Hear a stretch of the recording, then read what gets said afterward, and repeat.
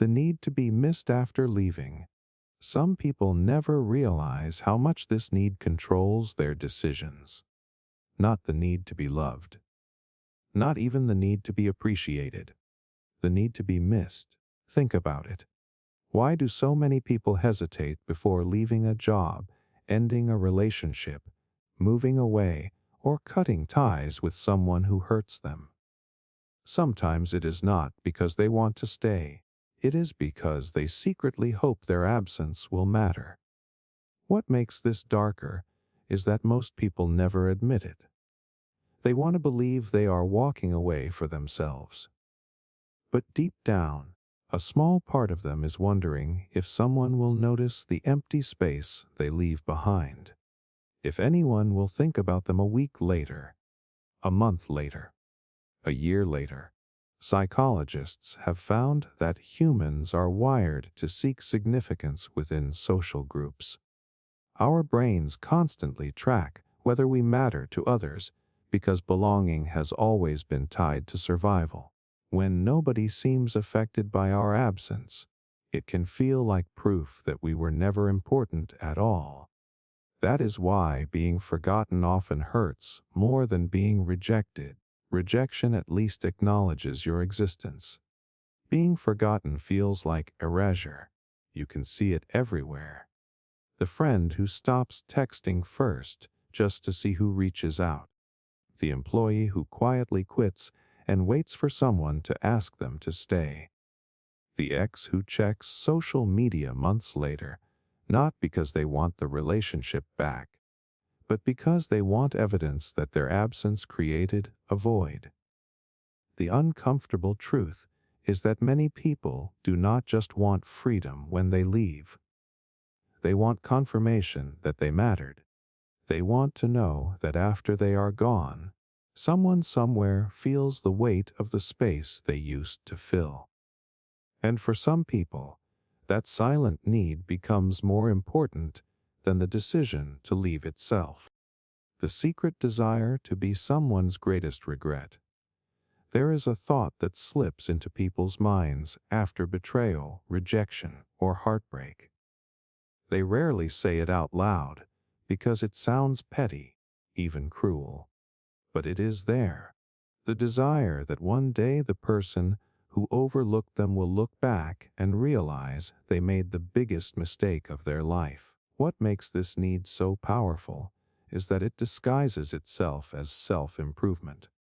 Someone gets rejected and suddenly becomes obsessed with success. They transform their body, build a career, gain confidence, and tell themselves they are doing it for personal growth. Part of that may be true, but hidden underneath is often a fantasy. A future moment where the person who doubted them finally sees what they lost. The strange thing is that this desire is not really about revenge. It is about validation. When someone dismisses us, ignores our worth, or walks away too easily, it creates a painful question. Was I ever valuable to begin with? Becoming someone's greatest regret feels like the ultimate answer to that question. You can see it in everyday life. The student determined to prove every critic wrong. The former employee who dreams of becoming more successful than the boss who underestimated them. The ex who imagines a chance encounter years later, where their happiness and success silently force the other person to reconsider everything. Psychologically, humans are deeply sensitive to social evaluation.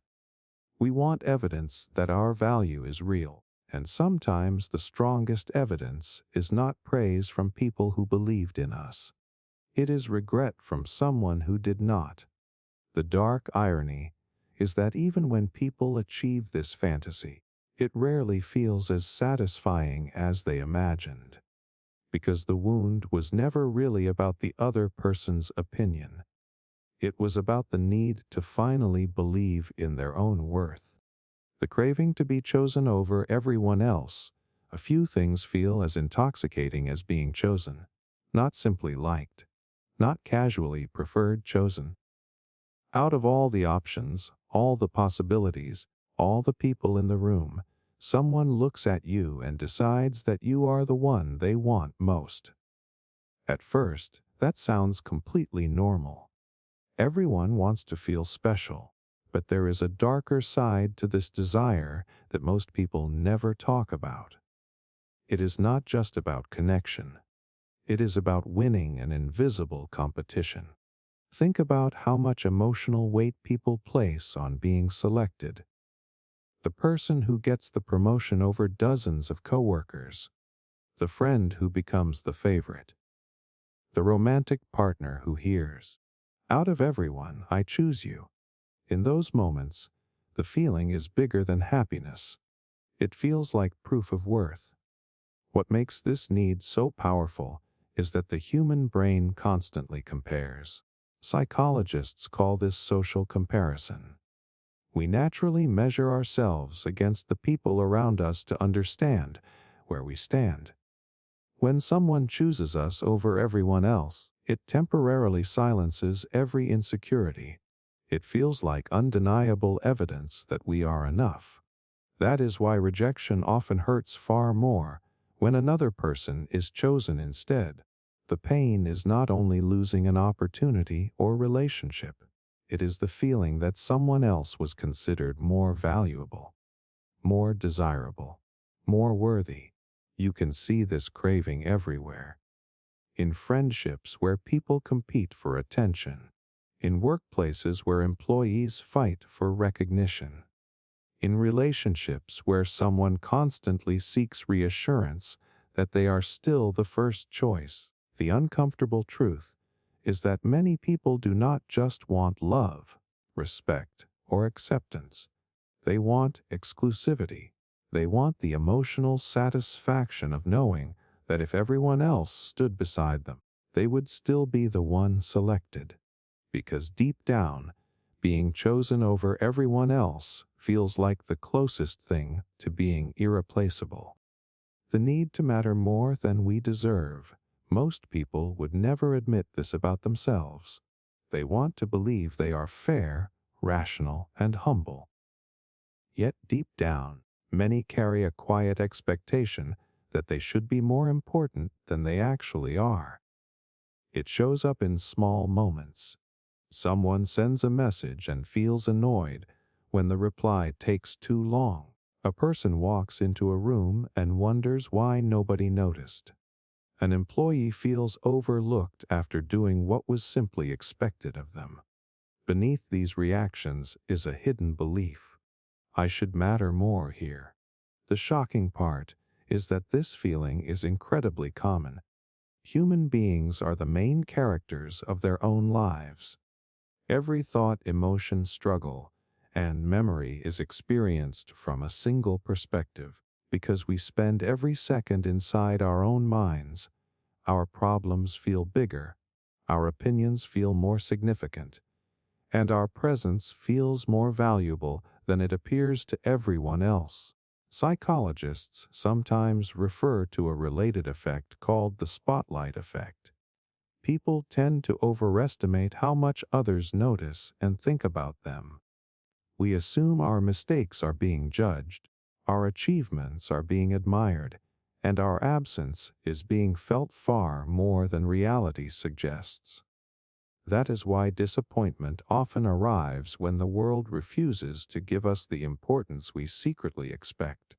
The birthday message does not come. The achievement gets little attention. The sacrifice goes unnoticed. And suddenly an uncomfortable question appears. If people are not thinking about me as much as I thought, how much do I really matter?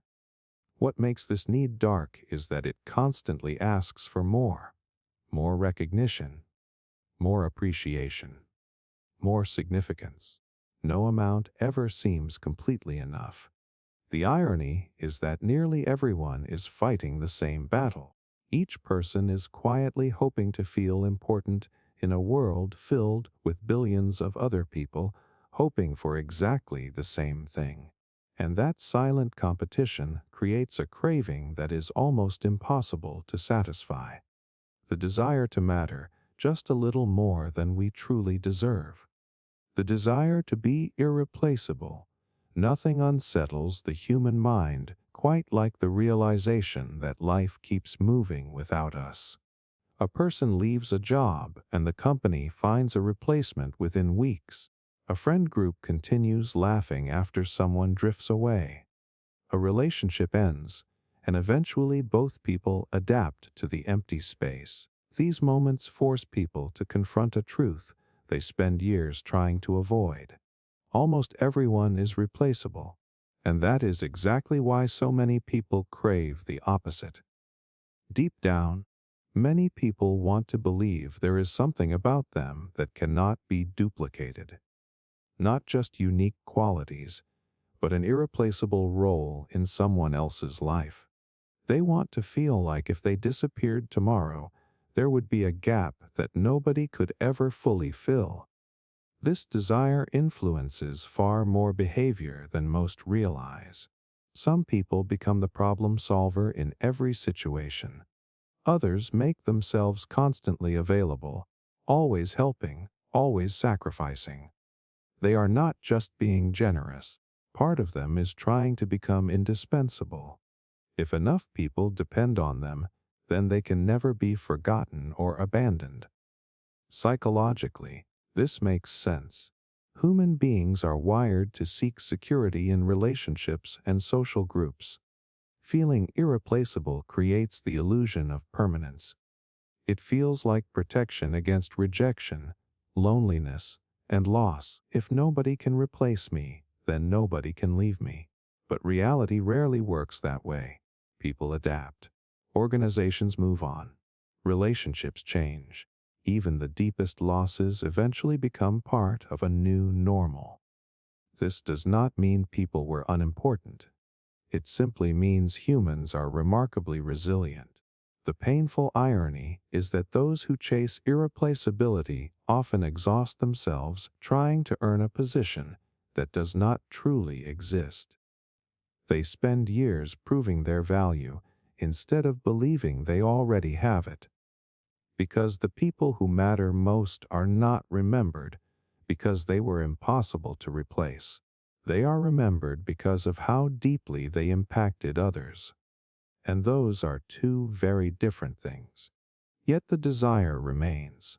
The quiet hope that somewhere, to someone, we are the one person who could never be substituted. The hunger for unconditional loyalty. Imagine discovering that someone's loyalty to you has limits. Most people like to think they would handle that reality maturely. But when it actually happens, it can feel deeply unsettling. A friend chooses their own interests over yours. A partner refuses to take your side. A family member sets a boundary you do not like. Suddenly, a painful realization appears. Their loyalty is not absolute. What makes this so difficult is that many people secretly crave something far stronger than trust or support. They crave unconditional loyalty, the kind that survives mistakes, disagreements, failures, and even behavior that should probably be questioned. On the surface, this desire sounds noble. Everyone wants dependable people in their life. But beneath that is often a darker need. The desire to know that no matter what happens, someone will stay. Psychologists have long observed that humans fear abandonment more than they admit. Throughout history, being cast out from a group could threaten survival itself. Even today, the emotional systems connected to belonging remain incredibly powerful. When someone proves their loyalty under difficult circumstances, it creates a sense of safety that few other experiences can match. You can see this need everywhere. The friend who becomes upset when someone spends time with other people. The partner who constantly tests devotion. The leader who expects unquestioning support from followers. The person who interprets disagreement as betrayal. The problem is that unconditional loyalty and healthy relationships are not always the same thing. True loyalty does not mean blind obedience. It does not mean supporting every decision or ignoring every flaw, yet many people secretly wish it did. The uncomfortable truth is that what we often call loyalty is sometimes a desire for certainty. We want proof that someone values us enough to remain by our side no matter the cost. Because deep down, few things feel more reassuring than believing there is at least one person in the world who would choose us, even when every reason says they should walk away. The need to feel emotionally necessary. There is a difference between being loved and being needed. And for many people, being needed feels far more powerful. Love can fade. Attention can shift. People can change their minds. But when someone depends on you emotionally, it creates a feeling of security that is hard to replace. It makes you feel important, valuable, essential. Most people would never openly admit how much they crave this feeling. They tell themselves they simply enjoy helping others. They like being supportive. They care deeply about the people around them. And often that is true. But hidden underneath can be a much darker need. The desire to become emotionally necessary. This is why some people feel strangely uncomfortable when others become more independent. A friend starts solving their own problems. A partner becomes more confident. A family member stops relying on constant advice. Instead of feeling happy, there is a subtle sense of loss. At first glance, that reaction seems selfish, but psychologically, it comes from something deeper. Human beings are wired to seek significance. We want evidence that our presence matters. When someone turns to us during their hardest moments, it creates a powerful sense of purpose. We are no longer just part of their life. We feel essential to it. You can see this pattern everywhere. The parent who struggles when their children no longer need guidance. The friend who always wants to be the first person called during a crisis. The partner who becomes the emotional caretaker of a relationship and quietly builds their identity around that role. The danger is that people can become addicted to being needed. They begin measuring their worth through other people's dependence. Without realizing it, they start creating relationships where their value depends on someone else's weakness. The irony is that the healthiest relationships allow people to stand on their own. Yet many people secretly long for something else. They want to feel like if they disappeared tomorrow, someone would not just miss them. Someone would feel completely lost without them. And for a surprising number of people, that feeling is one of the strongest forms of validation they will ever experience. The wish to be envied in silence. To most people will never admit that admiration is not always enough. They say they want respect. They say they want success, happiness, or recognition. But hidden beneath those desires is often something far more uncomfortable. The wish that other people look at their life and feel a little jealous. Not openly, not dramatically, in silence. That is what makes this need so dark. People do not necessarily want others to suffer. They simply want undeniable proof that they have something worth wanting. And nothing seems to prove that faster than envy. Think about how often people imagine certain moments. Posting an achievement online. Running into an old classmate after years of success. Seeing the reaction on someone's face when they realize how much your life has improved. The satisfaction does not come entirely from the achievement itself. Part of it comes from imagining how it looks through someone else's eyes. Psychologists have found that humans naturally evaluate themselves through comparison. We rarely judge our success in isolation. Instead, we measure it against the people around us. That is why a promotion can feel exciting until someone else gets a better one. It is why accomplishments often feel more meaningful when they are noticed. The desire for silent envy grows from this instinct.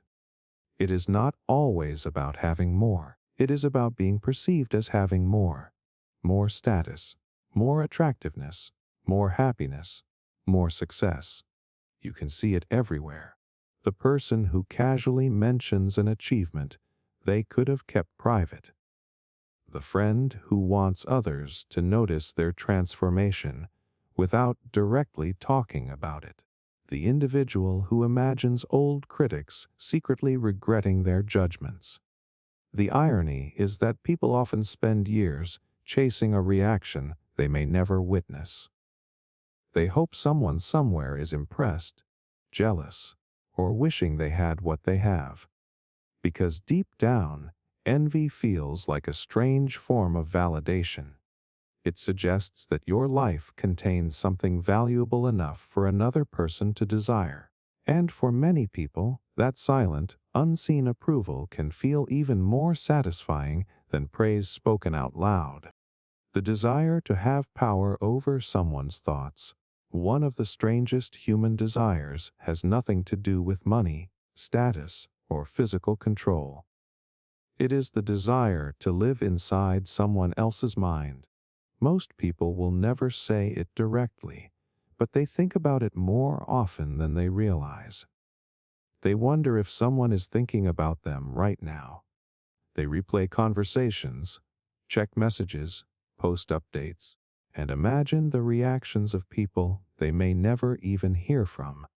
Beneath all of it is a hidden craving, the desire to occupy mental space in another person's world. What makes this need so powerful is that thoughts are invisible. You can see someone's actions. You can hear their words. But you can never fully know what is happening inside their mind.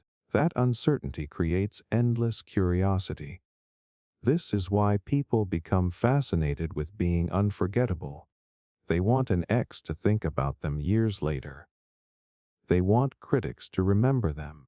They want friends to miss them when they are gone. In some cases, they even prefer being remembered negatively over not being remembered at all. Psychologically, attention acts like a signal of importance.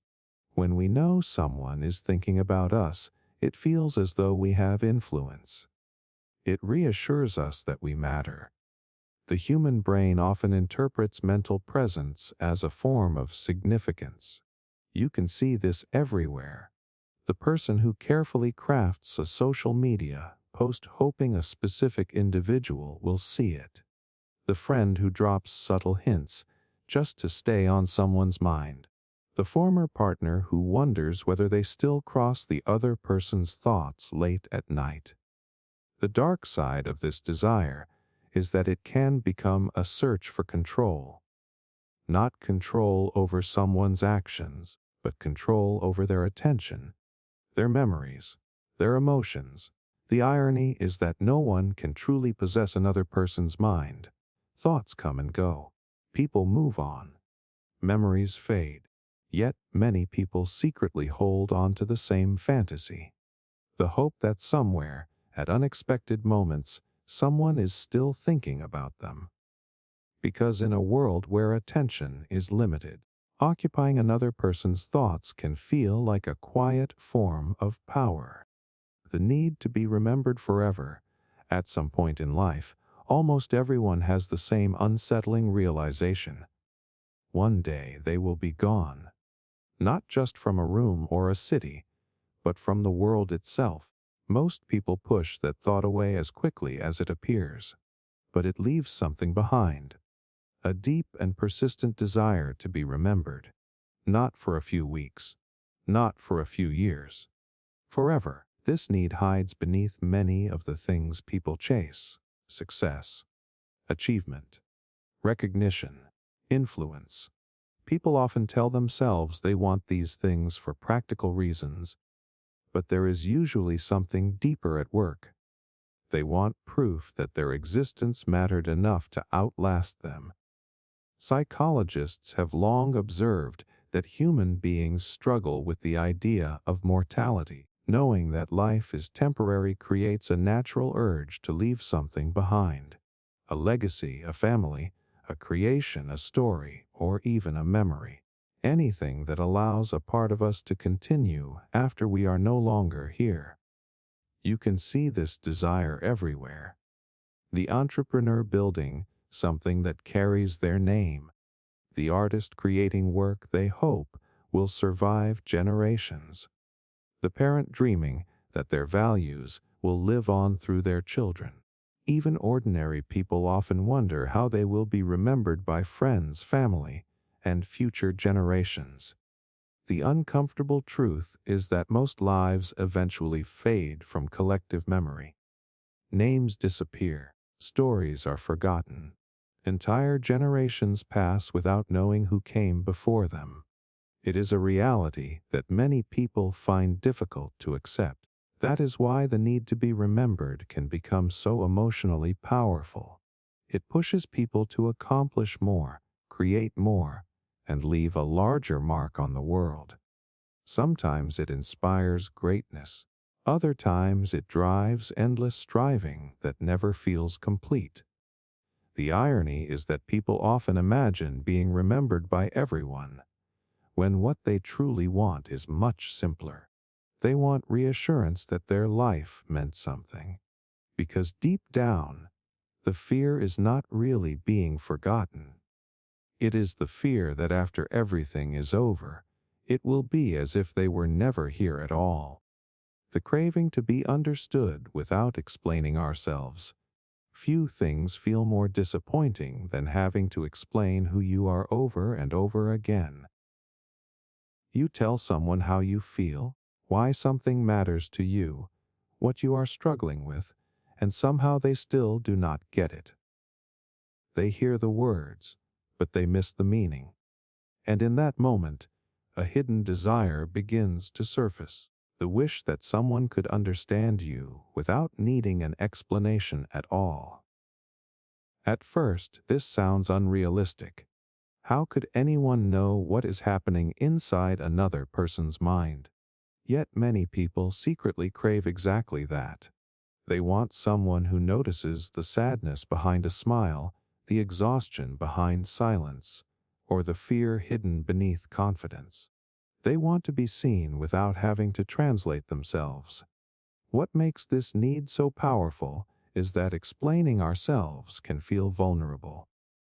Every explanation carries a risk.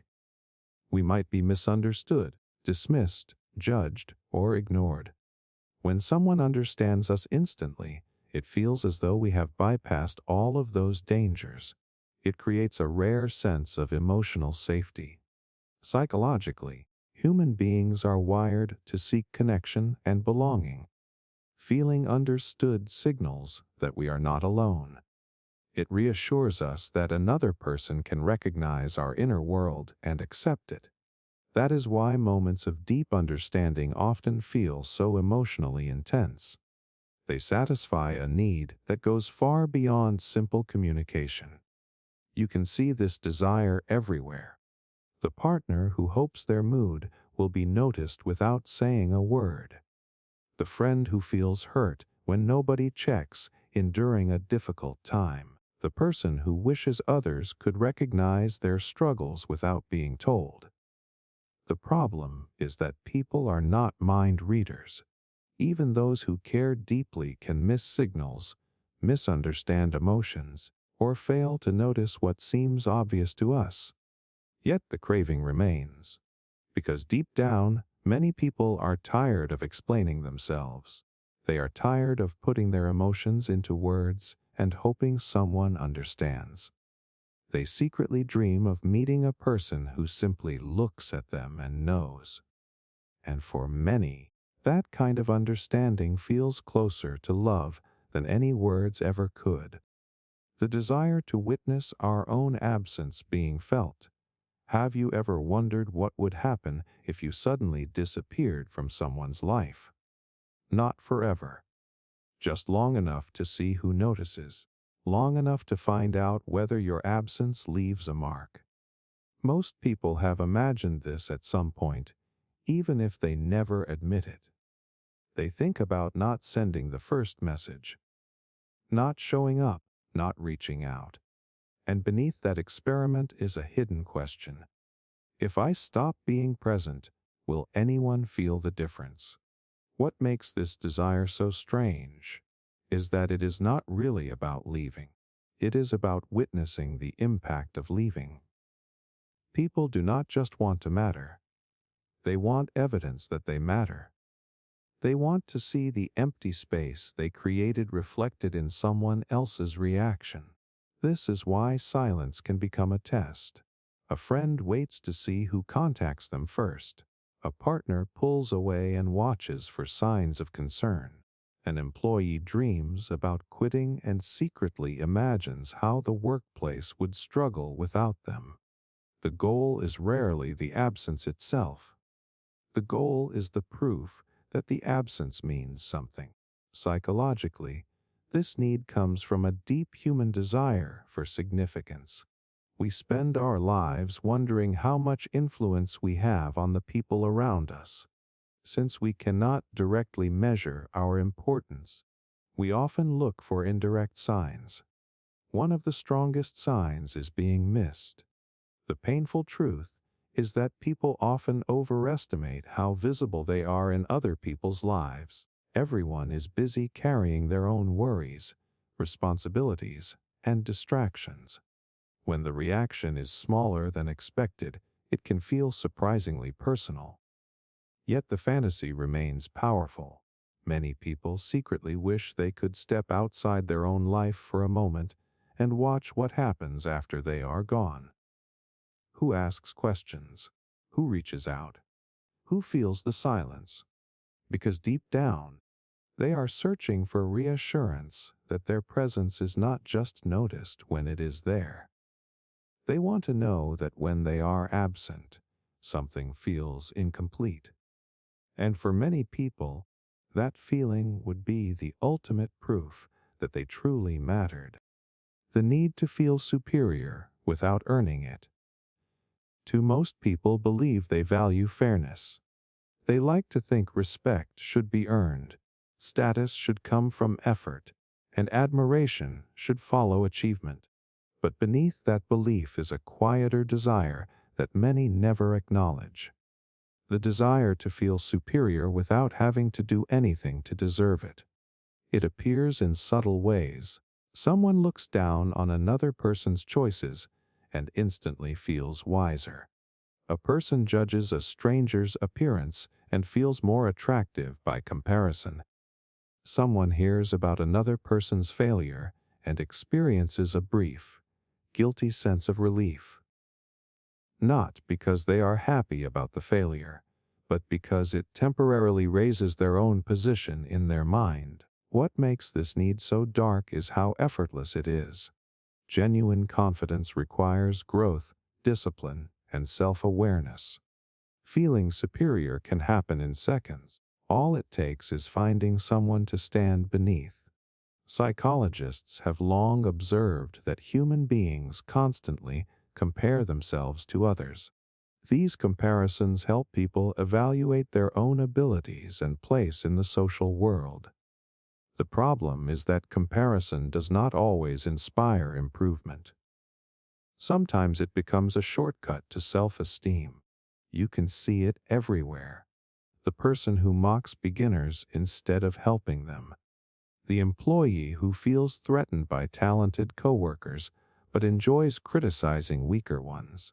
The individual who secretly enjoys hearing that someone they envy is struggling.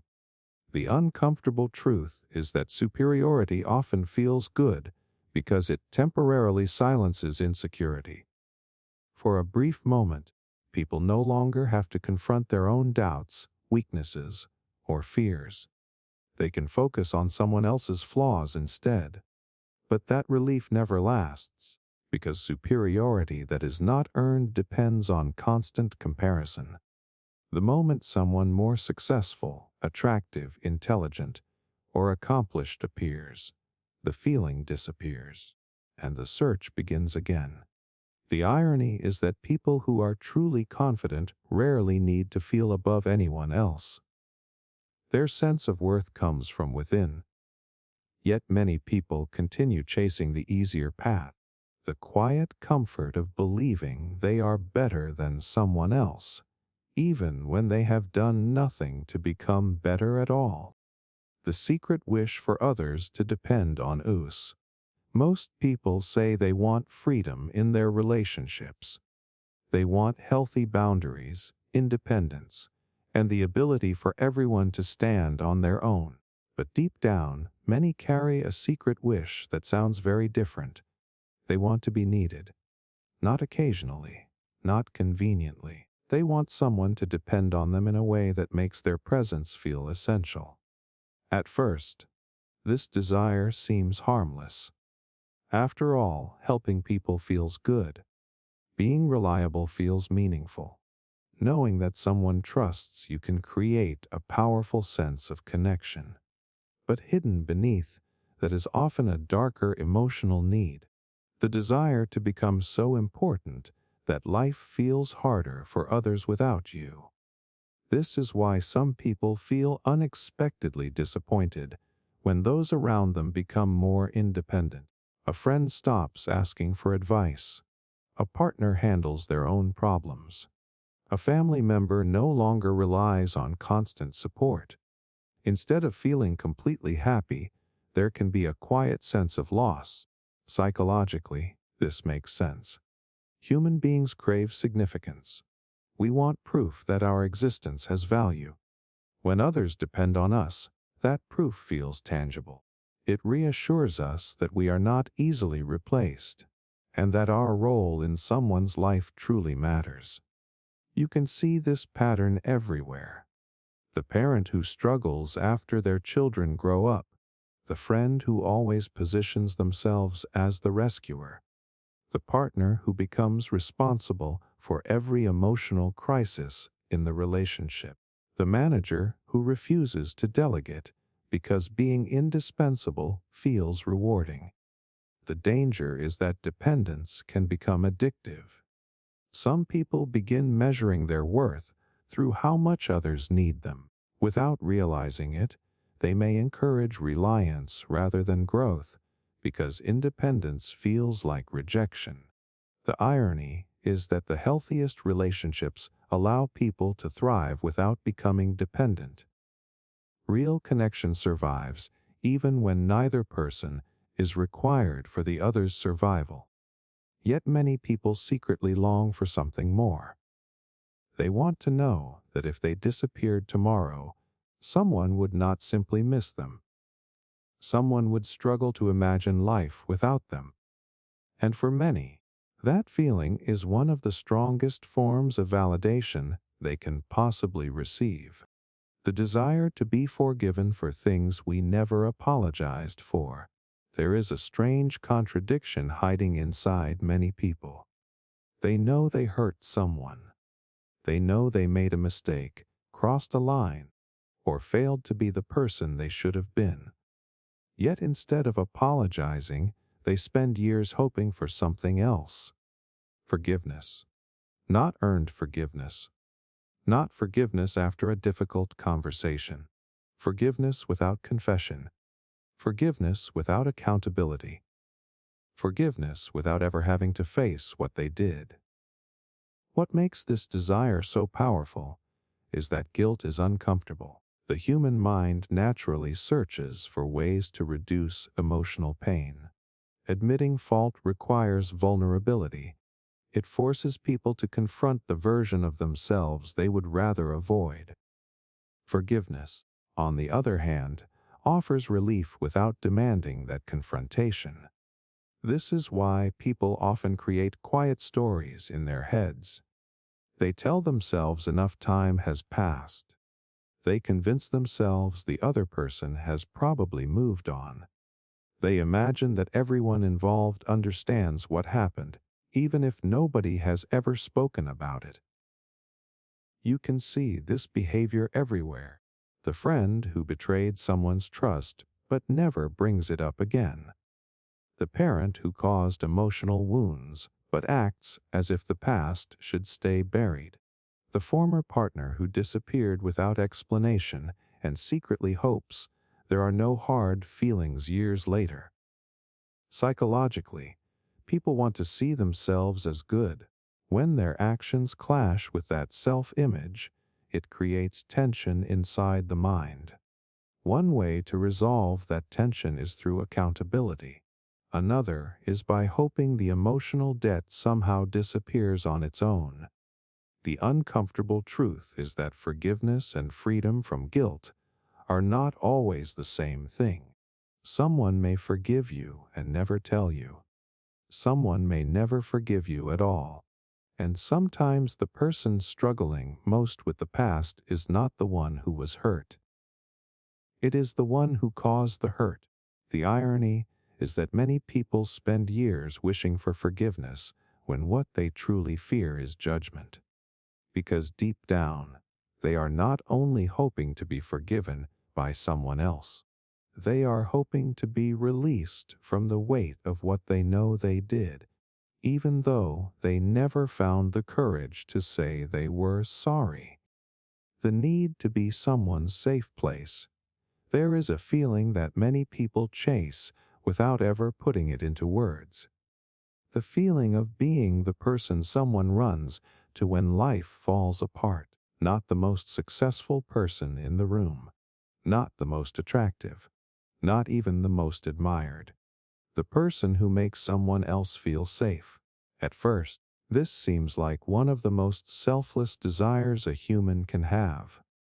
Wanting to comfort others sounds noble. Wanting to be trusted sounds healthy. But beneath that desire is often a deeper emotional need. The need to occupy a special place in someone's world that nobody else can easily take. Think about the people who feel proud when a friend shares a secret with them that nobody else knows. Or the partner who wants to be the first person called during a crisis. Or the parent who wants their child to come to them with every problem. Part of that feeling comes from love, but another part comes from significance. Psychologically, safety creates some of the strongest bonds humans can experience. When someone consistently turns to us during moments of fear, stress, sadness, or uncertainty, it signals an extraordinary level of trust. The brain interprets that trust as proof that we matter deeply. That is why losing this role can feel surprisingly painful. A friend begins relying on someone else. A partner opens up more to another person. A child becomes independent. Suddenly, it feels as though something important has been taken away. You can see this need everywhere. The friend who always wants to be the emotional support system. The partner who feels threatened when someone else provides comfort. The person who quietly builds their identity around being the one others lean on. The irony is that being someone's safe place is not the same as being responsible for their happiness. Yet many people blur the line. They begin believing their value comes from carrying other people's emotional weight. Still, the desire remains powerful. Because deep down, many people want more than affection or admiration. They want to know that when someone feels scared, broken, overwhelmed, or alone, there is one place they instinctively turn. And that place is them. The craving to be desired beyond reason. Most people want to be attractive. They want to be appreciated, admired, and wanted. That is completely normal. But hidden beneath that simple desire is something far more intense. The craving to be wanted so deeply that logic no longer matters. Not ordinary attraction. Not casual interest. The kind of desire that makes someone think about you constantly, rearrange their priorities for you, and struggle to ignore your presence, no matter how hard they try. What makes this need so powerful is that it feels like the ultimate form of validation. If someone desires you beyond reason, it seems to prove that your value is undeniable. You are no longer competing for attention. You have become impossible to ignore. This fantasy appears in countless forms. The person who secretly wants an ex to never fully get over them. The individual who imagines being the one person someone cannot stop thinking about. The partner who wants reassurance that they are not merely loved, but irresistibly desired. Psychologically, desire carries a unique emotional weight because it combines attention, attraction, and importance all at once. When someone strongly desires us, it signals that we occupy a meaningful space in their mind. For a moment, it quiets the fear of being ordinary, forgettable, or replaceable. You can see this craving everywhere. In the excitement people feel when someone becomes obsessed with their messages. In the satisfaction of knowing they are the first thought on another person's mind. In the subtle disappointment that follows when affection feels predictable instead of passionate. The darker side is that extreme desire is often confused with deep connection. People sometimes mistake obsession for love, intensity for compatibility, and emotional dependence for devotion. The attention feels so validating that they overlook the difference.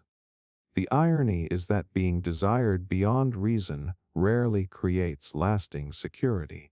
In fact, the more irrational the desire, the more unstable it often becomes. Yet the fantasy continues to captivate people. Because deep down, many do not just want to be loved.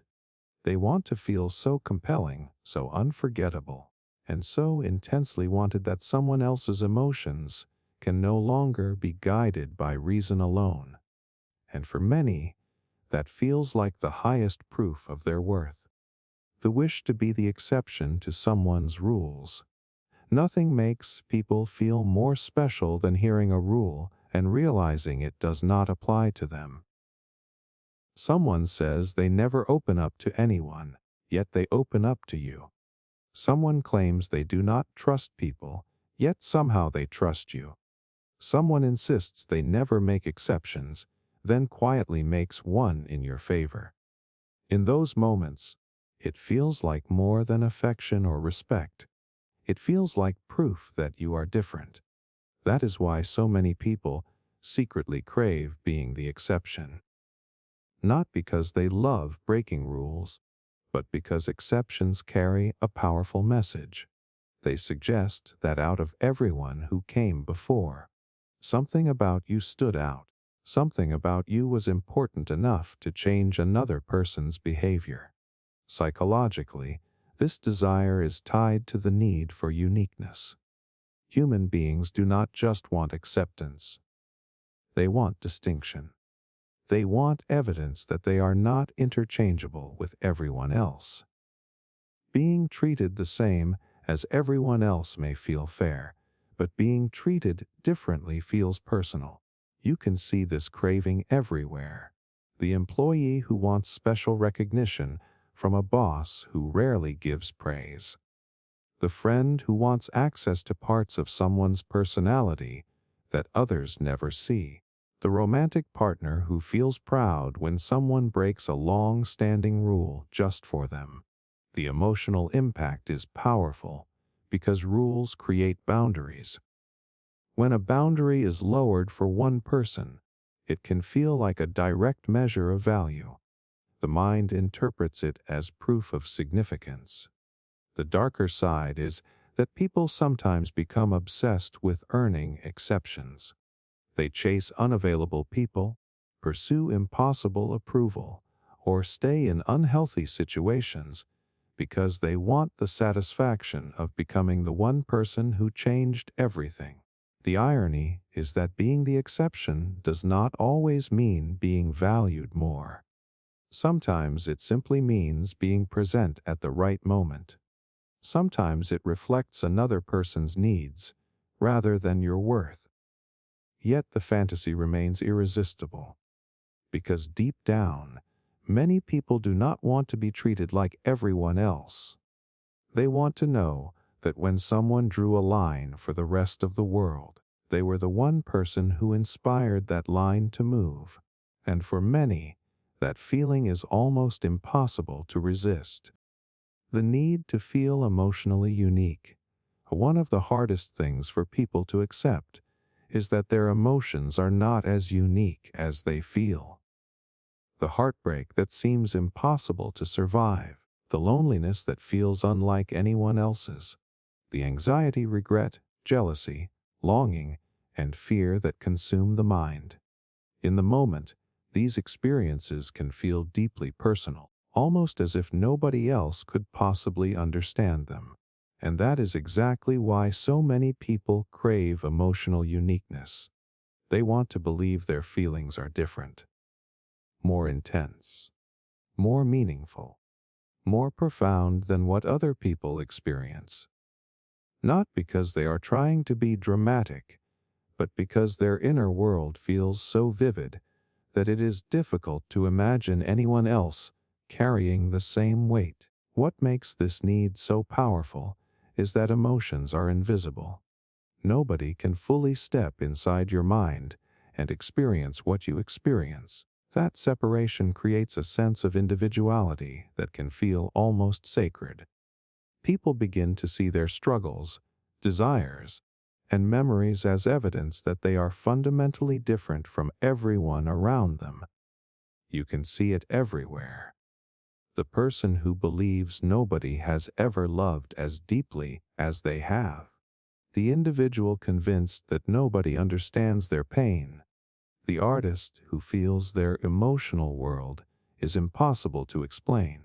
The friend who secretly thinks their experiences cannot be compared to anyone else's. Psychologically, this desire serves an important purpose. Human beings want to feel significant.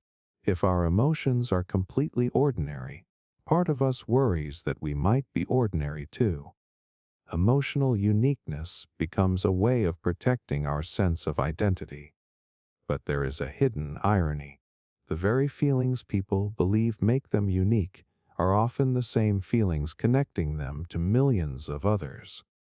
The fear of rejection, the desire for love, the pain of loss, the longing to be understood. These experiences are nearly universal.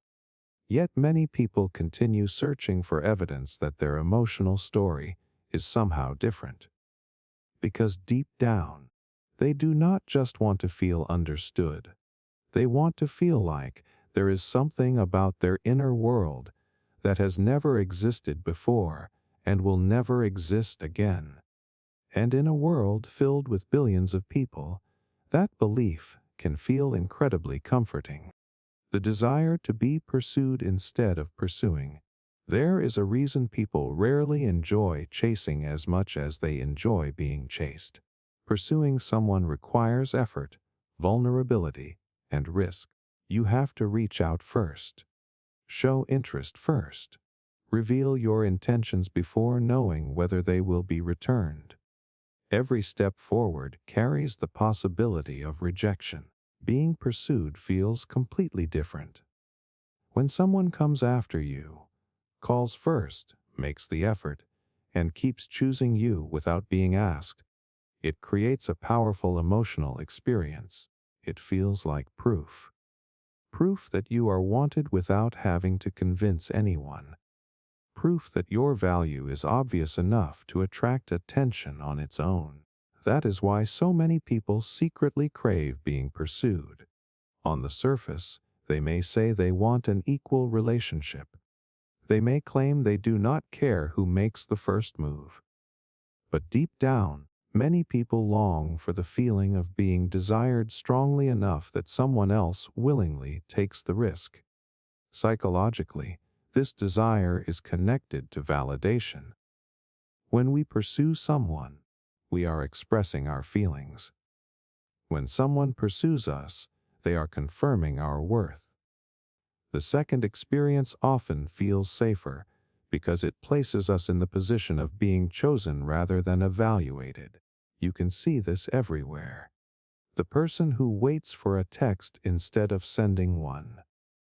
the friend who wants others to make plans first, the romantic partner who constantly looks for signs of effort and initiative, the individual who secretly enjoys making themselves slightly unavailable just to see who comes looking. The darker side is that some people become attached to the pursuit itself.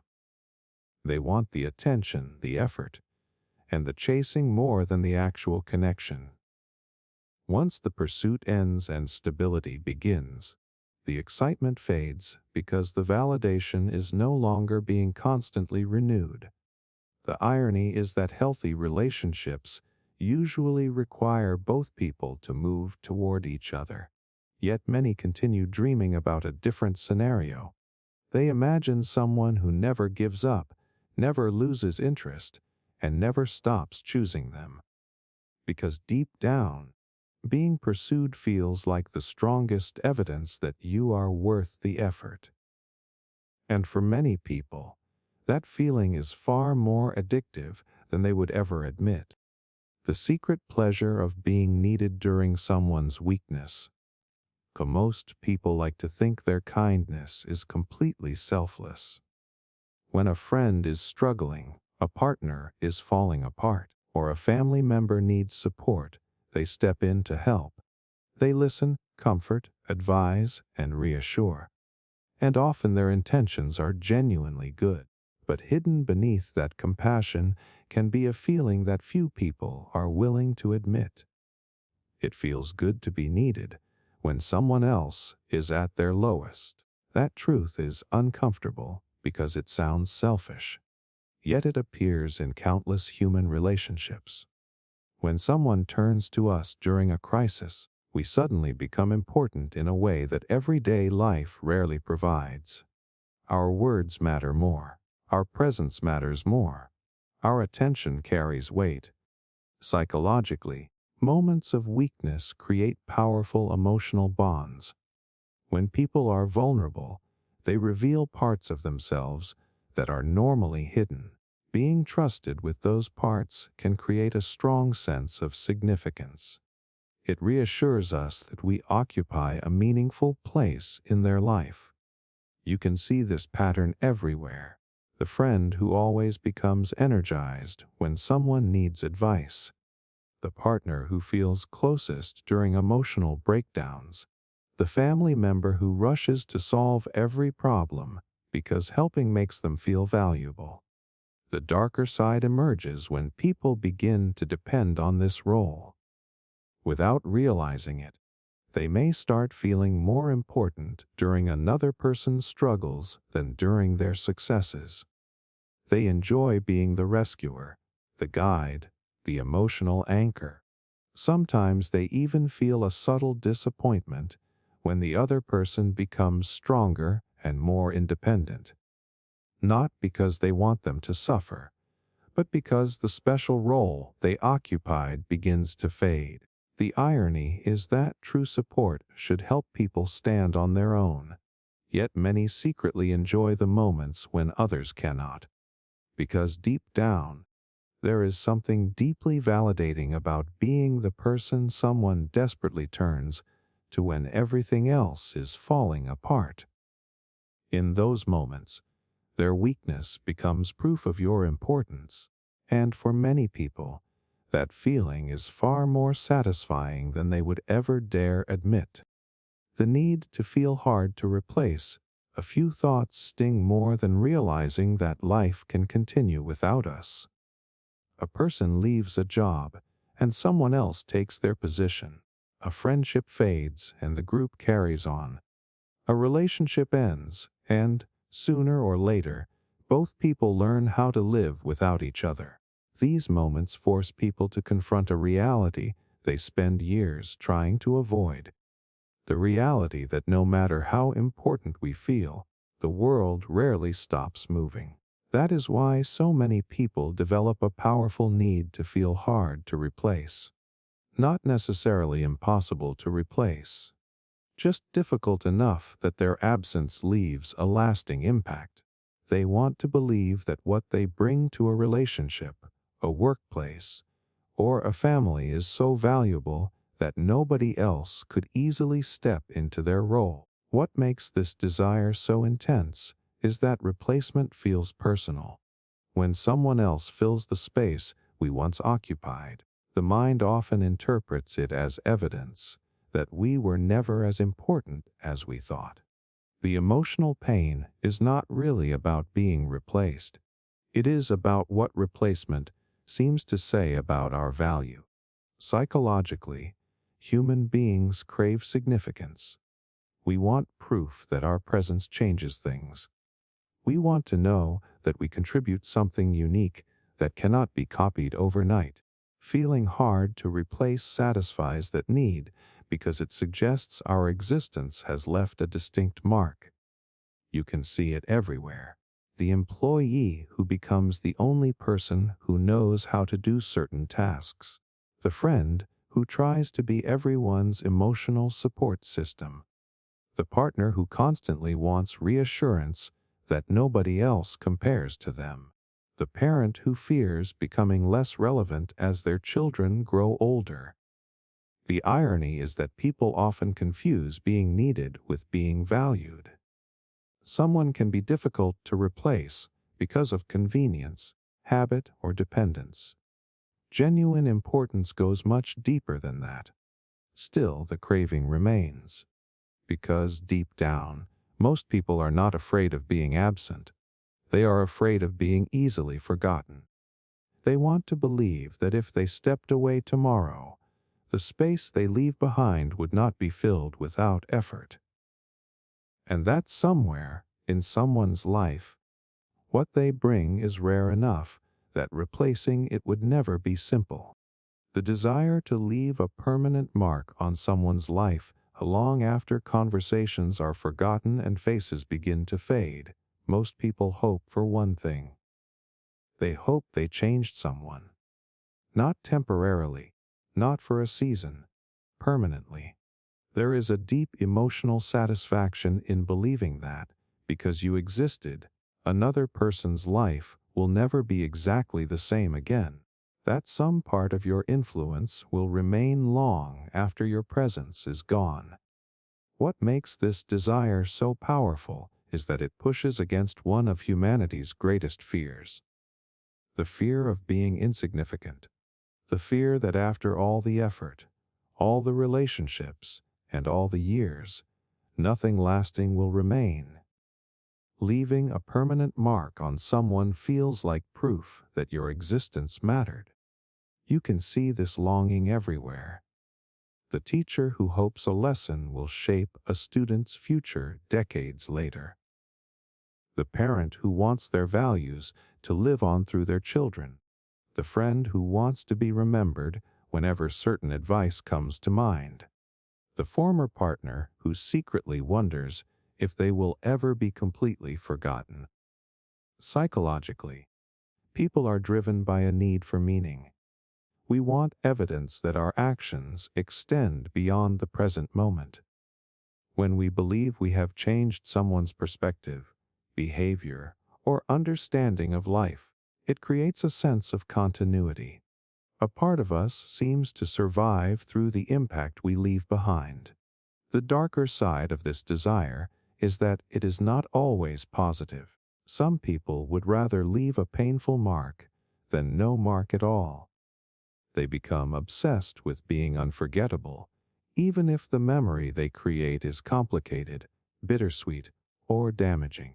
The idea of being erased feels worse than being remembered imperfectly. The irony is that the people who leave the deepest marks are often unaware of it. A simple conversation, a small act of kindness, or a moment of support can shape someone's life more than grand gestures ever could. Yet many people continue searching for visible proof that their influence endured. Because deep down, they do not just want to be remembered. They want to know that somewhere, in the way another person thinks, feels, loves, or sees the world, a piece of their presence still exists, and that even after they are gone, that piece will remain. The craving to be admired from afar. There is a form of admiration that feels strangely more powerful than praise spoken directly to your face. It is the admiration you never hear, the kind that exists in private conversations, silent observations, and fleeting moments when someone looks at your life and wishes they had what you have. Most people would never admit how much they crave this, yet the fantasy appears more often than they realize. They imagine old classmates checking in on their success, former co-workers hearing about their achievements, people who doubted them quietly changing their minds. What makes these fantasies so appealing is that the admiration feels unfiltered. Nobody is saying nice things because they are being polite. Nobody is complimenting you out of obligation. The respect exists even when you are not there to witness it.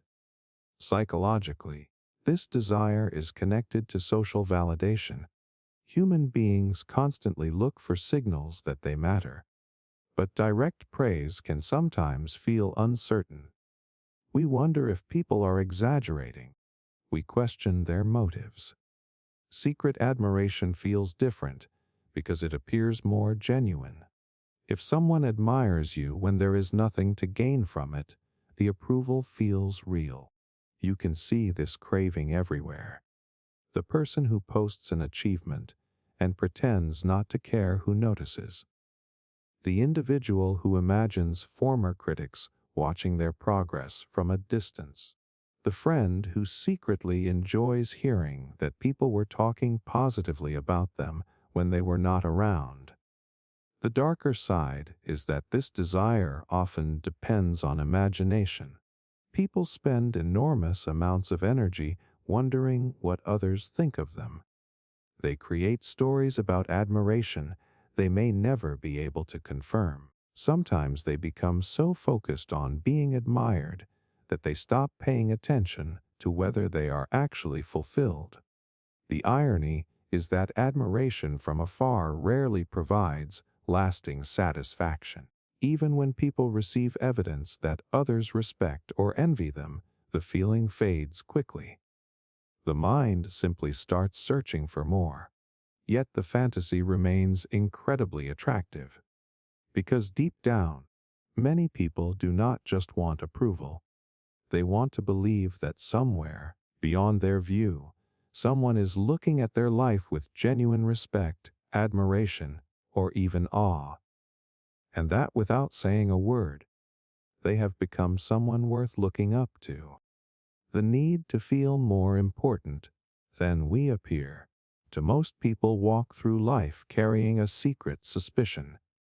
The suspicion that they are meant for more than the role they currently occupy. Even when they seem ordinary on the surface, many quietly believe there is something about them that others have not fully recognized yet. A hidden significance, an unseen value, a deeper importance waiting to be discovered. That is why one of the most powerful human desires is the need to feel more important than we appear. Not necessarily famous, not necessarily powerful, just more significant than the world currently acknowledges. What makes this need so universal is that nobody experiences their life from the outside. We experience every thought, every dream, every struggle, and every emotion firsthand. Because our inner world feels so vast and complex, it can be difficult to accept that other people may see only a small fraction of it. Psychologically, this creates an interesting tension. We know ourselves intimately, but the world sees only our actions. As a result, many people feel misunderstood, overlooked, or underestimated. They believe there is more to them than others realize. You can see this everywhere. The employee convinced they could accomplish more if someone gave them a chance. The artist who feels their talent has not been fully recognized. The quiet person who believes nobody understands the depth of their thoughts. The individual who imagines that one day others will finally see what has been there all along. The darker side of this desire is that it can become addictive. Instead of building a meaningful life, people sometimes become obsessed with proving their hidden importance. They wait for recognition, validation, or discovery, convinced that the world owes them acknowledgement. The irony is that many truly important people do not look important at all. Their influence exists quietly through the lives they touch, the choices they make, and the impact they leave behind. Significance is often far less visible than people imagine, yet the craving remains. Because deep down, many people feel there is a gap between who they are and how they are perceived. They want to believe that beneath the ordinary appearance, beneath the routine, and the daily responsibilities, there is something extraordinary that has not yet been fully seen, and they spend years hoping the world will eventually notice it. The desire to be vindicated after being rejected. To rejection rarely ends when the moment is over. A job says no. A friend pulls away. A partner chooses someone else. An opportunity disappears. On the surface, life moves forward. But inside the mind, something often remains unfinished. A quiet desire for vindication, not revenge, not necessarily even reconciliation, just the need to prove that the rejection was wrong.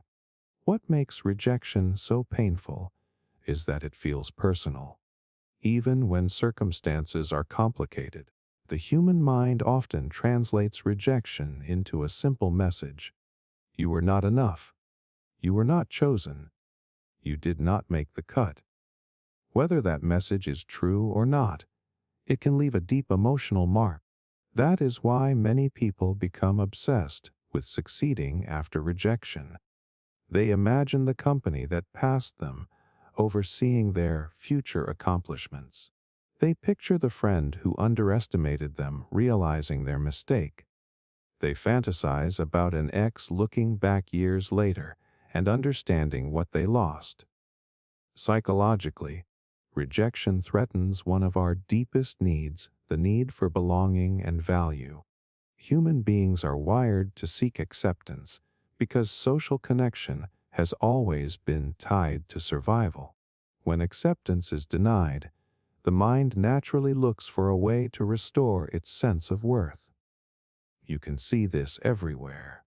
The athlete who trains harder after being cut from a team. The entrepreneur who builds a successful business after being dismissed. The person who transforms their life after someone told them they would never amount to much. Their motivation is not always about achievement itself. Sometimes it is about correcting a painful story they have been carrying. The darker side is that vindication can become a lifelong chase. People spend years trying to prove something to individuals who may no longer be paying attention. They continue running toward an imagined moment where everyone finally admits they were wrong. The irony is that even when that moment arrives, it rarely heals the wound completely. Because deep down, the real battle was never with the people who rejected them. It was with the part of themselves that secretly believed the rejection might have been right. And more than anything else, they want evidence that it never was. The wish to have hidden influence over others. Most people say they want freedom, but if they are honest, many also want something else. They want influence. Not the obvious kind that comes with authority, titles, or public recognition. They want the quieter kind, the invisible kind, the ability to affect how people think, feel, and act without anyone fully realizing it. That is what makes this desire so fascinating. People do not always want credit for their influence. Sometimes they simply want to know it exists. Think about how satisfying it feels when someone repeats an idea you once shared, or when a friend takes advice you casually gave months ago, or when a person changes their perspective because of a conversation they had with you. In those moments, there is a subtle sense of power, a feeling that a part of you is quietly shaping the world around you. Psychologically, influence is deeply connected to significance. Human beings want evidence that they matter. We want to feel that our presence creates ripples beyond ourselves. Hidden influence is especially appealing because it feels authentic. If people are affected by you without pressure or force, it suggests your impact is genuine. You can see this desire everywhere. The parent who hopes their lessons guide their children long after they leave home. The friend who wants their opinions to shape important decisions. The mentor who enjoys watching others succeed using wisdom they once shared. Even social media often revolves around this need, with people hoping their thoughts will influence strangers they may never meet. The darker side is that influence can become addictive. Some people begin measuring their worth by how much control they have over other people's choices. They become obsessed with shaping opinions, directing emotions, or remaining the unseen force behind important decisions. The irony is that the strongest influence is often the least visible. People rarely remember every conversation that changed them. They do not always recognize where certain beliefs, habits, or perspectives came from. Yet those influences remain, quietly guiding their lives.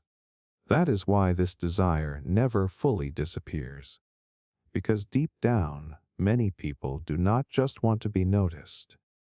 They want to know that somewhere, in ways nobody can easily see, their presence is altering the course of another person's life, and that even in silence, their impact continues to spread. The need to feel worthy of sacrifice, nothing reveals someone's priorities more clearly than what they are willing to give up. Comfort, opportunities, money, energy.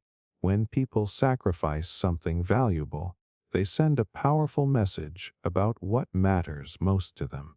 And deep down, many people secretly long to be on the receiving end of that message. They want someone to choose them when choosing them comes at a cost. That is the hidden need. The desire to feel worthy of sacrifice. What makes this craving so intense is that ordinary affection can sometimes feel uncertain. Compliments are easy. Promises are easy. Words are easy. Sacrifice is different. Sacrifice requires action. It demands that someone give up something they value for the sake of someone else. That is why people place so much emotional weight on these moments. The friend who drives across town in the middle of the night. The partner who rearranges their life to provide support. The parent who gives up personal dreams for their children. These actions carry a meaning that words alone often cannot match. Psychologically, sacrifice serves as a signal of value. Human beings constantly search for evidence of where they stand in the lives of others. When someone willingly accepts a cost for our benefit, it feels like undeniable proof that we matter. The greater the sacrifice, the stronger the message appears. You can see this desire everywhere. The person who tests how much effort others are willing to make. The partner who interprets sacrifices as evidence of love. The friend who quietly notices who shows up when helping becomes inconvenient. The darker side is that people sometimes become addicted to this proof. They start measuring love by how much someone suffers, gives up, or endures for them. Instead of appreciating healthy care, they begin looking for dramatic demonstrations of devotion. The irony is that genuine love is not always loud or costly. Sometimes the deepest care appears in small, consistent actions that require no grand sacrifice at all.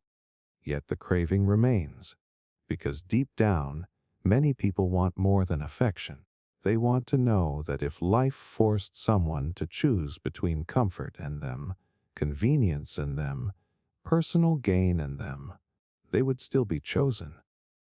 And for many, that feels like the ultimate confirmation of their worth. The desire to be the standard others are compared against. There is a level of validation that goes beyond being admired, respected, or even loved. It is the desire to become the benchmark, the person everyone else gets measured against. Most people will never admit how much they crave this. Yet it appears in their fantasies, relationships, careers, and ambitions. They do not just want to be appreciated. They want to leave such a strong impression that future comparisons become inevitable. Think about why people feel strangely satisfied when they hear phrases like "nobody has treated me as well as you did," "nobody understood me like you did," or "nobody has ever matched what we had." Those words offer something deeper than praise. They suggest that you have become the reference point by which others are judged. Psychologically, this desire is connected to significance and status. Human beings naturally compare experiences to understand value. When we become the standard, it feels as though we have secured a permanent position in someone else's mind. Even if we are no longer present, we remain part of how they evaluate the people who come after us. You can see this craving everywhere. The employee who wants future hires to struggle to match their performance. The athlete who wants records to be measured against their achievements. The friend who hopes nobody will ever provide the same level of support. The former partner who secretly wants every future relationship to remind someone of what they lost. The darker side is that this desire often has very little to do with connection. It is about legacy inside another person's perception. People want to feel unforgettable. They want evidence that their impact was so strong that future experiences cannot escape comparison. The irony is that becoming someone's standard does not always bring happiness. Sometimes it traps people in the past. Sometimes it prevents them from appreciating new experiences because they are constantly measuring everything against what came before. Yet the fantasy remains incredibly powerful. Because deep down, many people do not just want to matter. They want to become the measure itself. They want to know that long after they are gone, their name, their presence, or their impact still lingers in the minds of others whenever a comparison is made. And in that way, a part of them never truly leaves. The craving to be searched for when we disappear, most people have imagined it at least once. What would happen if they suddenly stopped reaching out? No messages, no calls, no updates, no effort to stay visible. At first, it sounds like a simple thought experiment. But underneath it lies a much deeper emotional question. If I disappear, who will come looking for me? That is the craving many people never admit. Not just to be noticed when they are present, but to be actively searched for when they are gone. What makes this desire so powerful is that attention can feel uncertain. People respond to messages because they see them. They spend time with us because we are nearby. They interact with us because circumstances make it easy. But searching for someone requires intention. It requires effort. And effort feels like proof. That is why so many people quietly conduct little tests without realizing it. They stop texting first. They withdraw from conversations. They become less available. Not because they want distance, but because they want evidence. Evidence that someone values their presence enough to notice its absence. Psychologically, this need is rooted in belonging. Human beings are wired to seek reassurance that they matter to their social group. When someone actively looks for us, checks on us, or asks where we have been, it sends a powerful signal. It says you are important enough to be missed. You can see this pattern everywhere. The friend who waits to see who reaches out after they go quiet. The employee who secretly wonders whether anyone would notice if they left. The family member who feels hurt when nobody checks in. The person who disappears from social media and watches to see who asks questions. The darker side is that these tests often create disappointment. People assume silence means they are forgotten, when in reality others may be distracted, overwhelmed, or simply unaware. The conclusions people draw are not always accurate, but the emotional impact can feel very real. The irony is that being searched for does not always mean being loved, and not being searched for does not always mean being unimportant. Yet the fantasy remains. Because deep down, many people want more than companionship. They want to know that if they vanished from someone's daily routine, that person would not simply move on. They would notice the empty space, feel its absence, and start looking for the one who left it behind. And for many, that would be the clearest proof that they truly mattered. The need to feel like a rare discovery. Most people do not want to feel ordinary. They may never say it out loud, but deep down, many carry the hope that there is something about them that is uncommon, something hidden beneath the surface that only a few people are capable of recognizing. That is where this desire begins. The need to feel like a rare discovery, not something obvious that everyone notices immediately. Something deeper. Something that requires attention, patience, and understanding to uncover. The feeling that your true value is not visible to everyone, only to those perceptive enough to see it. What makes this need so powerful is that it transforms recognition into something more meaningful. If everyone appreciates you, the appreciation can feel routine. But when one person notices something special that others overlooked, it feels personal. It feels earned. Psychologically, human beings crave both belonging and uniqueness. We want to fit in, but we also want to believe there is something distinct about us. The idea of being a rare discovery satisfies both needs at once. It allows us to feel connected while still feeling exceptional. You can see this longing everywhere. The quiet person who hopes someone will notice the depth behind their silence. The artist who wants their work to be understood by the right audience. The employee who believes their potential has not yet been recognized. The partner who wants to hear that nobody else has ever made someone feel the same way. The darker side is that people sometimes become attached to being misunderstood. They begin to see themselves as hidden treasures that nobody appreciates properly. Instead of growing or communicating, they wait for someone special to arrive and finally recognize their worth. The irony is that truly valuable things are not valuable because they are hidden. They are valuable because of what they are. Yet many people become more focused on being discovered than on becoming the person they want to be. Still, the fantasy remains incredibly attractive.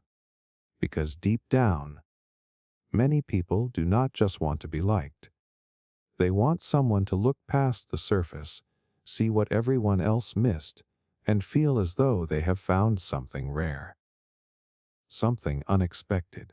Something worth holding on to. And in that moment, they want to feel like the kind of discovery that changes the person who found it forever. The desire to be protected without asking.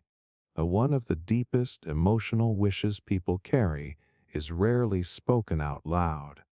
The wish that someone notices their struggle before they mention it, not because they cannot ask for help, but because they do not want to have to. They want protection that arrives on its own, the desire to be protected without asking. At first, this sounds simple. Everyone appreciates support. Everyone likes knowing there are people who care. But beneath that desire is something much more emotional. The hope that someone is paying enough attention to recognize your needs before you reveal them. What makes this craving so powerful is that asking for help can feel vulnerable. It requires admitting weakness, uncertainty, fear, or pain. For many people, that feels uncomfortable. It exposes parts of themselves they would rather keep hidden. Being protected without asking removes that risk. It creates the feeling of being understood, valued, and cared for automatically. Psychologically, this desire often traces back to the need for safety and attachment. Human beings are wired to seek people who make them feel secure. When someone notices our distress and responds without being prompted, it signals attentiveness. It suggests that our well-being matters enough to be monitored, even when we remain silent. You can see this longing everywhere. The friend who wishes someone would check in during a difficult week. The partner who hopes their sadness will be noticed without explanation. The employee who secretly wants support before reaching a breaking point. The person who says they are fine while quietly wishing someone would realize they are not. The darker side is that unspoken expectations often lead to disappointment. People assume others should know what they need, even when they have given no clear signal. They interpret missed cues as evidence that nobody cares, when the reality is that most people are fighting battles of their own. The irony is that the people who care most are not always the people who notice first. Love does not automatically create mind reading. Even the most attentive person can miss what is never expressed, yet the fantasy remains. Because deep down, many people do not just want help. They want proof that they matter enough for someone to notice their pain before it becomes visible. They want someone who sees the cracks beneath the surface, steps forward without being asked, and quietly says, "I saw what you were carrying." And for many, that kind of protection feels even more powerful than the protection itself. The wish to have our pain fully witnessed. One of the loneliest feelings in the world is not pain itself. It is feeling like nobody truly understands how much pain you are carrying. People may know what happened. They may hear the story. They may offer advice, sympathy, or encouragement. Yet many still walk away with a quiet sense that something important was missed, as if the depth of what they experienced never fully reached another human being. That is where this hidden desire begins. The wish to have our pain fully witnessed, not fixed, not explained away, not compared to someone else's struggle, simply witnessed in its entirety. What makes this need so powerful is that suffering is often invisible. The hardest battles usually happen inside the mind. Fear, grief, heartbreak, disappointment, and loneliness rarely reveal their full weight to the outside world. As a result, people can feel isolated even when surrounded by support. Psychologically, being witnessed serves a profound emotional function. Human beings are wired for connection. When another person genuinely recognizes our suffering, it reduces the feeling of facing it alone. The experience creates a sense of validation. It tells us that our pain is real, meaningful, and worthy of acknowledgement. You can see this desire everywhere. The person who keeps revisiting the same painful story because they still do not feel understood. The friend who says nobody gets it. The partner who wants someone to see the emotional wounds hidden behind a calm appearance. The individual who feels frustrated when others rush straight to solutions instead of listening. The darker side is that people sometimes become trapped in the search for perfect understanding. They wait for someone to grasp every detail, every emotion, and every consequence of what they endured. When that impossible level of understanding never arrives, they feel even more alone. The irony is that no one can completely experience another person's suffering. There will always be parts of our inner world that remain beyond another person's reach. Yet the longing never disappears, because deep down, many people do not just want relief from pain. They want someone to look directly at what they endured and truly see it. To recognize the weight, the scars, the nights nobody witnessed, and the strength it took to keep going. And for many, being fully seen in their suffering would feel almost as healing as the end of the suffering itself. The need to be valued more after we are gone. There is a thought many people carry that they would never openly admit. They wonder whether people will appreciate them more once they are no longer around, not because they want to leave, not because they want revenge, but because there is a painful feeling that their value is being overlooked in the present. And somewhere deep inside, they imagine a future where others finally realize what they had. This desire appears in everyday life more often than people notice. The employee who feels invisible at work, the friend who is always there for everyone else, the partner whose efforts have slowly become expected instead of appreciated. Over time, a quiet fantasy begins to form. Maybe they will understand my worth when I am gone. What makes this need so powerful is a psychological tendency called familiarity adaptation. The more consistently something is present, the more easily people stop noticing its value. What once felt special becomes normal. What once inspired gratitude becomes routine. That is why absence can be so emotionally revealing. When something disappears, people suddenly become aware of the role it was playing all along.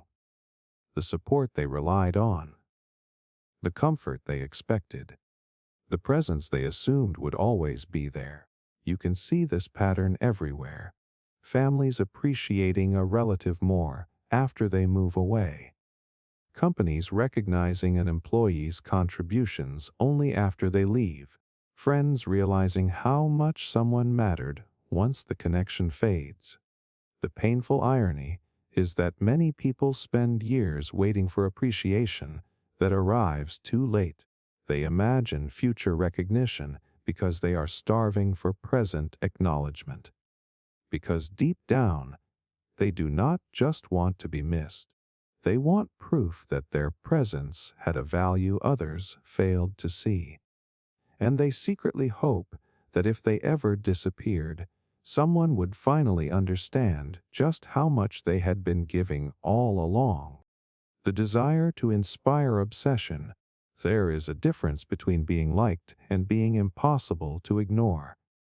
Most people say they want love, respect, or admiration, but hidden beneath those desires is something far more intense.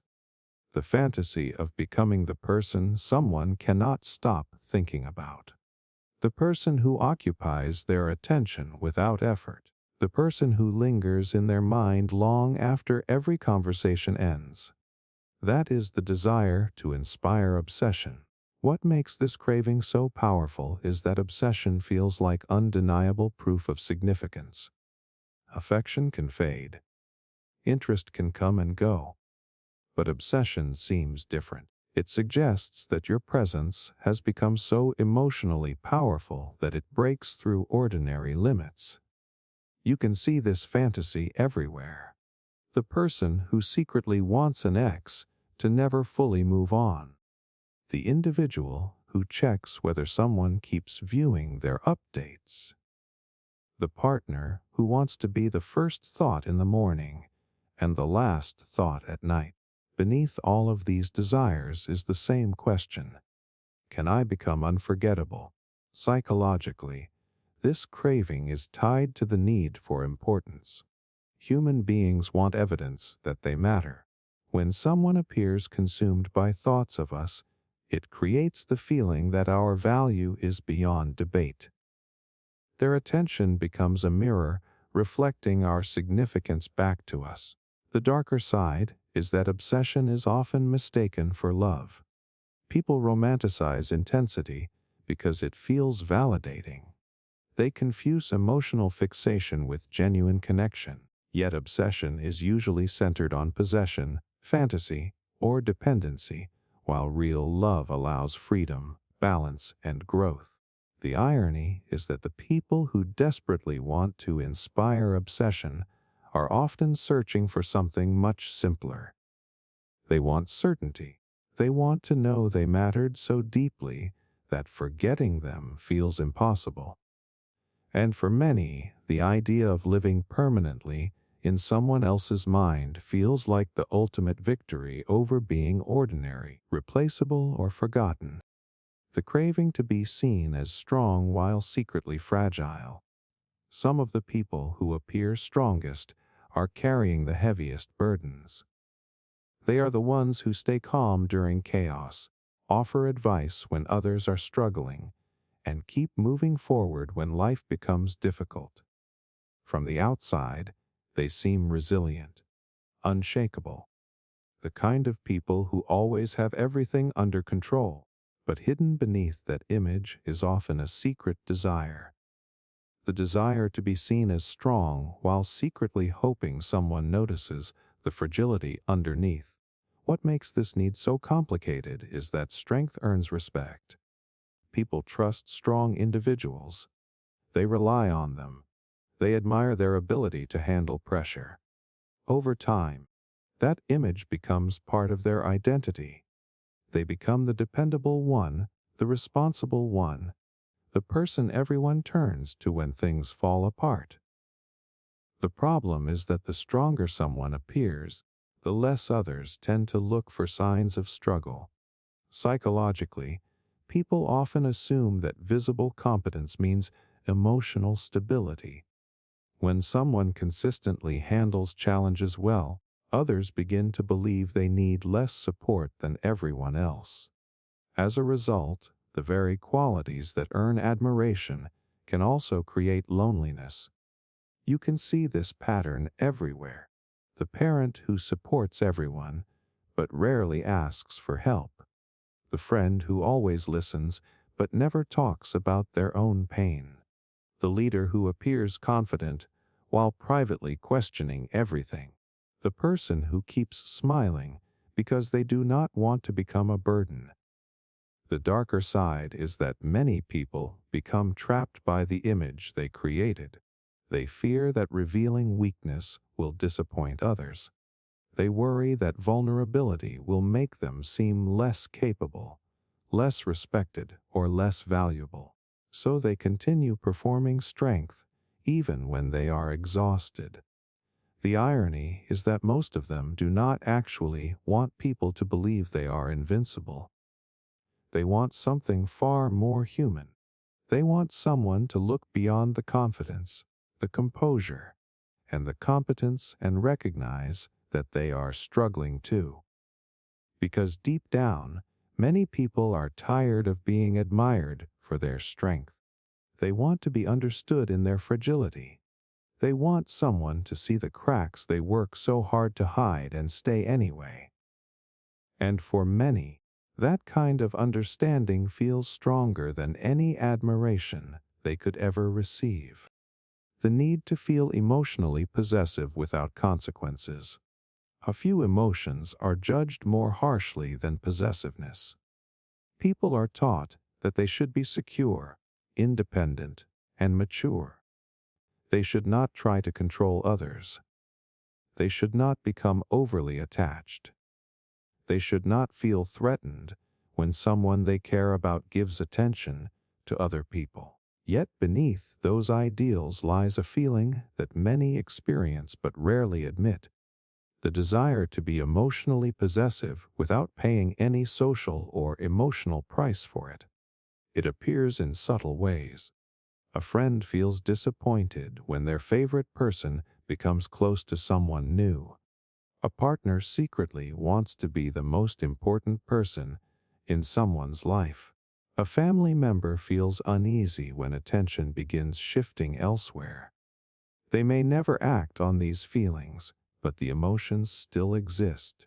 What makes this desire so powerful is that possessiveness is often rooted in fear rather than control.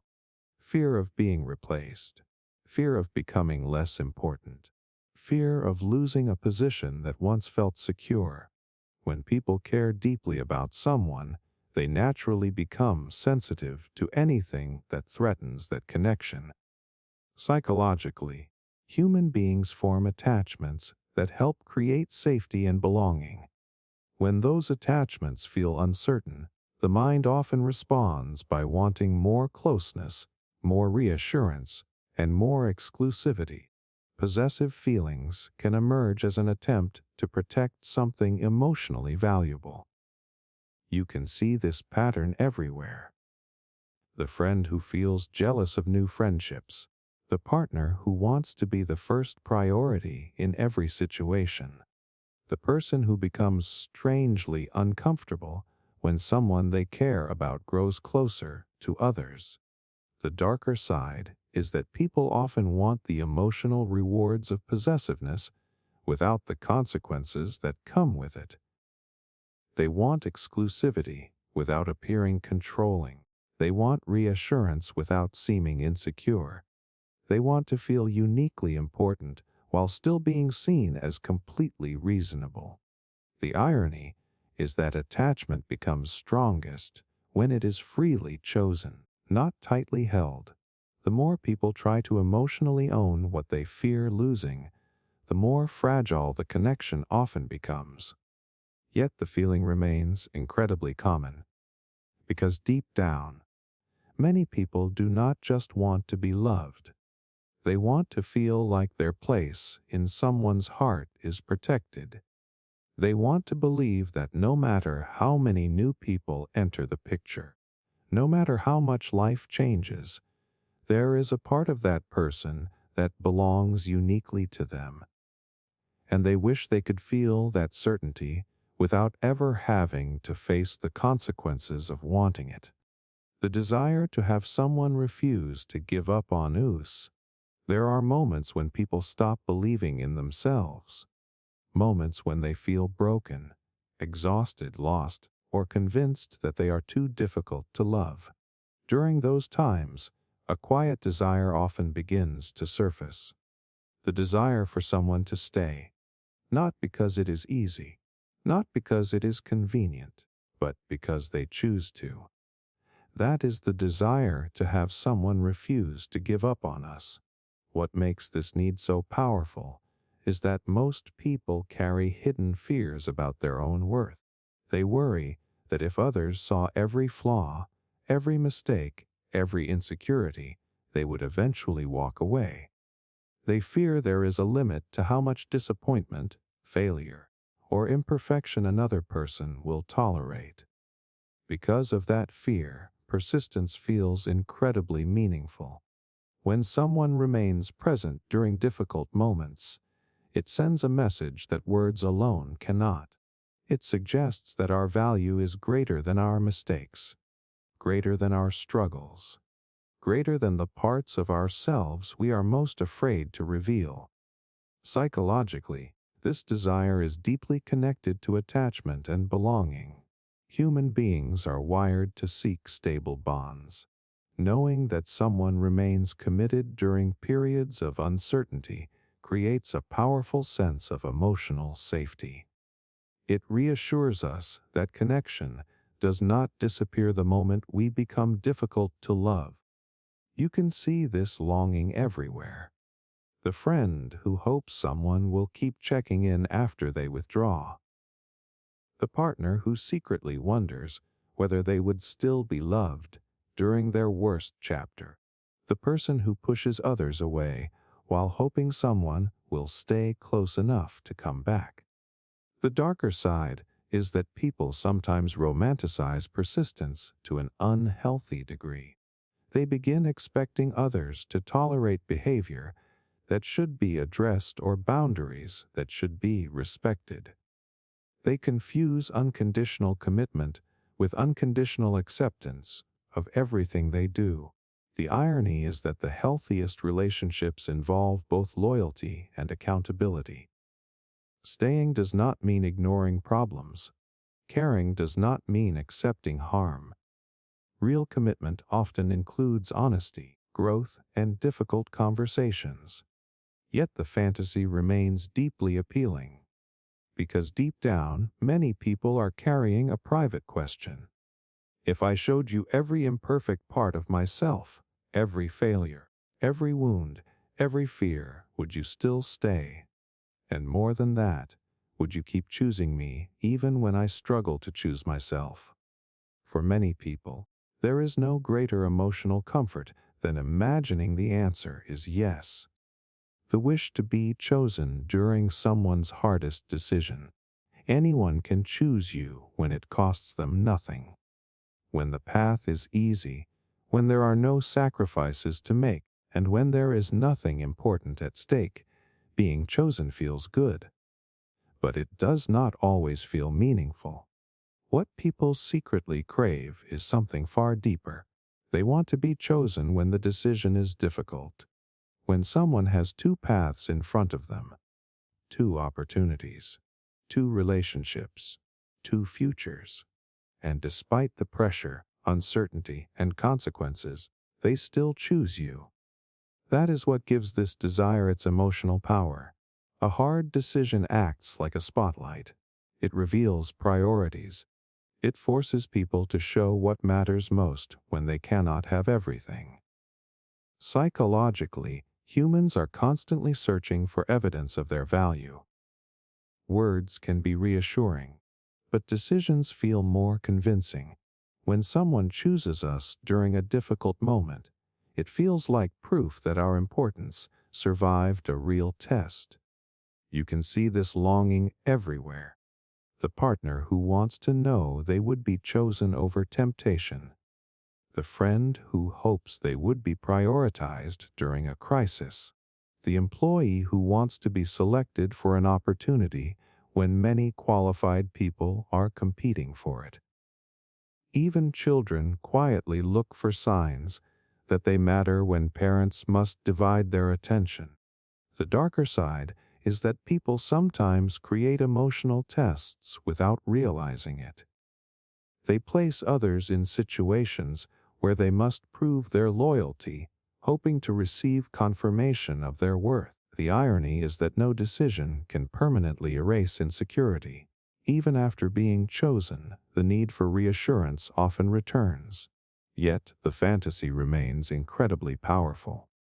Because deep down, many people do not just want to be loved. They want to know that when life demanded a difficult choice, when the stakes were high and the outcome mattered, someone looked at every option available and still decided that they were worth choosing. The need to feel special despite being ordinary. One of the hardest truths people face is that most lives look ordinary from the outside. Most people will not become world famous. They will not change the course of history. They will not be remembered by millions. They will live, love, struggle, work, and eventually fade into the same human story shared by countless others. And yet, almost nobody wants to feel ordinary. That is where this hidden need begins. The need to feel special despite being ordinary. What makes this desire so powerful is that every person experiences life from the center of their own world. Your thoughts, memories, fears, dreams, and emotions feel uniquely important because they are all you have ever known. From the inside, your life feels extraordinary. But from the outside, it may look surprisingly similar to everyone else's. Psychologically, human beings crave significance. We want to believe there is something about us that stands apart from the crowd, something that makes our existence meaningful beyond routines, responsibilities, and everyday experiences. Without that feeling, people can begin to fear that they are interchangeable. You can see this longing everywhere. The person who believes they are destined for something greater. The employee who hopes their talents have not yet been recognized. The friend who wants to feel uniquely understood. The individual who searches for a purpose that proves they are more than just another face in the crowd. The darker side is that some people spend their entire lives fighting against ordinariness.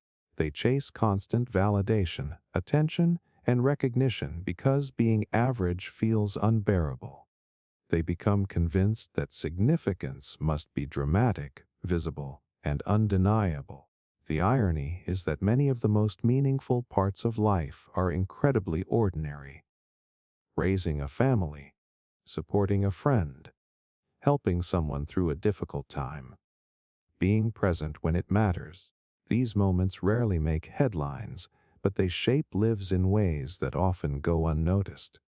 Yet the craving never fully disappears, because deep down, most people want to believe that even if their life looks ordinary to the world, there is something special about their existence, something that cannot be measured by fame, status, or recognition. They want to feel that among billions of people living similar lives, there is still a reason their story matters. And perhaps the deepest human hope of all is believing that ordinary does not mean insignificant. The desire to be rescued from ourselves. Most people spend their lives fighting battles nobody else can see. Not battles against other people, but battles against their own thoughts, their fears, their habits, their doubts, their impulses.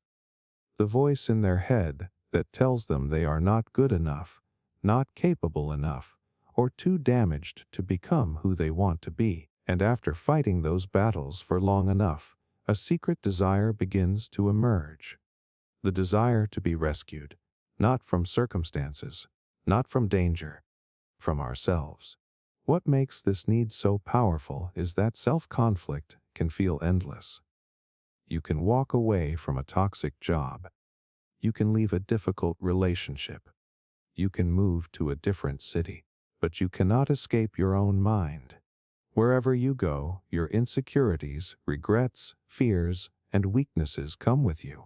Psychologically, people are drawn to the fantasy of rescue because it offers relief from responsibility.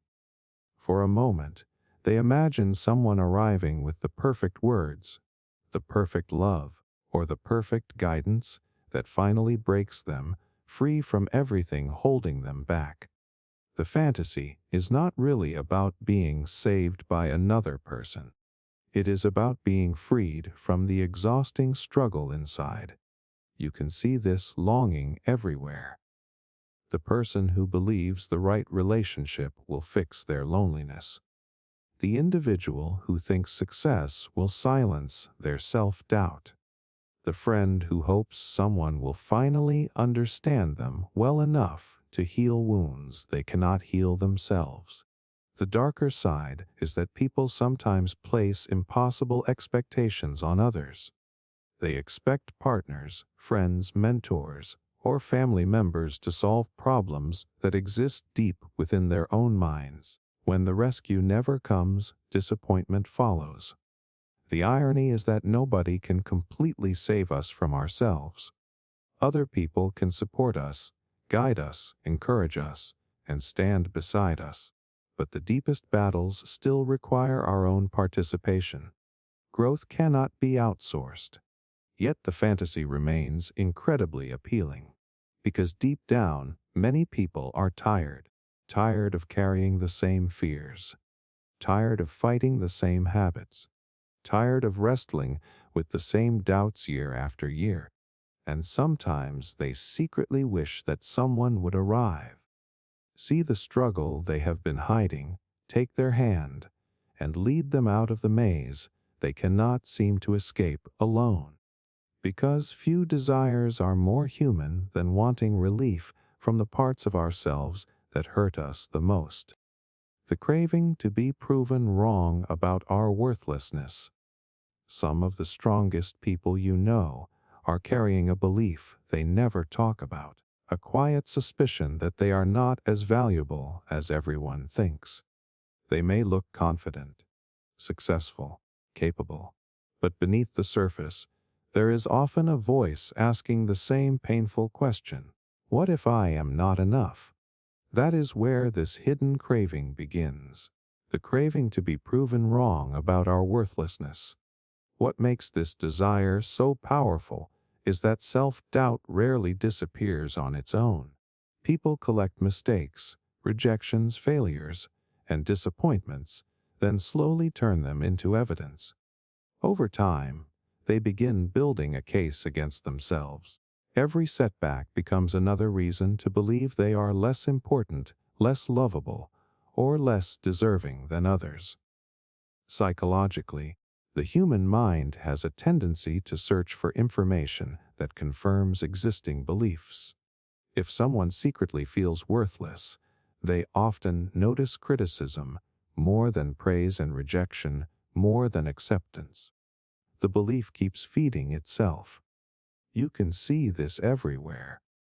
The person who cannot accept compliments because they assume people are being polite. The friend who is shocked when someone chooses them. The partner who constantly waits for abandonment because they cannot imagine being genuinely valued. The darker side is that many people spend their lives testing others without realizing it. They withdraw, doubt, and question affection, secretly hoping someone will give them undeniable proof that their worst beliefs are wrong. The irony is that no amount of external validation ever feels completely sufficient. Every compliment can be explained away. Every act of love can be questioned.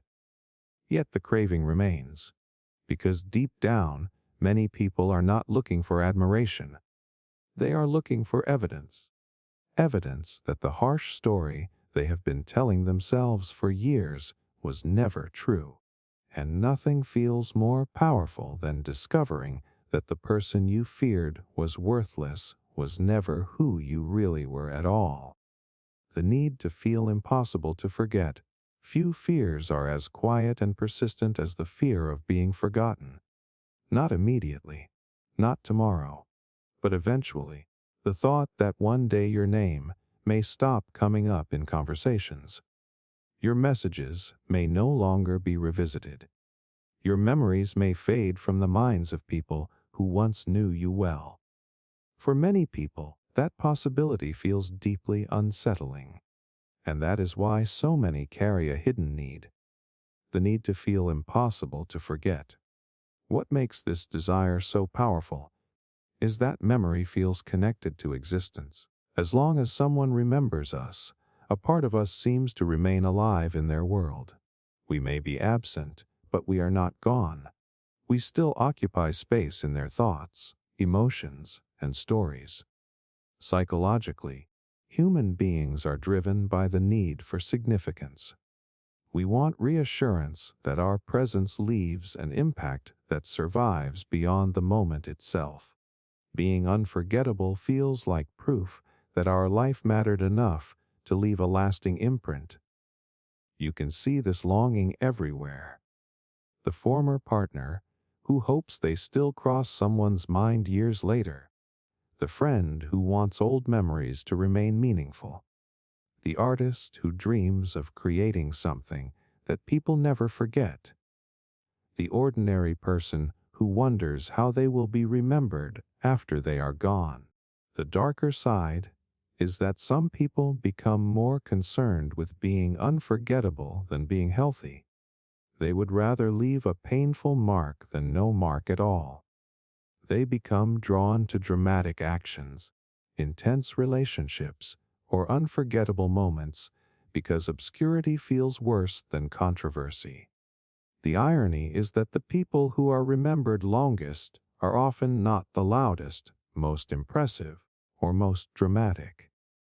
They are the people who changed how others felt, the people who offered comfort during difficult times, the people who inspired, supported, understood, or loved in ways that became woven into another person's life. Yet the craving never fully disappears. Because deep down, many people are not just afraid of being forgotten.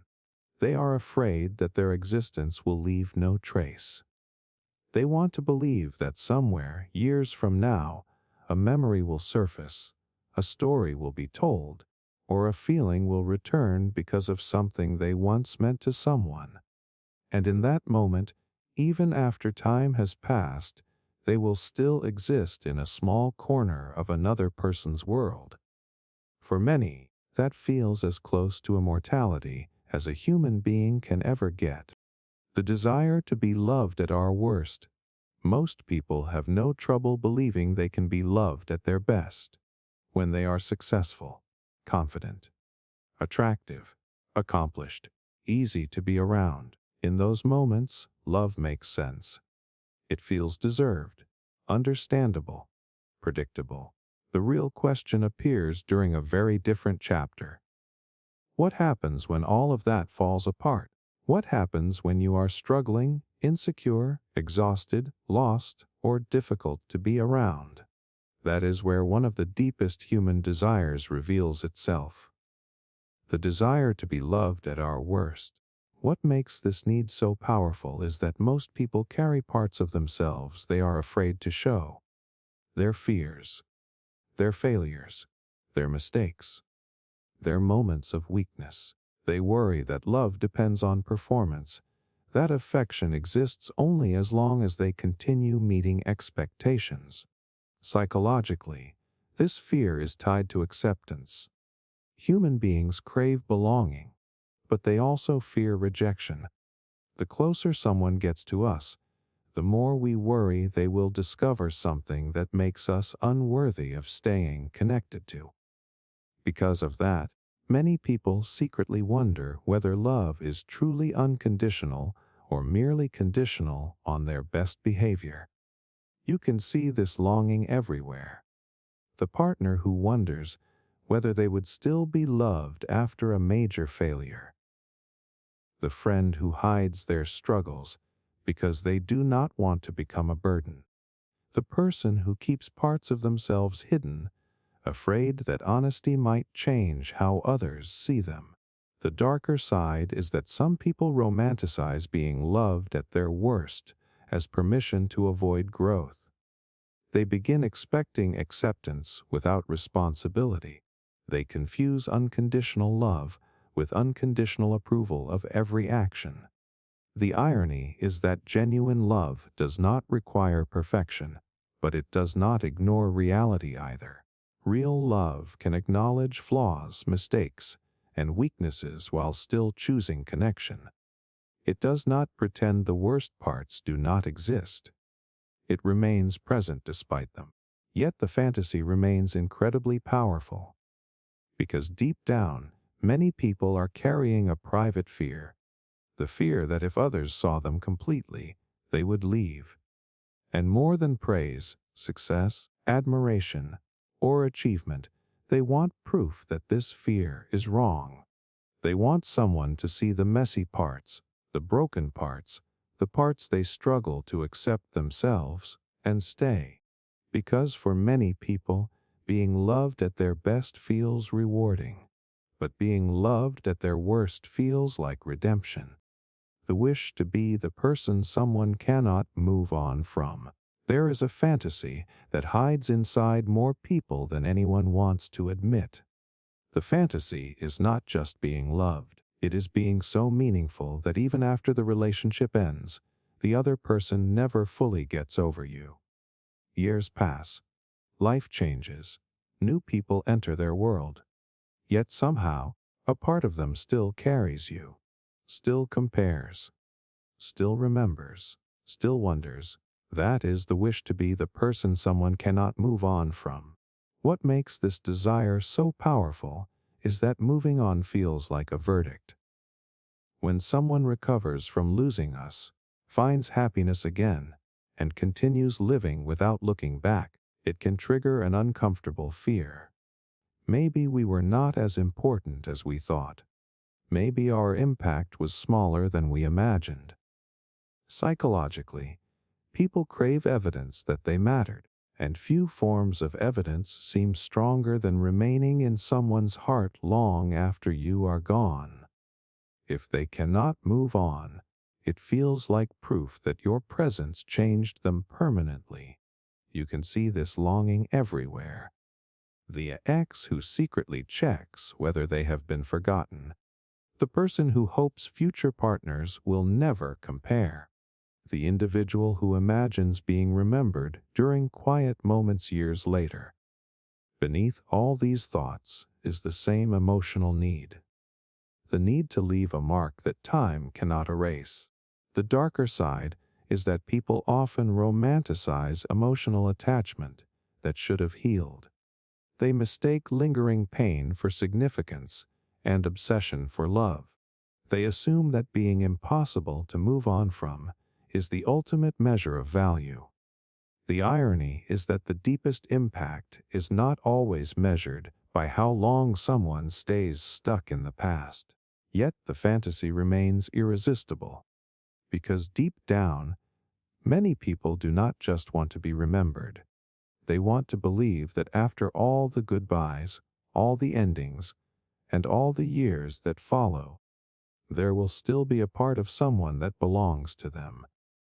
And that no matter how far life moves forward, they will never be completely left behind. The need to feel morally better than our rivals. Few victories feel as satisfying as believing you are not just winning, but winning while being the better person. That feeling is far more powerful than most people realize. When someone hurts us, competes with us, rejects us, or stands in our way, we do not only want to succeed.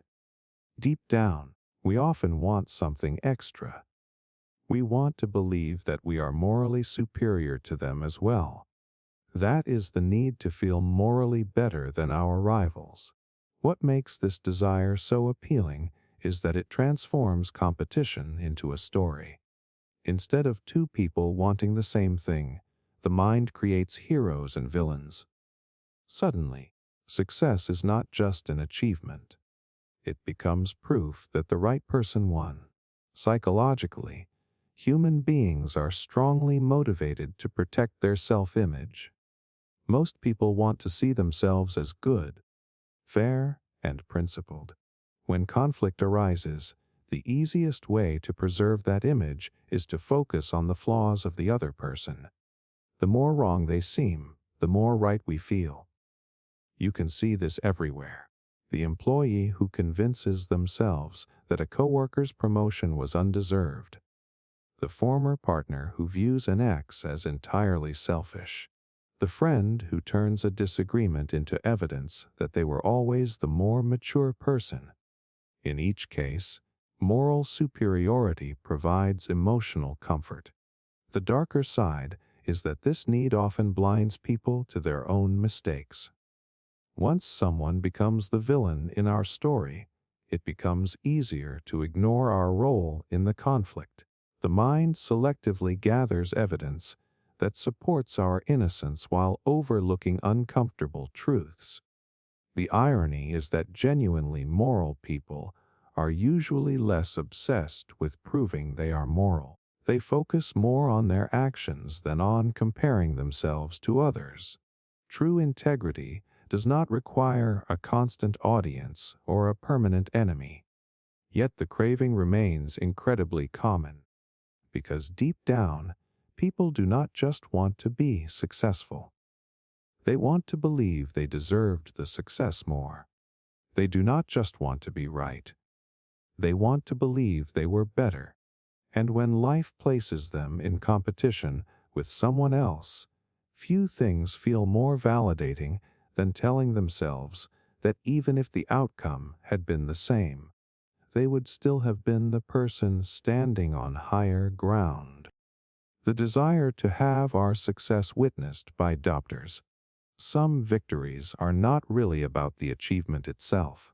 They are about who gets to see it. A person gets promoted, builds a business, transforms their life, or accomplishes something they once thought was impossible. And, almost immediately, a face appears in their mind. Someone who doubted them. Someone who dismissed them. Someone who looked at their potential and saw limitations instead. That is where this hidden desire begins. The desire to have our success witnessed by doubters. What makes this craving so powerful is that doubt leaves a mark. Long after criticism is spoken, people carry it with them. A teacher who said they were not talented enough. A parent who expected failure. A former partner who underestimated them. The words may fade, but the emotional impact often remains. Psychologically, rejection and doubt threaten our sense of worth. They create an internal question that can linger for years. What if they were right? Success becomes more than an accomplishment. It becomes evidence. Evidence that the negative story was false. You can see this desire everywhere. The entrepreneur who imagines former critics hearing about their achievements. The athlete who remembers everyone who said they would never make it. The employee who dreams of surpassing the people who overlooked them. In each case, success is tied to an audience. The darker side is that people sometimes spend years chasing victories they do not even want, simply because they are trying to prove something. Their goals become less about fulfillment and more about creating a moment of vindication. The irony is that the doubters are often not paying attention anymore. Yet the fantasy remains incredibly powerful, because deep down, many people do not just want to succeed. They want the people who underestimated them to witness that success and realize they were wrong. And for many, there is no sweeter form of validation than seeing disbelief replaced by respect. The craving to be emotionally prioritized. Most people will say they do not want to be anyone's entire world. They talk about balance, independence, healthy attachment. They insist that relationships should not revolve around one person. But beneath those beliefs sits a quieter emotional truth that is harder to admit. People want to be prioritized. Not occasionally, not conditionally, emotionally prioritized. That is the craving that shows up in small, almost invisible moments. The pause before a reply. The choice of who gets the first call after something important happens. The decision of whose needs are considered first when time becomes limited. Each of these moments carries emotional weight because they signal where someone stands in another person's inner hierarchy. What makes this desire so powerful is that attention is shared, but priority feels exclusive. Many people can be cared about, but only a few can feel like the center of someone's emotional focus. That difference can feel deeply significant. Psychologically, human beings are sensitive to ranking in relationships. We constantly interpret behavior to understand how important we are compared to others. When we feel prioritized, it creates emotional security. It signals that we are not just part of someone's life, but an important part of it. You can see this longing everywhere. The friend who notices when they are no longer the first person someone turns to. The partner who feels unsettled when attention shifts elsewhere. The family member who quietly compares how much care they receive compared to others. In each case, the need is not just for love, but for position within that love. The darker side is that people often become anxious when they are not at the top of someone's emotional list. They may interpret normal distractions or competing responsibilities as signs of replacement or neglect. The irony is that no one can remain someone's highest priority at all times. Life constantly shifts attention between responsibilities, relationships, and personal needs. Emotional hierarchy is never fixed, yet the craving remains. Because deep down, many people do not just want to be cared for. They want to feel like, when it truly matters, they come first. And that sense of being emotionally chosen above everything else often feels like the clearest proof of their importance in someone's life. The need to feel like we changed someone forever. There is a quiet hope most people carry without ever naming it. The hope that meeting them was not just a passing moment in someone's life. That something they said, did, or simply were, left a permanent shift in another person's mind. That is the need to feel like we changed someone forever. What makes this desire so powerful is that ordinary interactions can feel forgettable. Conversations end, people move on, life continues, and because of that, many begin to wonder whether anything they do truly lasts inside another person.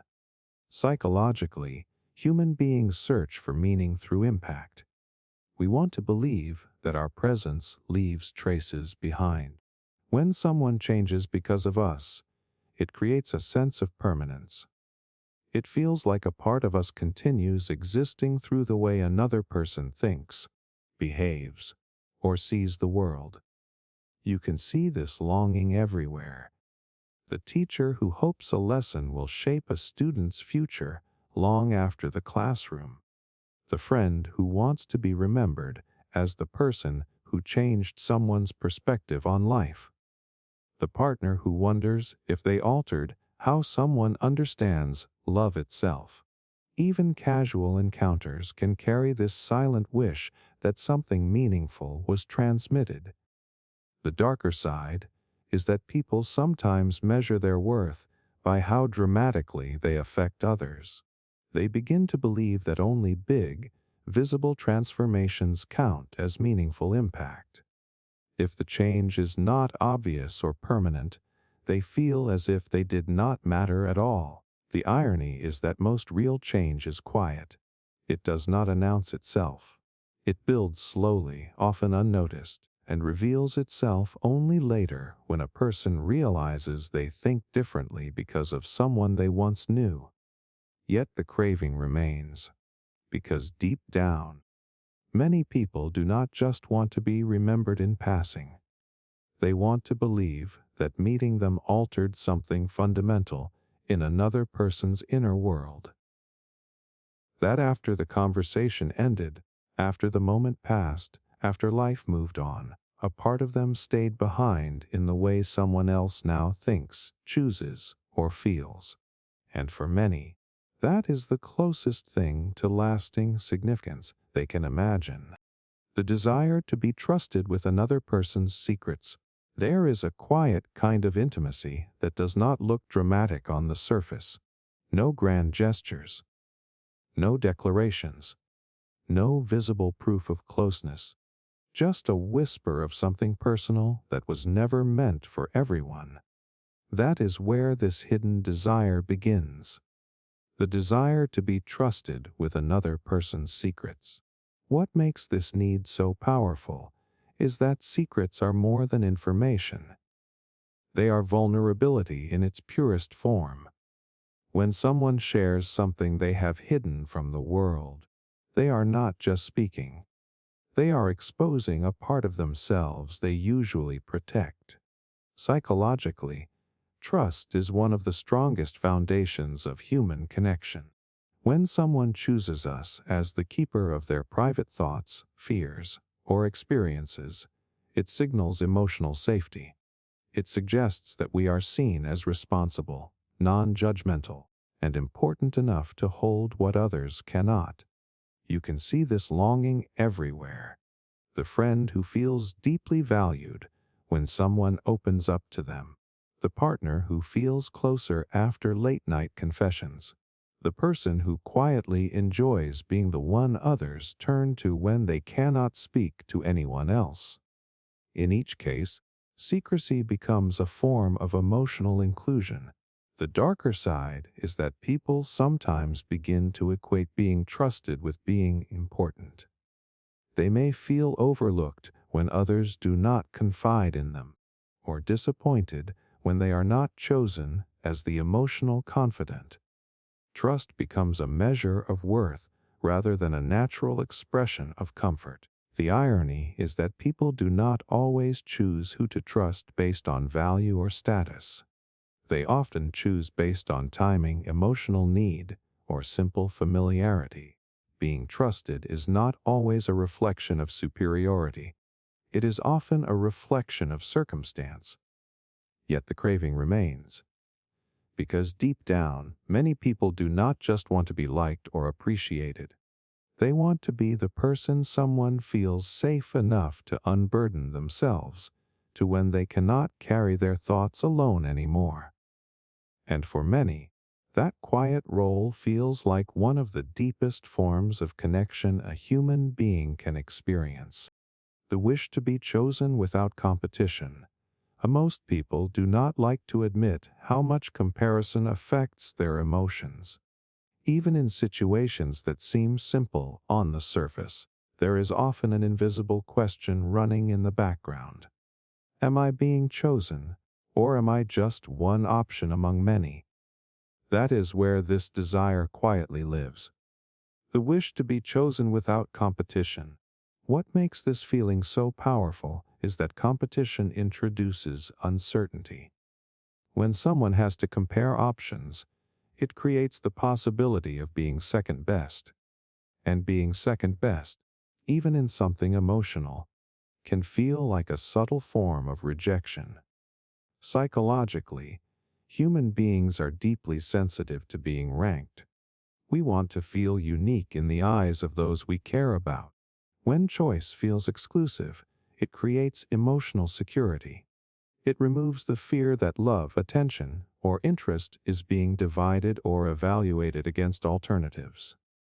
You can see this desire everywhere. The person who wants to be the only one considered for a role or opportunity. The friend who feels uneasy when they are compared to others. The partner who wants reassurance that there is no hidden competition for affection. Even in everyday situations, people quietly seek signs that they are not being weighed against someone else. The darker side is that competition is often unavoidable in life. People have different relationships, priorities, and responsibilities. Yet the emotional mind does not always accept this reality easily. It interprets comparison as threat and exclusivity as safety. The irony is that being chosen without competition does not always reflect deeper value. Sometimes it simply reflects timing, circumstance, or limited options. But emotionally, it feels far more meaningful when it appears effortless. Yet the craving remains. Because deep down, many people do not just want to be selected. They want to believe they were the obvious choice. Not because they were better than others in a comparison, but because, in someone's mind, there was never really anyone else close enough to matter in the first place. The need to feel like we belong somewhere permanently. To most people adapt more than they realize. They change schools, jobs, cities, friend groups, relationships, and versions of themselves just to keep moving forward. On the surface, it looks like flexibility. But underneath it, there is often a quiet, emotional instability, a sense of never fully belonging anywhere for long. That is where this need comes from. The need to feel like we belong somewhere permanently. What makes this desire so powerful is that human life is built on constant transition. Nothing stays the same for long. People grow, drift apart, priorities shift, and circumstances evolve. Even the places that once felt like home eventually begin to change. Psychologically, belonging is tied to safety. When we feel accepted within a group or place, it creates emotional grounding. It tells the brain that we are secure, recognized, and not alone. But when belonging feels temporary, that sense of safety becomes fragile. You can see this longing everywhere. The friend group that feels like home until it slowly changes. The workplace where people come and go. The relationship that feels stable until it does not. The individual who keeps searching for a place where they can finally stop adjusting themselves to fit in. The darker side is that people sometimes try to create permanence through control. They cling tightly to relationships, identities, or environments because change feels threatening. They try to hold on to people or moments as if permanence can be forced. The irony is that belonging is rarely permanent in a literal sense. People change, roles shift, and life moves forward. But emotional belonging does not always depend on permanence. It often depends on feeling understood, accepted, and remembered in the places we pass through. Yet the craving remains. Because deep down, many people do not just want to be accepted temporarily. They want to feel like there is somewhere in the world where they are not just passing through. A place, a group, or a person where they are not constantly on the edge of becoming replaceable or forgotten. They want to believe that at least somewhere their presence is not temporary. It is home. The desire to have others seek our approval. Most people think power is about control, but in everyday life, there is a quieter form of it that feels just as compelling. It is not controlling others. It is being the one others come to for validation. That is the desire to have others seek our approval. What makes this feeling so powerful is that approval acts like a gate. It determines what is acceptable, what is valued, and what is recognized as good. When someone turns to us for that judgment, it places us in a position of emotional authority, even if only for a moment. Psychologically, human beings are sensitive to status within relationships. We naturally track who influences decisions, who offers reassurance, and whose opinion carries weight. When others seek our approval, it signals that our perspective matters enough to shape their choices. You can see this desire everywhere. The friend who feels valued when others ask for their opinion before acting. The parent who notices when their approval is needed before a decision is made. The mentor who quietly enjoys being consulted. The person who feels important when others hesitate until they know what they think. The darker side is that people can become dependent on this role. They begin to measure their worth by how often they are consulted, validated, or relied upon for judgment. When others stop seeking approval, it can feel like a loss of importance rather than a natural shift in independence. The irony is that healthy relationships eventually reduce dependency on approval. Growth means people begin trusting their own judgment more. Over time, they rely less on external validation, even from those they once looked up to. Yet the craving remains. Because deep down, many people do not just want to be accepted. They want to feel like their opinion carries enough weight that others pause, reconsider, and even reshape their choices based on what they think. And for many, there is a subtle satisfaction in knowing that their approval is not just given, it is sought after. The craving to be seen as more mysterious than we are. Most people present a version of themselves that feels slightly incomplete on purpose. Not because they are hiding something dramatic, but because they want to feel like there is more beneath the surface than others can easily figure out. That is where this quiet desire begins. The craving to be seen as more mysterious than we are. What makes this need so powerful is that mystery creates emotional curiosity. When someone feels fully understood, the relationship becomes simple. But when there is uncertainty, the mind keeps returning, filling in gaps, imagining depth, and searching for meaning. That attention can feel like significance. Psychologically, human beings are drawn to what is not fully known. The unknown activates imagination, and imagination often inflates importance. When people are seen as mysterious, others tend to assume complexity, depth, or hidden layers that may not even exist. You can see this desire everywhere. The person who gives short answers to seem more intriguing. The individual who avoids revealing too much too quickly. The friend who enjoys being described as hard to read. The partner who prefers to be misunderstood in interesting ways rather than fully known in ordinary ones. The darker side is that mystery can become a performance. Instead of being authentic, people start curating ambiguity. They withhold not out of comfort, but out of strategy, hoping that less information will create more interest. The irony is that true depth does not come from being unreadable. It comes from being real in ways that are consistent, layered, and emotionally honest. The people who are truly unforgettable are rarely mysterious in the traditional sense. They are understood clearly, but still felt deeply. Yet the craving remains. Because deep down, many people do not just want to be known.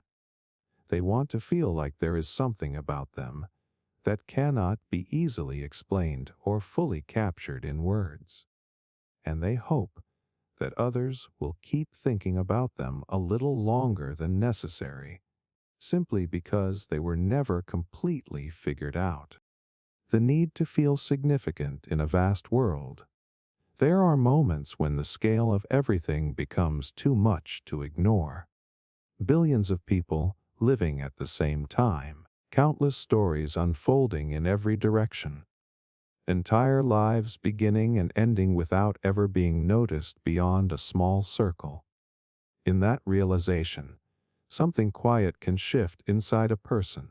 A question forms without warning. Where do I matter in all of this? That is where this need lies. The need to feel significant in a vast world. What makes this feeling so powerful is the contrast between personal experience and global scale. From the inside, a single life feels enormous. Every thought, every memory, every emotion carries weight. But from a wider perspective, any individual life can feel small in comparison to everything happening at once. Psychologically, human beings are driven by meaning-making. We need to believe our actions, relationships, and experiences are not random or insignificant. Without that sense of meaning, existence can begin to feel empty or disconnected. You can see this desire everywhere. The person who searches for purpose in their career. The individual who hopes their relationships matter beyond the present moment. The friend who wants to feel like they leave a mark on the people they meet. Even small achievements can carry emotional weight because they feel like proof of significance in a very large world. The darker side is that people sometimes try to counter feelings of smallness with extremes. They chase attention, validation, or status in hopes of feeling larger than life. Others retreat inward, feeling overwhelmed by the idea that nothing they do will ever truly stand out. The irony is that significance is rarely about scale. Most of what shapes human life happens in small, personal moments. A conversation that changes someone's thinking. A presence that brings comfort during difficulty. A decision that quietly alters a path. Yet the craving remains. Because deep down, many people do not just want to exist in a vast world. They want to believe that their existence makes a noticeable difference within it. They want to feel that among everything happening everywhere, their presence still matters in a way that cannot be easily ignored or replaced. And for many, that sense of significance is what makes life feel real. The desire to have someone wait for us. There is a specific kind of comfort most people only notice when it is missing. The feeling that someone will still be there when you return. Not rushed, not replaced, not moved on, just waiting. That is where this desire quietly lives. The desire to have someone wait for us. What makes this feeling so powerful is that waiting is an act of patience that carries emotional weight. It implies priority. It implies expectation. It implies that your return is not optional, but anticipated. In a world where everything moves quickly, being waited for can feel like being chosen in advance. Psychologically, human beings are sensitive to signals of importance within relationships. When someone delays their own plans, pauses their attention, or simply remains emotionally present while we are away, it creates a sense of value. It suggests that our absence is temporary, not final. You can see this longing everywhere. The person who feels reassured when someone responds after a delay instead of disappearing. The friend who feels touched when someone stays emotionally available during distance. The partner who secretly wants to know they are still being thought of even when they are not around. In each case, waiting becomes proof of connection. The darker side is that people sometimes begin to measure love by patience alone. They assume that if someone does not wait, they do not care. They overlook differences in independence, routine, and emotional style, interpreting normal life movement as emotional distance. The irony is that waiting is not always a perfect measure of attachment. People live full lives even while they care deeply. They work, rest, grow, and shift focus without meaning to replace anyone in their heart. Yet the craving remains. Because deep down, many people do not just want to be remembered in their absence. They want to feel like their return is expected. Like somewhere, in the flow of someone else's life, there is still a place paused just for them. And when they come back, they will not be met with indifference. They will be met with the quiet relief of someone who never truly stopped waiting. The wish to be needed as a once-in-a-lifetime person. Most people do not just want to be liked in ordinary ways. Being liked is easy to replace. Someone else can offer similar comfort, similar attention, similar presence. And deep down, many people know this. That is why a deeper desire quietly forms. The wish to be needed as a once-in-a-lifetime person. What makes this feeling so powerful is that need creates emotional importance. When someone depends on you in a way that feels irreplaceable, it signals that your presence is not just appreciated. It is essential.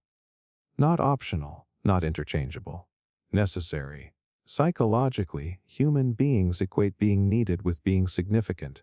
If someone cannot function, cope, or feel stable without us, it creates a strong sense of value. It suggests that our existence has a unique function in another person's emotional world. You can see this desire everywhere. The friend who wants to be the only person someone can truly open up to.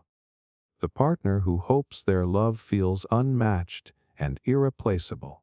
The caregiver who feels deeply important when someone relies on them during difficult moments.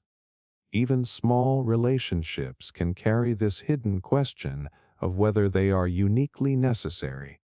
The darker side is that people sometimes confuse being needed with being loved. They start measuring their worth by how dependent others are on them. If someone becomes more independent, it can feel like a loss of importance rather than a sign of growth. The irony is that true connection does not always depend on necessity. People can love deeply without being unable to function without each other. The strongest relationships are not always the ones built on dependency but on choice. Yet the craving remains. Because deep down, many people do not just want to be part of someone's life. They want to feel like their presence is the one thing that cannot be replicated or replaced. They want to believe that out of everyone someone could have known, it is them who made the difference that could never be duplicated again. And for many, that feeling of being once in a lifetime is the closest thing to emotional certainty they can imagine. The need to feel hidden potential others can see. Most people carry a quiet frustration that is hard to explain. It is not about what they are right now, but about what they believe they could become. There is a version of themselves that feels just out of reach. A better, sharper, more capable version that exists more in imagination than in reality. And the hardest part is not only believing in it, but wanting others to see it too. That is where this need begins. The need to feel hidden potential others can see. What makes this desire so powerful is that potential feels like unfinished proof. It is not fully real yet, but it is not imaginary either. It sits in a strange space between what is and what could be. And because of that, many people feel misunderstood in the present moment. Psychologically, human beings are deeply sensitive to recognition. We want our efforts and abilities to be seen and validated. When others only see our current limitations, it can create a sense of being underestimated. Not because we are necessarily superior, but because we feel there is more to us that is not being acknowledged. You can see this longing everywhere. The student who believes their future success is not reflected in their current results. The employee who feels they are capable of much more than their current role suggests. The quiet person who feels their depth is invisible to others. The individual who wants someone to look at them and instinctively sense something greater waiting to emerge.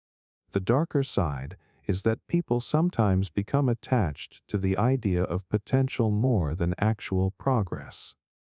They wait for recognition instead of building evidence of change. They want others to validate what is not yet visible instead of developing it into something undeniable. The irony is that real potential does not announce itself loudly. It is not always recognized early. It becomes visible only through consistent action over time, often long after the person stops waiting to be discovered. Yet the craving remains. Because deep down, many people do not just want to be judged by what they are today. They want to be seen as someone in the process of becoming something greater. And they want others to notice that transformation before it fully arrives, and believe in them even when the results are not yet obvious. For many, that recognition feels like the closest thing to being truly understood before they are fully formed. The desire to be the reason someone changes. There is a quiet kind of impact most people never talk about. It is not about success, not about admiration, not even about being remembered. It is about transformation. The idea that because of you, someone becomes different. That is where this desire begins. The desire to be the reason someone changes. What makes this feeling so powerful is that change feels permanent. Conversations end, relationships fade, memories blur. But when a person shifts their mindset, behavior, or direction in life, it can feel like something irreversible has occurred, as if a part of you has been absorbed into who they become. Psychologically, human beings search for meaning through influence. We want to believe our presence matters beyond the moment. When someone changes because of us, it creates a strong sense of significance. It feels like proof that we did not just exist in their life. but actively shaped it. You can see this desire everywhere. The friend who hopes their support helped someone grow stronger. The partner who believes they made someone more self-aware or emotionally open. The mentor who watches someone evolve and quietly connects that progress to their guidance. Even casual encounters can carry the hidden wish that something meaningful was triggered. The darker side is that people sometimes overestimate their role in another person's transformation. They assume they were the cause of changes that were already developing internally, or they become attached to the idea that someone needs to remain the same for their influence to continue feeling important. The irony is that real change is usually complex. It rarely has a single source. People grow through a mixture of experiences, timing, reflection, and personal choice. No single person owns that process completely, yet the craving remains. Because deep down, many people do not just want to be present in someone's life. They want to believe that their presence helped shape who that person became. And for many, there is no stronger sense of meaning than knowing that a part of them lives on not just in memory, but in transformation. The craving to have our suffering mean something. There are moments when pain feels heavy in a way that words cannot fully capture. Not because it is the worst pain in the world, but because it feels pointless. That is where this quiet need begins. The craving to have our suffering mean something. What makes this desire so powerful is that meaning changes how pain is carried. When suffering feels random or wasted, it becomes harder to endure. But when it is connected to growth, understanding, or purpose, even a difficult experience can feel more bearable. Psychologically, human beings are meaning-making creatures. The mind naturally tries to organize experience into narratives. When something painful happens, we often search for a reason or lesson, not because it erases the pain, but because it helps us emotionally process it. You can see this everywhere. The person who says they became stronger after loss, the friend who reframes heartbreak as self-discovery, the individual who believes their struggles shaped their character. In each case, meaning turns suffering into something the mind can hold without collapsing under it. The darker side is that people sometimes feel pressure to justify their pain. They believe suffering must lead to something valuable, or else it was wasted. If they cannot find a lesson or outcome, they may feel even worse, as if their experience has no emotional legitimacy. The irony is that not all suffering arrives with clear meaning. Some pain is confusing. Some experiences do not immediately lead to growth or understanding. Meaning is often something people build over time, not something that appears instantly. Yet the craving remains. Because deep down, many people do not just want to escape their suffering. They want to believe it mattered. They want to feel that what they endured was not meaningless noise in their life, but something that shaped them, revealed something true, or left behind a deeper understanding of who they are. And for many, that sense of meaning is what turns pain into something survivable. The need to feel emotionally protected from rejection. Rejection does not always happen in dramatic moments. Sometimes it is subtle. A delayed reply, a shorter conversation than expected, a shift in tone, a missed invitation. Small signals that the mind slowly turns into meaning. And once rejection is felt, even faintly, it can echo longer than the moment itself. That is where this need begins, the need to feel emotionally protected from rejection. What makes this desire so powerful is that rejection does not just affect relationships, it affects identity. When someone pulls away, even slightly, It can trigger questions about worth, value, and belonging. The emotional mind often interprets distance as evidence of inadequacy, even when there are many other explanations. Psychologically, human beings are highly sensitive to signs of acceptance and exclusion. Throughout evolution, belonging to a group was tied to safety. Because of that, the brain treats rejection as a threat, not just a social inconvenience. Even mild disconnection can feel disproportionately intense. You can see this everywhere. The person who overthinks messages after sensing distance. The friend who becomes anxious when energy changes in a conversation. The partner who seeks reassurance after small misunderstandings. The individual who avoids expressing interest too openly to reduce the risk of being turned away. The darker side is that people sometimes build invisible shields to avoid rejection altogether. They act indifferent before they can be rejected. They withdraw first. They lower expectations. They convince themselves they do not care, just to avoid the pain of caring and not being chosen. The irony is that emotional protection from rejection is never fully complete. No strategy can guarantee that we will never be misunderstood, overlooked, or declined. Avoiding connection also avoids the possibility of acceptance. Yet the craving remains. Because deep down, many people do not just want to be accepted when things are easy. They want to feel safe enough to be open without constantly fearing that a small shift will lead to being pushed away. They want to trust that their presence is not so fragile that one moment of imperfection will erase their place in someone's life.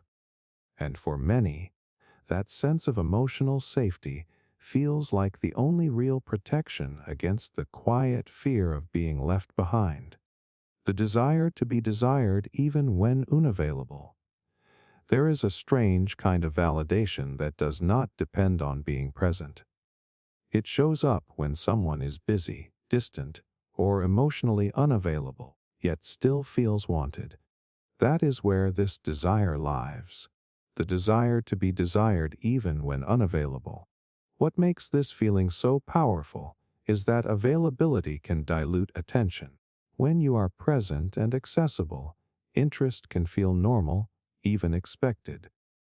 But when you are not there, when you are hard to reach or temporarily absent, any continued interest feels more intentional, more meaningful, almost like proof that desire is not dependent on convenience. Psychologically, human beings are sensitive to scarcity. When something is less accessible, the mind often assigns it greater value. This applies not only to objects, but also to attention, affection, and emotional interest. When someone continues to think about us despite distance, it can feel like stronger validation than constant presence. You can see this everywhere. The person who feels more valued when someone still reaches out during their silence. The friend who notices who checks in when they disappear for a while. The partner who feels reassured when interest does not fade during busy periods. In each case, absence becomes a test of emotional weight. The darker side is that people sometimes use distance as a way to measure importance. They withdraw to see who follows, reduce communication to test interest, or create space to feel more wanted. Over time, this can turn connection into a cycle of pursuit and withdrawal instead of stability. The irony is that real connection does not depend on scarcity. It is built through consistency, clarity, and mutual presence. Yet emotionally, inconsistency often feels more intense even when it is less stable. Yet the craving remains. Because deep down, many people do not just want to be liked when they are available. They want to feel like they are still wanted when they are not trying, not reachable, and not actively present in someone's life. And for many, That quiet persistence of desire feels like the strongest proof that their value does not depend on constant effort to be seen. The wish to have others wonder about us. There is a subtle difference between being known and being thought about. Being known feels complete. Everything is visible, explained, understood, but being thought about leaves something open. That is where this desire begins. The wish to have others wonder about us. What makes this feeling so powerful is that uncertainty creates mental presence. When someone cannot fully categorize us, their mind keeps returning to fill in the gaps. They ask questions without answers. They imagine possibilities. They revisit memories and try to make sense of what remains unclear. Psychologically, human beings are drawn to unresolved information. The mind dislikes incomplete stories, so it keeps processing them in the background. When someone remains partially unknown, they can continue to exist in another person's thoughts long after the moment has passed. You can see this everywhere. The person who intentionally leaves parts of themselves unspoken. The individual who enjoys being seen as hard to figure out. The friend who prefers subtle ambiguity over full explanation. The partner who likes knowing they are still being mentally explored even when they are not present. The darker side is that people sometimes mistake confusion for depth. They believe that being unclear automatically makes them more interesting, when in reality it can also create distance and misunderstanding. Not all wonder leads to connection. Sometimes it leads to assumptions that are far from the truth. The irony is that the people who leave the strongest emotional impression are often not the most mysterious. They are the ones who made someone feel something real, even in simple, ordinary moments. A conversation that stayed in the mind. A feeling that lingered without needing explanation. A presence that mattered more than analysis. Yet the craving remains. Because deep down, many people do not just want to be fully understood and forgotten. They want to exist in someone's thoughts in a way that is never completely resolved. They want to be the question that returns unexpectedly, long after the conversation has ended. And for many, that lingering wonder feels like a quiet form of immortality. The need to feel chosen despite our flaws, to most people do not struggle with the idea of being liked at their best. When they are confident, composed, successful, or easy to be around, connection feels natural. Acceptance feels expected. Being chosen feels deserved. The real tension begins when the mask slips, when flaws become visible. That is where this need quietly lives, the need to feel chosen despite our flaws. What makes this desire so powerful is that everyone knows at some level that they are imperfect. There are moments of insecurity, habits they are not proud of, emotions they do not fully understand, and reactions they wish they could change. The fear is not just having flaws, it is being defined by them. Psychologically, human beings are highly sensitive to rejection based on perceived inadequacy. We constantly wonder whether the parts of ourselves we hide would change how others see us. Because of that, being chosen despite imperfection feels like the strongest form of acceptance. You can see this everywhere. The person who secretly tests whether someone will stay after a mistake. The friend who worries that being fully honest might change the relationship. The partner who hopes they are still valued even during their worst moods.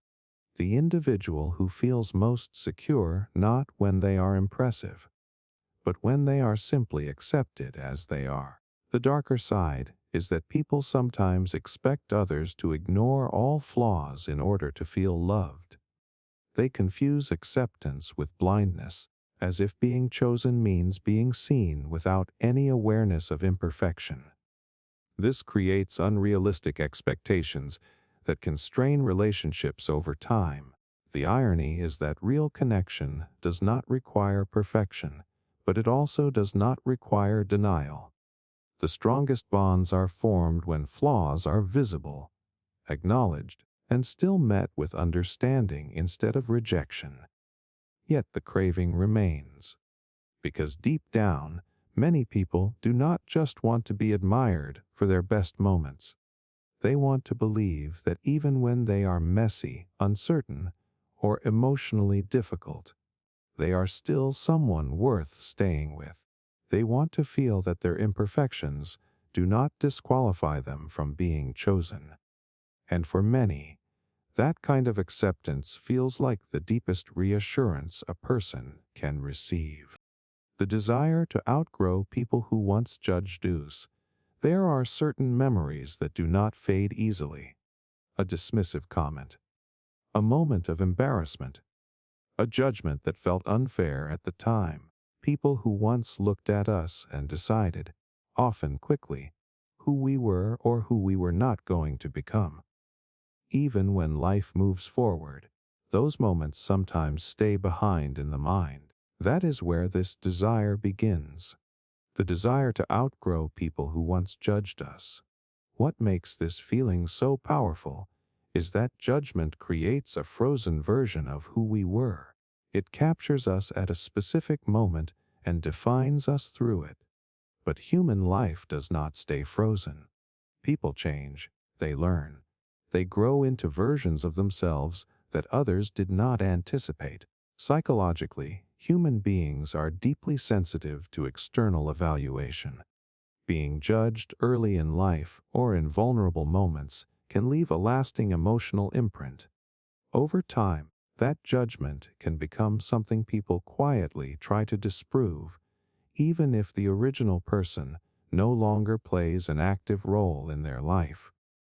You can see this everywhere: the student who wants to succeed after being underestimated, the employee who grows beyond expectations set by others, the individual who transforms their life after being dismissed or overlooked. In each case, growth becomes a response to being defined too narrowly. The darker side is that people sometimes become trapped in proving themselves to audiences who are no longer paying attention. They continue building their identity around a judgment that has already lost relevance in the other person's mind. The irony is that outgrowing someone does not always require recognition from them. In fact, the most complete form of growth often happens quietly, without needing validation from those who once misunderstood us. Yet the craving remains. Because deep down, many people do not just want to improve. They want to reach a point where the people who once judged them would no longer recognize who they have become. And in that transformation, they hope to rewrite a story that once made them feel small, not by confronting the past, but by becoming something it never expected them to be. The craving to be reassured repeatedly. A one reassurance is never always enough. A kind word is heard. A promise is made. A message of comfort arrives at the right time. For a moment, the mind calms down. The tension fades. Things feel stable again. But then, slowly, the doubt returns. That is where this need begins. The craving to be reassured repeatedly. What makes this feeling so powerful is that reassurance does not just respond to fear. It temporarily quiets it. It does not remove uncertainty from life, but it softens the emotional impact of it. And because uncertainty always returns in some form, the need for reassurance often returns with it. Psychologically, human beings are wired to seek safety and predictability. When something feels emotionally important, the mind becomes more sensitive to possible signs of loss or rejection. Even small changes in tone, timing, or attention can trigger internal questions that feel larger than the situation itself. You can see this everywhere. The partner who needs to hear again and again that everything is okay. The friend who looks for repeated confirmation that nothing has changed. The person who replays conversations in their head and seeks reassurance to override their own doubts. In each case, the mind is not looking for new information, but emotional stability. The darker side is that reassurance can become a cycle. The relief it provides is temporary, so the mind begins to depend on it. Instead of building inner certainty, people may start relying on external confirmation to regulate their emotions. When reassurance is not available, anxiety grows again. The irony is that even the most consistent reassurance cannot permanently eliminate doubt. Life constantly introduces new uncertainties, and the mind naturally reacts to them. No amount of repetition can fully silence that mechanism. Yet the craving remains, because deep down, many people do not just want to hear that everything is okay once. They want to feel it so deeply and so consistently that they no longer have to question it at all. They want reassurance not as a moment of relief, but as a permanent sense of emotional safety that does not fade between conversations or disappear with silence. And for many, that kind of certainty feels like the only thing strong enough to quiet the mind for good. The need to feel like we have secret value. The most people are comfortable being judged by what can be seen. Their job, their appearance, their achievements, their behavior in public. But there is another kind of worth that people quietly hope for. A value that is not obvious on the surface. That is where this need begins. The need to feel like we have secret value. What makes this desire so powerful is that visible success can feel limited. Anyone can observe it, compare it, or reduce it to simple metrics. But secret value feels different. It suggests there is something within us that is not fully measured or understood by others. Psychologically, human beings want to believe they are more than what is immediately apparent.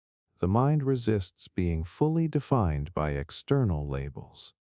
We want to feel that there are layers to our personality, intelligence, or emotional depth that others have not yet discovered. You can see this everywhere. The person who believes their true potential has not yet been recognized. The friend who feels their emotional depth is not fully understood. The employee who thinks their real contribution is invisible to others. The individual who quietly believes that if people truly knew them, they would see something more valuable than what is currently visible. The darker side is that people sometimes become attached to the idea of hidden worth instead of developing visible growth. They wait to be discovered rather than expressing their value in ways that can be seen and experienced. Over time, secret value can become a comforting belief that delays real action.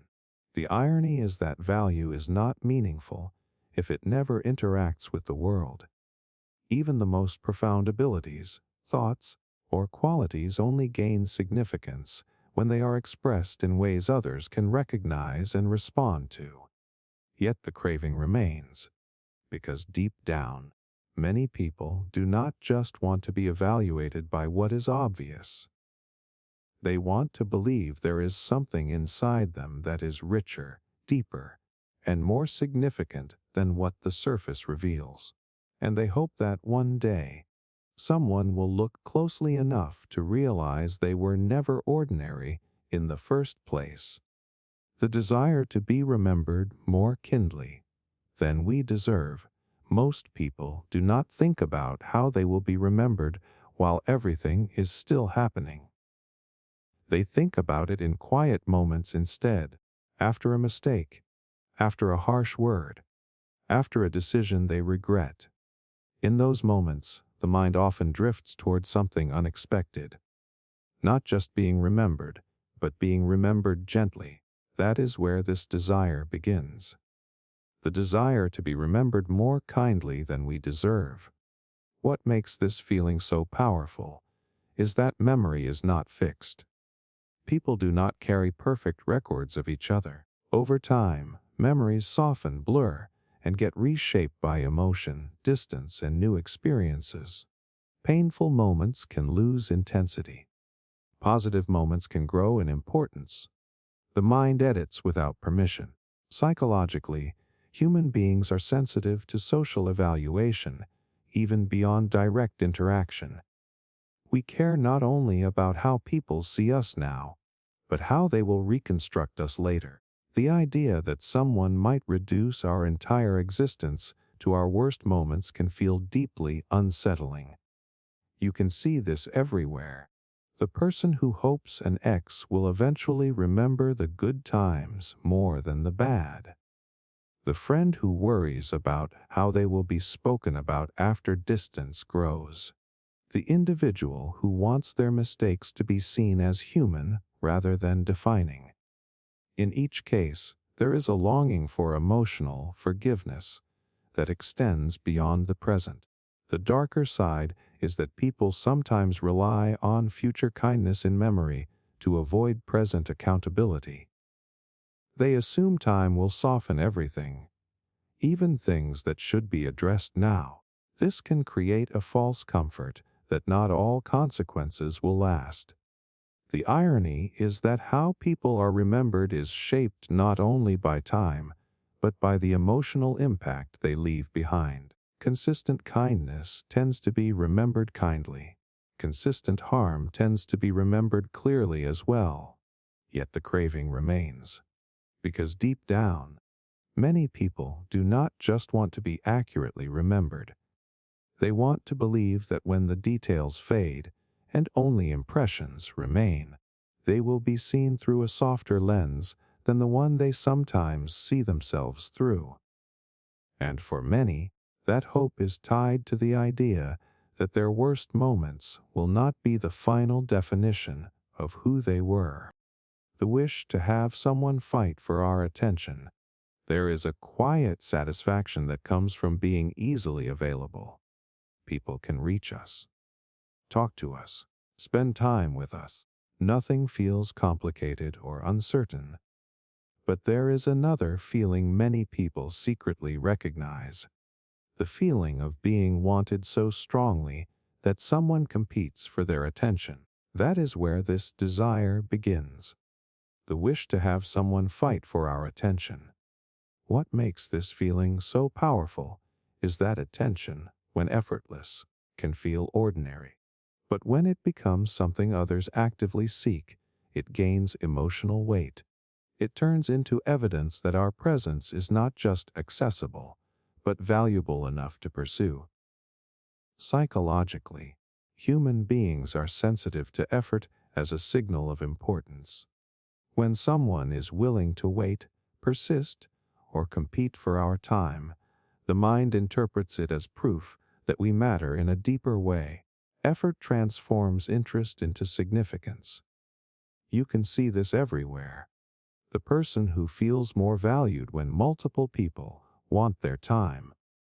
The friend who notices, who keeps trying after being ignored. The partner who feels reassured when attention does not fade easily. In each case, persistence becomes a form of emotional validation. The darker side is that this desire can turn attention into competition. People may begin to withdraw slightly just to see who follows.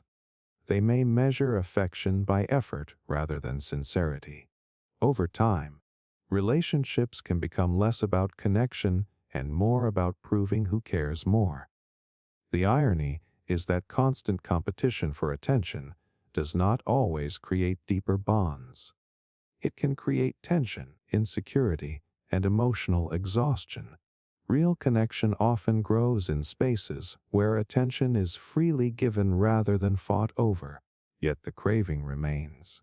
Because deep down, Many people do not just want to be noticed. They want to feel like their attention is something others are willing to pursue, protect, and even compete for. And for many, there is a hidden comfort in knowing that their presence is not something people simply receive. It is something people are willing to fight for. The need to feel that our life has witnesses.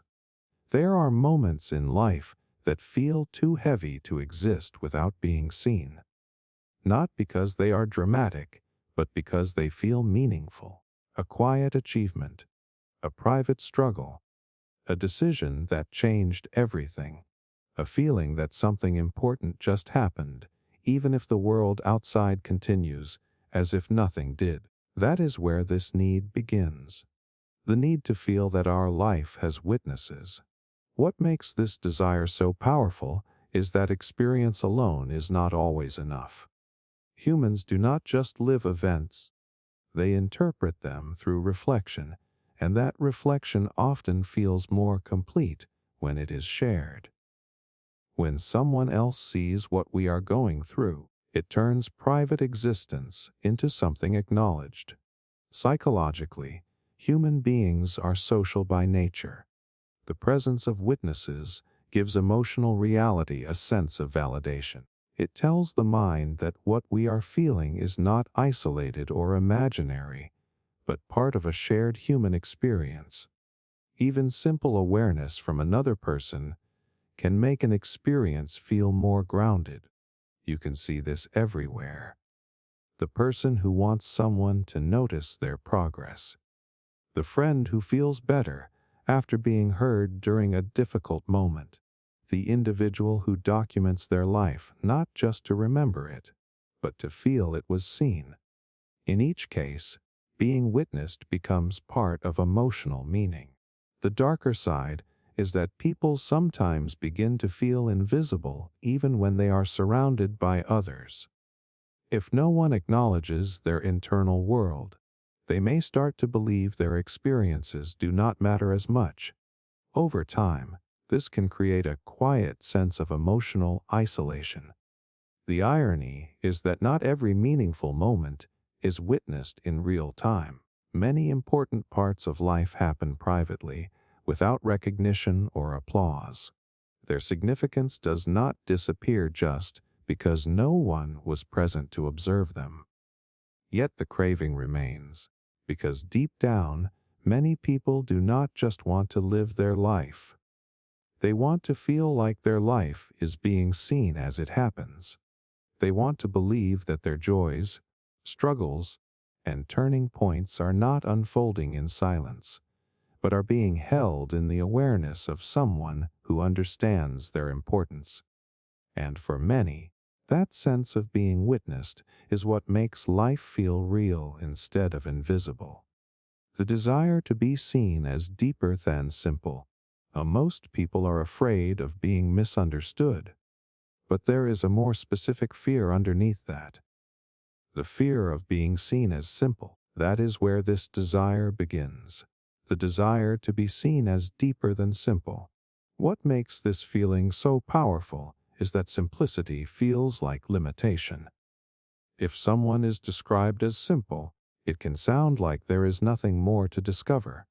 No hidden layers, no emotional complexity, no internal world worth exploring further.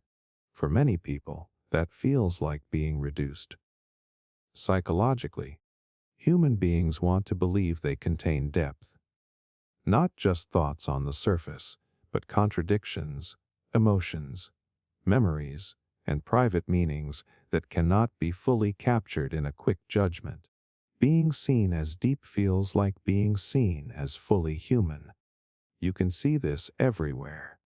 The person who wants others to notice their emotional complexity. The friend who feels frustrated when they are treated as predictable. The individual who prefers being considered complicated rather than easily understood. The partner who wants their inner world to be acknowledged, not simplified. The darker side is that people sometimes perform depth instead of living it. They use ambiguity, intensity, or emotional distance to appear more complex than they are. In trying to avoid being seen as simple, they can unintentionally become less authentic. The irony is that real depth is not always loud or confusing. Often it is quiet.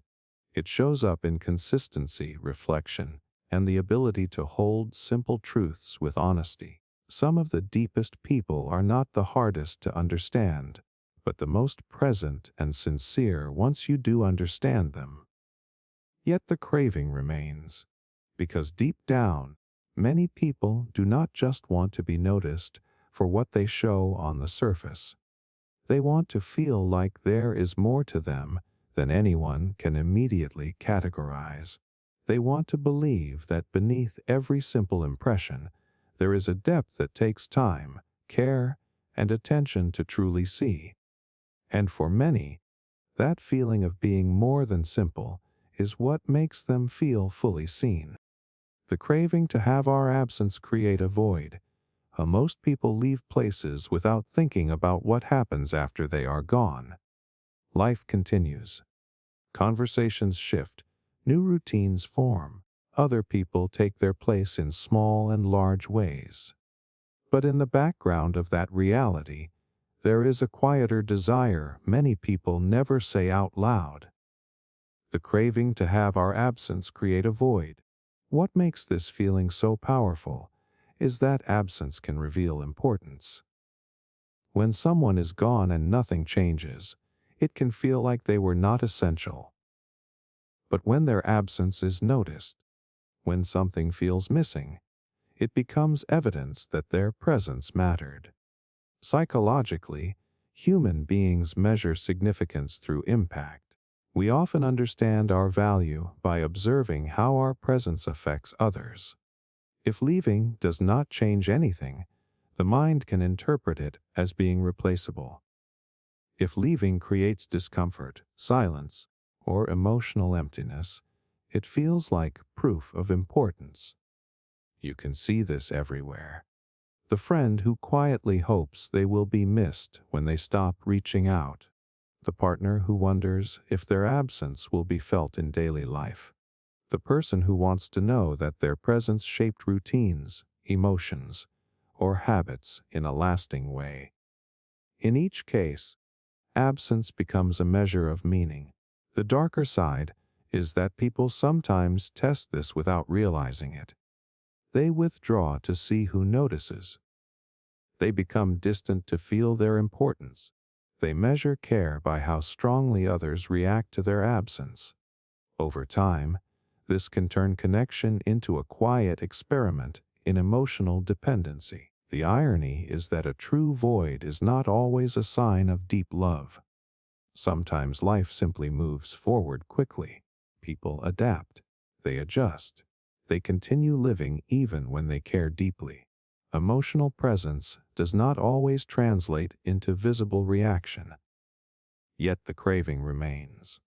Because deep down, many people do not just want to be present in someone's life.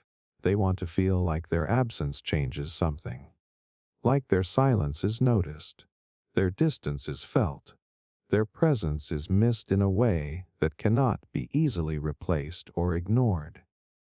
And for many, that sense of leaving a void feels like the clearest proof that they once truly mattered at all. The need to feel emotionally safe while remaining independent. To most people say they want independence. To not rely on anyone too much. To handle life on their own. To stay strong, self-sufficient, and unshaken by others. But when life actually becomes emotionally heavy, another desire quietly appears alongside it. The need to feel emotionally safe while remaining independent. What makes this feeling so complex is that independence can sometimes turn into isolation if it is not balanced with emotional safety. People want the freedom to stand on their own, but they also want to know that support exists if they need it. Not constant dependence, but the reassurance that they are not completely alone. Psychologically, human beings are wired for both autonomy and connection. Autonomy gives us a sense of control and identity. Connection gives us emotional regulation and security. When one is missing, the other feels incomplete. True stability often comes from having both at the same time. You can see this everywhere. The friend who insists they are fine on their own, but feels relieved when someone checks in. The partner who values personal space, but still wants emotional closeness. The individual who builds a strong, independent identity, but secretly hopes there is someone who understands them without needing constant explanation. In each case, independence and safety exist together, even if they seem contradictory. The darker side is that people sometimes push independence too far to avoid vulnerability. They stop expressing needs. They avoid emotional reliance altogether. They convince themselves they do not need anyone, even when connection would actually make them feel more grounded. The irony is that emotional safety does not require giving up independence. The strongest form of independence is not isolation, but the confidence that you can stand alone while still being emotionally supported when needed. Yet the craving remains, because deep down, many people do not just want to be self-sufficient. They want to know they could fall apart and still not be abandoned.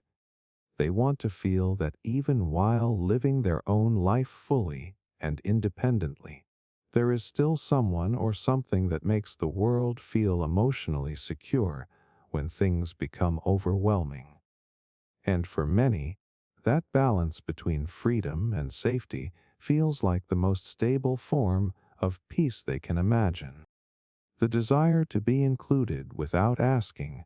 Most people know what it feels like to be left out in subtle ways. A group plans something without mentioning you. A conversation continues without your input. A moment happens that you only hear about later, after it is already over. Nothing is openly cruel about it, but it still lands in a specific place emotionally. That is where this desire begins. The desire to be included without asking. What makes this feeling so powerful is that asking for inclusion can feel like revealing need. It turns something natural into something requested, almost like permission is required to belong. When inclusion happens without effort, it feels different. It feels like recognition instead of invitation. Psychologically, human beings are highly sensitive to belonging cues. We constantly scan for signs that we are part of a group without having to prove it repeatedly. Automatic inclusion signals acceptance, while exclusion even in small forms can trigger self-doubt or emotional distance. You can see this everywhere. The friend who feels most valued when they are remembered without reminders. The employee who wants to be part of decisions without having to ask to be involved. The person who notices when they are naturally included in plans rather than added later.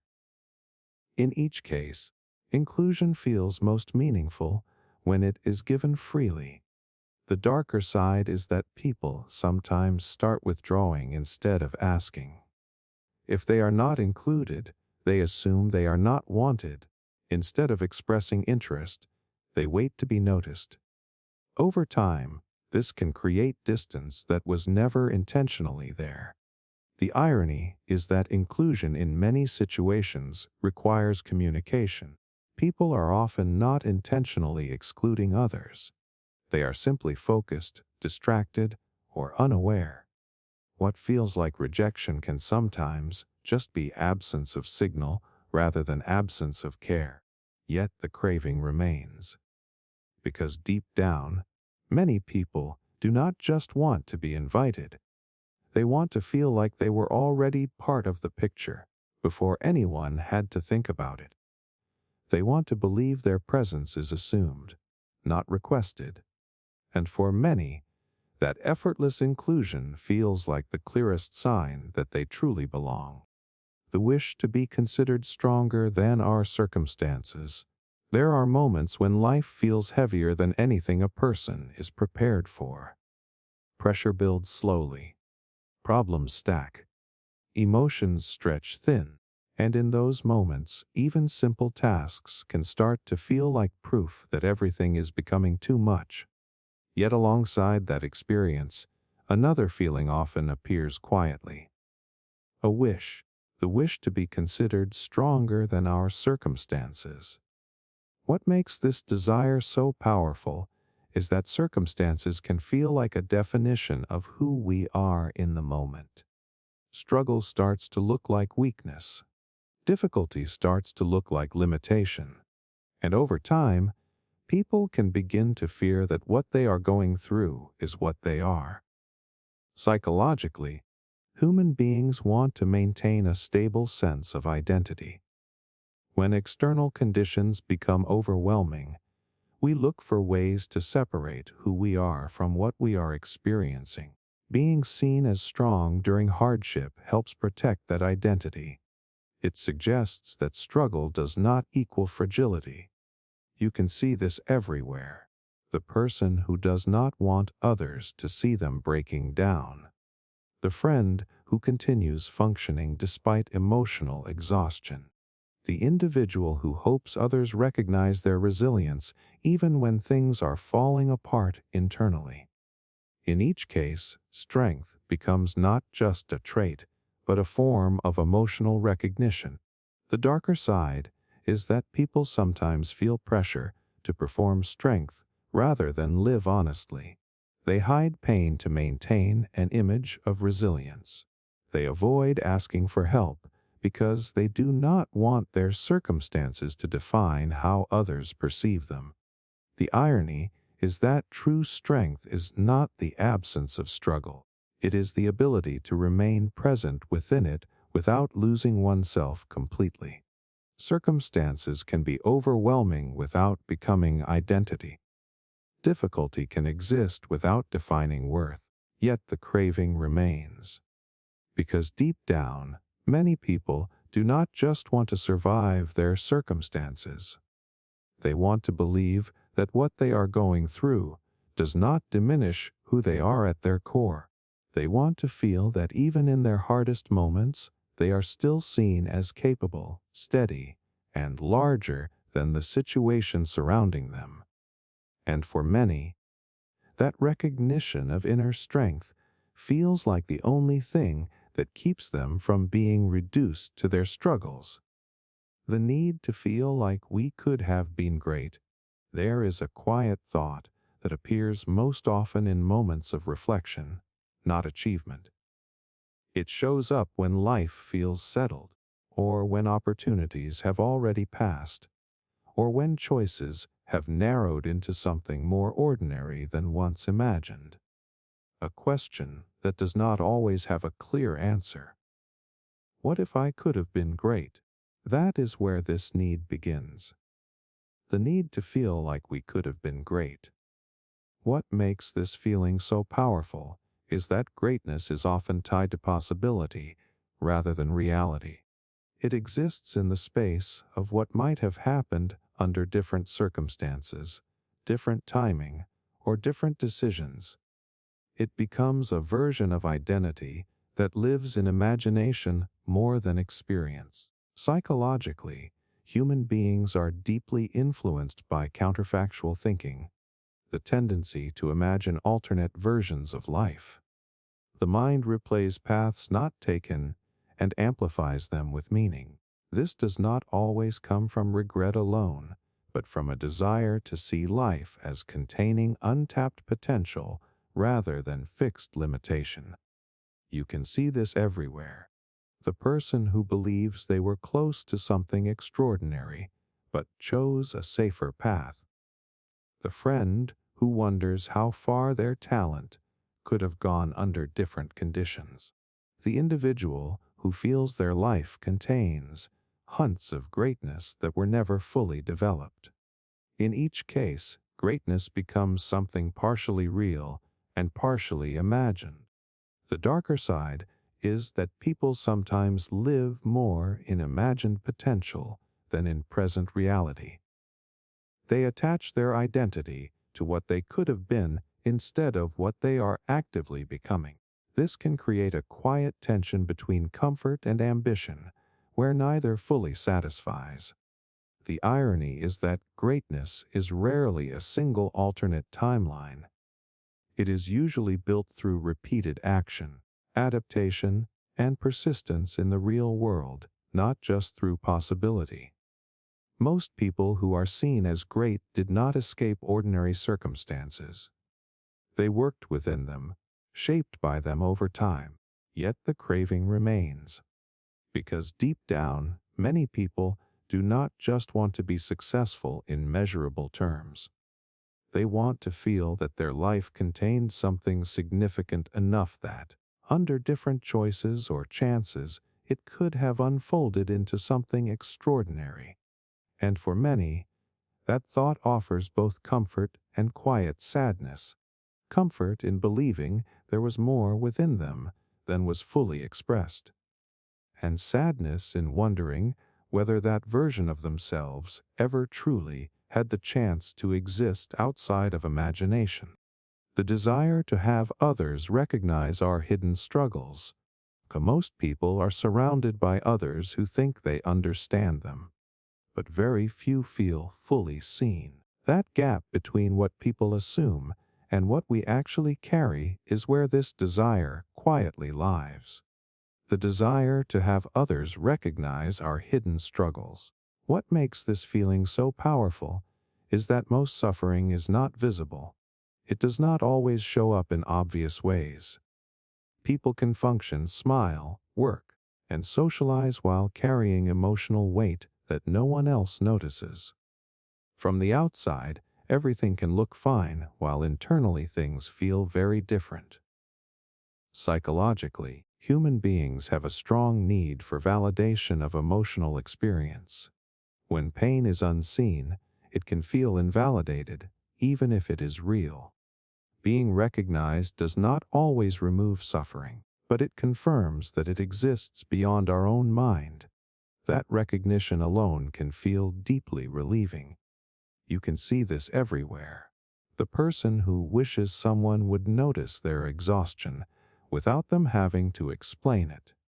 The friend who hopes others understand the effort it takes just to appear okay. The individual who feels misunderstood because their internal world is not reflected in their external behavior. In each case, the struggle remains hidden but emotionally significant. The darker side is that people sometimes begin to expect others to read what is not spoken. They feel disappointed when their pain is not automatically noticed. Over time, this can lead to silence, withdrawal, or resentment, as if being unseen means being uncared for. The irony is that most people are not intentionally ignoring hidden struggles. They simply cannot see what has not been expressed. Emotional reality often requires communication, even when it feels difficult or tiring to explain. Yet the craving remains, because deep down, many people do not just want to be understood when they speak clearly. They want to feel like their silent battles are still visible to someone who cares enough to notice without needing every detail spelled out. And for many, that recognition feels like the deepest form of emotional relief a human being can experience. The craving to be reassured that we are enough. Most people do not openly question their worth, but privately it is one of the most common emotional struggles. It appears in quiet moments, after mistakes, after comparison, after silence where attention once was. A feeling that does not always have words, but still changes how someone sees themselves. That is where this need begins. The craving to be reassured that we are enough. What makes this feeling so powerful is that enough is not something people can easily measure. There is no clear point where someone becomes enough in every area of life. Because of that, The mind keeps searching for confirmation from outside sources to settle an internal uncertainty. Psychologically, human beings are highly sensitive to evaluation and comparison. We constantly interpret signals from others to understand where we stand.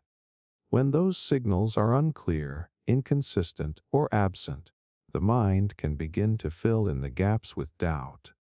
You can see this everywhere. The person who replays conversations looking for signs they were not valued. The friend who needs reassurance after small moments of distance. The partner who quietly wonders if they are still important when attention shifts elsewhere. In each case, the question is not just about behavior, but about worth. The darker side is that reassurance can become something people depend on rather than internalize. Even when they hear that they are enough, the feeling does not always stay. It fades when uncertainty returns, creating a cycle where validation is constantly needed, but never fully absorbed. The irony is that being enough is not something that can be proven in a single moment. It is not a conclusion delivered by others. It is something that slowly becomes stable through repeated experiences of acceptance, growth, and self-understanding. Yet the craving remains. Because deep down, many people do not just want praise or approval. They want to feel that, without needing to perform, improve, or explain themselves, they already hold enough value to be accepted as they are. And for many, that quiet certainty is the closest thing to emotional peace they can imagine. The need to feel connected without vulnerability. To most people want closeness more than they admit, but they also fear what closeness demands. That tension is where this need quietly exists, the need to feel connected without vulnerability. What makes this desire so powerful is that vulnerability feels like exposure. It requires revealing thoughts, emotions, and insecurities that are usually kept hidden. While vulnerability can deepen connection, it also carries the risk of judgment, rejection, or misunderstanding. So many people begin to look for connection that does not require too much of it. Psychologically, human beings are built for attachment, but also for self-protection. The same mind that seeks intimacy also tries to avoid emotional harm. When those two instincts collide, people often try to create safer versions of closeness that feel controlled and less exposing. You can see this everywhere. The person who enjoys talking but avoids sharing personal struggles. The friend who stays present but keeps emotional distance. The partner who wants companionship but hesitates to fully open up. The individual who feels connected through shared time or conversation, but not through emotional transparency. The darker side is that avoiding vulnerability can limit the depth of connection. Relationships may stay comfortable, but never fully meaningful. Without emotional exposure, people remain partially unseen, even while spending time together. The irony is that real connection often requires the very thing people try to avoid. Vulnerability is what allows someone else to understand not just what we show, but what we actually feel. Without it, connection can remain on the surface, stable but incomplete. Yet the craving remains, because deep down, many people do not just want emotional safety alone. They want to feel close to someone without having to risk being fully exposed or misunderstood in the process. And for many, that balance between closeness and protection feels like the safest form of intimacy they can imagine. The desire to have our choices validated. To most people, make choices quietly and then immediately start wondering if they were right. Even decisions that feel personal and independent rarely stay untouched by doubt. A new job, a relationship, a move, or even small daily choices can trigger an internal search for confirmation. That is where this desire begins. The desire to have our choices validated. What makes this feeling so powerful is that choice creates responsibility. Once a decision is made, it becomes part of identity. If the outcome is uncertain, the mind naturally looks for reassurance that the path taken was not a mistake. Validation softens that uncertainty by confirming that the choice was reasonable, acceptable, or even good. Psychologically, human beings experience cognitive dissonance when beliefs and outcomes do not align. After making a decision, especially a difficult one, the mind tends to seek information that reduces doubt. External validation helps stabilize internal conflict by reinforcing the idea that the decision was correct. You can see this everywhere. The person who tells others about their decision, hoping for approval. The friend who asks repeatedly if they did the right thing. The individual who feels unsettled until someone confirms their path makes sense.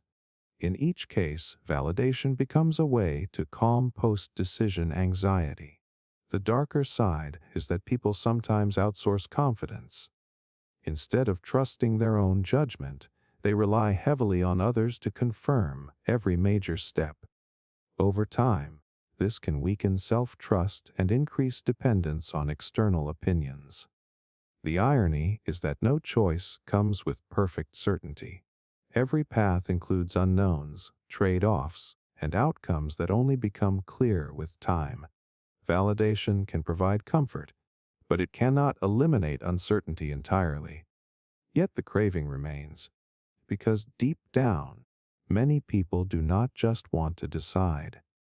They want to feel confident that what they chose was not a mistake they will regret later. They want to believe that even without perfect information, their decisions still reflect something reasonable, thoughtful, and worthy of trust. And for many, that reassurance feels like the only way to quiet the doubt that follows every important choice. The wish to be seen beyond our mistakes. Most people remember their own mistakes more clearly than anyone else does. A harsh word said in anger, a decision that hurt someone, a moment of weakness that changed how things turned out. These memories tend to stay longer than the situations that caused them. And because of that, a quiet wish often forms, the wish to be seen beyond our mistakes. What makes this desire so powerful is that mistakes feel defining in the moment they happen. They can create the impression that one action represents the whole person.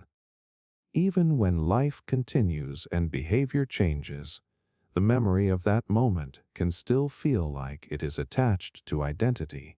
Psychologically, human beings are highly sensitive to shame and self-evaluation. When we believe we have done something wrong, the mind often exaggerates its significance. It becomes easy to assume that others view us through the same lens, even when they do not think about it nearly as often. You can see this everywhere. The person who replays an old conversation and worries it changed how others see them. The friend who avoids certain topics because of past behavior. The individual who feels defined by a single failure more than their long history of effort. In each case, the mistake becomes louder in the mind than the rest of their life. The darker side is that people sometimes become trapped in their own self-judgment. They assume forgiveness must be earned endlessly, or that one mistake permanently alters how they are perceived. This can lead to unnecessary guilt and emotional distance from others. The irony is that most people are not as fixed in their judgments as we fear. They notice mistakes, but they also notice growth, consistency, and time. Human perception is flexible even when our self-perception is not. Yet the craving remains, because deep down, many people do not just want to be forgiven. They want to feel that who they are is not reduced to the worst thing they have ever done. They want to believe that they can still be seen as whole, evolving, and more complete than any single moment in their past. And for many, that feeling is what allows them to move forward without being permanently defined by what they once got wrong. The need to feel that someone truly notices use. Most people are seen every day, but not always noticed. There is a difference between being in someone's presence and being present in their awareness, between someone hearing your words and someone actually registering what they mean, between being looked at and being understood. That gap is where this need quietly lives, the need to feel that someone truly notices us. What makes this feeling so powerful is that attention can be automatic, but noticing is intentional. A person can be physically present in a conversation, yet emotionally absent from it. But when someone truly notices us, it feels like they are not just reacting to our surface, but picking up on something deeper underneath it. Psychologically, human beings are wired for recognition. We look for signals that confirm we are being perceived accurately by others. When those signals are missing, we can feel invisible even in social settings. Being noticed becomes more than attention. It becomes emotional validation. You can see this everywhere. The person who feels relieved when someone picks up on their mood without explanation. The friend who feels valued when small changes in behavior are recognized. The partner who feels closest to those who understand their silence as clearly as their words. In each case, being noticed feels like being emotionally acknowledged.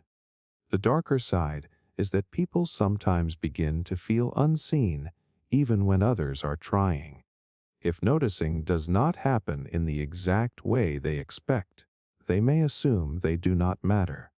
Over time, this can create emotional distance even in otherwise close relationships. The irony is that noticing is often imperfect. People are distracted, preoccupied, and limited in how much they can perceive at once. Even care does not always translate into perfect awareness. But that does not mean the connection is absent. Yet the craving remains. Because deep down, many people do not just want to be acknowledged in passing. They want to feel like someone is truly paying attention to who they are beneath the surface. They want to believe that their emotions, their changes, and even their silences are being quietly registered by someone who cares enough to see what others might overlook.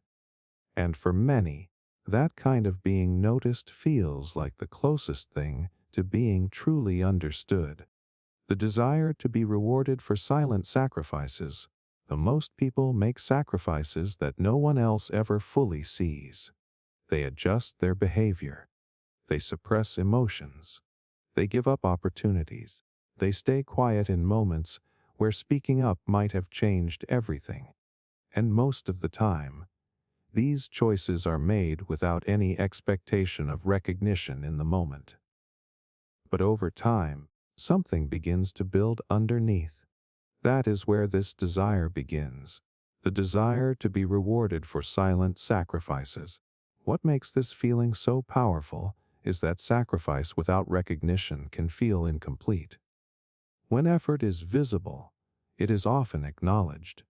But when effort is hidden, it lives only in memory, and the mind naturally begins to wonder whether what was given up ever truly mattered. Psychologically, human beings are sensitive to fairness and reciprocity. When we invest emotionally, mentally, or physically into something, we often expect some form of acknowledgement, even if delayed. Without it, the mind can start to feel a sense of imbalance, as if something remains unpaid. You can see this everywhere. The person who stays in a difficult situation longer than they should and hopes it will eventually be appreciated. The friend who supports others quietly and wishes someone would notice their consistency. The partner who compromises repeatedly and expects that effort to be recognized without needing to ask for it. In each case, sacrifice becomes a form of invisible currency. The darker side is that people sometimes begin to keep emotional score. They hold on to silent sacrifices as proof of their worth and wait for recognition that may never come. When it does not arrive, resentment can grow, not because the sacrifice was wrong, but because it felt unseen. The irony is that not all sacrifices are meant to be rewarded directly. Many are made out of care, timing, or personal values rather than exchange, and recognition does not always arrive in the form or timing that the mind expects. Yet the craving remains, because deep down, many people do not just want their sacrifices to be invisible acts of endurance. They want to feel that what they gave up mattered enough to be seen, acknowledged, and emotionally returned in some meaningful way. And for many, that sense of recognition feels like the only way to make silent effort feel complete instead of forgotten. The craving to have our potential acknowledged, to most people, are not only concerned with who they are right now. There is always another version of themselves living quietly in the background, the one they believe they could become under better timing, better opportunities, or better circumstances. And often, that version feels more important than the one currently visible. That is where this desire begins. The craving to have our potential acknowledged. What makes this feeling so powerful is that potential feels like an unfinished story. It is not fully real yet, but it is not imaginary either. It sits in a space between evidence and belief. And because of that, many people feel frustrated when others only respond to what is already completed. Psychologically, human beings are deeply motivated by recognition. We want others to see not just our current output, but also our capacity for growth. When that potential is noticed, it feels like validation of identity rather than just performance. You can see this everywhere. The student who feels their intelligence is not yet reflected in their results. The employee who believes they are capable of far more than their current role shows. The quiet individual who feels misunderstood because their inner depth is not visible to others. In each case, there is a desire for recognition that goes beyond present evidence. The darker side is that people sometimes become attached to being seen as potential rather than becoming actual progress. They wait for others to recognize what they could be instead of consistently building what they want to become. Over time, this can create a gap between identity and action. The irony is that potential only gains meaning when it is expressed. Without movement, it remains invisible possibility. It becomes real through effort, repetition, and time, not just recognition. Yet the craving remains.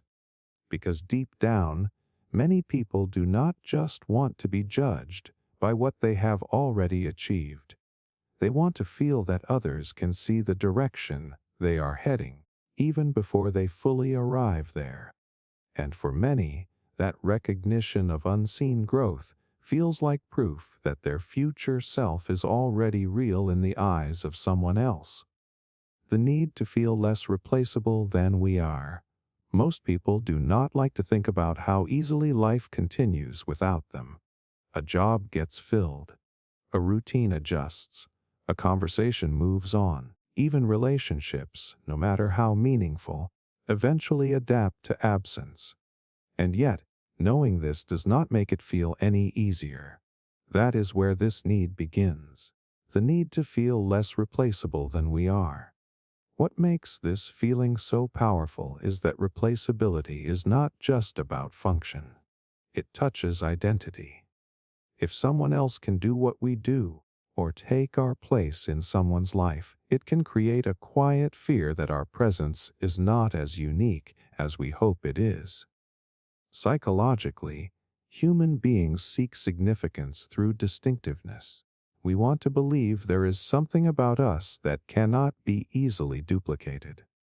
When that belief is challenged, the mind looks for ways to restore it, often by emphasizing emotional bonds, memories, or personal impact. You can see this everywhere. The employee who worries they are just one of many. The friend who wonders if they are easily substituted in someone's circle. The partner who quietly fears being replaced by someone more fitting or convenient. In each case, the underlying question is not just about others, but about personal worth. The darker side is that people sometimes try to prove they are irreplaceable in ways that create pressure or insecurity. They may overextend themselves, become overly attached, or seek constant reassurance that they matter uniquely. Over time, this can turn connection into anxiety rather than comfort.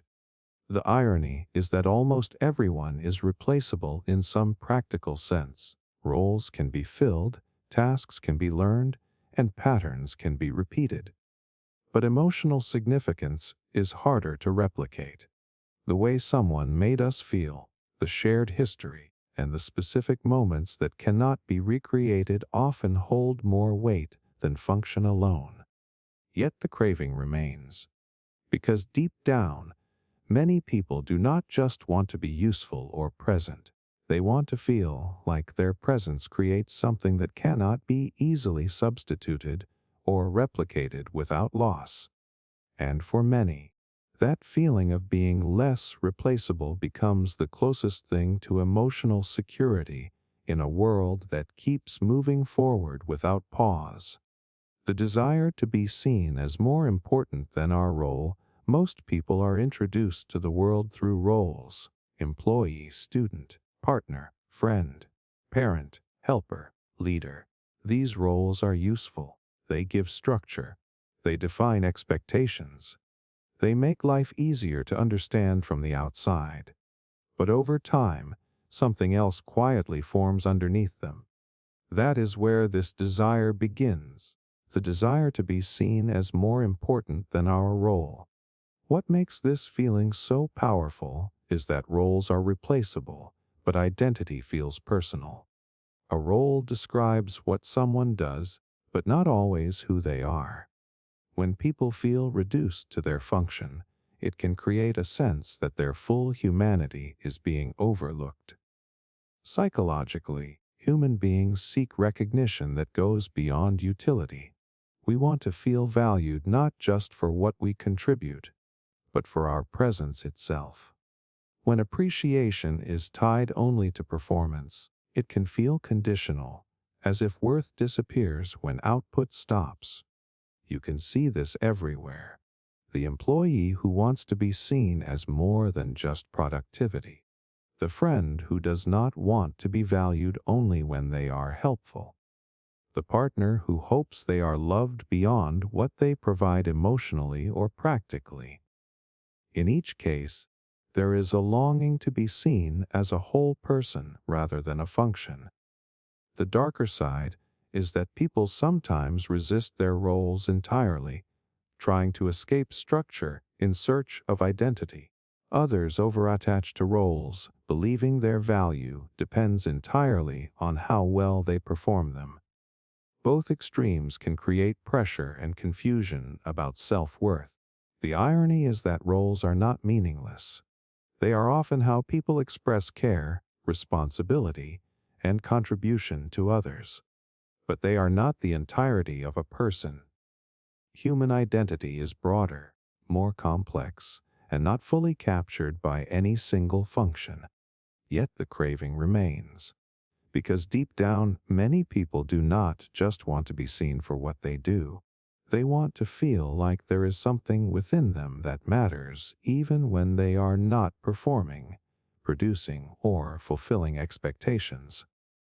And for many, that recognition of inner worth feels like the difference between being useful and being truly valued. The wish to have our loneliness recognized. Most people are surrounded by others more often than they admit. Messages, conversations, routines, small interactions throughout the day. On the surface, it can look like connection is always available. And yet, loneliness can still exist quietly inside all of it. That is where this wish begins. The wish to have our loneliness recognized. What makes this feeling so powerful is that loneliness is often invisible. It does not always show up as isolation. A person can be in a room full of people and still feel emotionally distant. Because of that, it can feel like something that only exists internally, without confirmation from the outside world. Psychologically, human beings need emotional validation to feel understood. When internal states are not reflected or acknowledged by others, they can feel unreal or exaggerated in the mind. Recognition does not remove loneliness, but it confirms that it is real and shared by others in some form. You can see this everywhere. The person who laughs in conversations but feels disconnected afterward. The friend who stays socially active but feels emotionally unseen. The individual who interacts with many people but still feels unknown in what they are actually experiencing. In each case, loneliness exists alongside presence. The darker side is that people sometimes hide their loneliness because they assume it is not visible or acceptable. They continue functioning socially while carrying an internal weight that no one notices. Over time, this can deepen the feeling of being emotionally separate from others. The irony is that recognition of loneliness does not always come through dramatic understanding. Sometimes it comes through small moments of being asked, being noticed, or being gently acknowledged without needing to fully explain everything. Yet the wish remains, because deep down, many people do not just want to be around others. They want to feel like their loneliness is not something they are experiencing alone in silence. They want to believe that someone, somewhere, can see past the surface and recognize the quiet emotional distance they carry even while they are surrounded. And for many, that recognition feels like the first step toward not feeling completely invisible inside their own life. The need to feel emotionally anchored. Most people do not notice how unstable their emotions can be until something small disrupts them. A delayed reply, a change in tone, a sudden silence, a shift in routine that was once familiar. And in that moment, something internal starts to move. That is where this need begins. The need to feel emotionally anchored. What makes this feeling so powerful is that emotions are not always self-stabilizing. They rise quickly, shift unexpectedly, and often respond more to perception than reality. Without something steady to hold on to, the mind can drift into uncertainty, overthinking, or emotional fluctuation. Psychologically, human beings seek attachment figures and stable reference points to regulate internal states. When we feel connected to someone or something consistent, our nervous system becomes calmer. That anchor does not remove emotion, but it gives it a place to settle instead of spreading into anxiety. You can see this everywhere. The person who feels calmer when they know someone is reliably present in their life. The friend who feels unsettled when communication becomes inconsistent. The partner who needs steady emotional signals to feel secure in the relationship. In each case, stability is not about control, but about grounding. The darker side is that people sometimes attach too strongly to external anchors. If that anchor shifts or disappears, their emotional stability can collapse quickly. This can lead to dependency or fear of distance, where even small changes feel threatening. The irony is that no external anchor is completely permanent. People change, situations evolve, and routines break. While external stability helps, true emotional anchoring also requires an internal sense of grounding that does not depend entirely on others. Yet the craving remains. Because deep down, many people do not just want emotional highs and lows without structure. They want to feel that there is something steady enough in their life that they do not have to constantly question where they stand or whether everything is about to shift. And for many, that sense of being emotionally anchored feels like the only thing that keeps their inner world from drifting too far in every direction at once. The desire to be remembered during important moments. Most people do not think about their importance in someone else's life on ordinary days. But in significant moments, that thought quietly appears: a celebration, a crisis, a decision that changes direction, a moment that feels too big to experience alone, and in that space something subtle is often felt. That is where this desire begins. The desire to be remembered during important moments. What makes this feeling so powerful is that memory during emotional events feels different from casual remembrance. It is not just about being thought of. It is about being included in someone's emotional turning points, even when physically absent. It creates a sense that our presence still matters when life becomes meaningful. Psychologically, human beings form strong emotional associations during peak experiences. Events that carry high emotion are more likely to be encoded in memory. When someone is included in those memories, even indirectly, it strengthens the feeling of relational significance. You can see this everywhere. The friend who hopes they are thought of during life milestones. The partner who wants to be mentally present even when not physically there. The individual who feels valued when someone shares big news and immediately includes them in the experience. In each case, importance is measured through emotional inclusion. The darker side is that people sometimes interpret not being mentioned as being forgotten entirely. If they are not included in important moments, they may assume they do not matter as much, even when the absence is unintentional or circumstantial.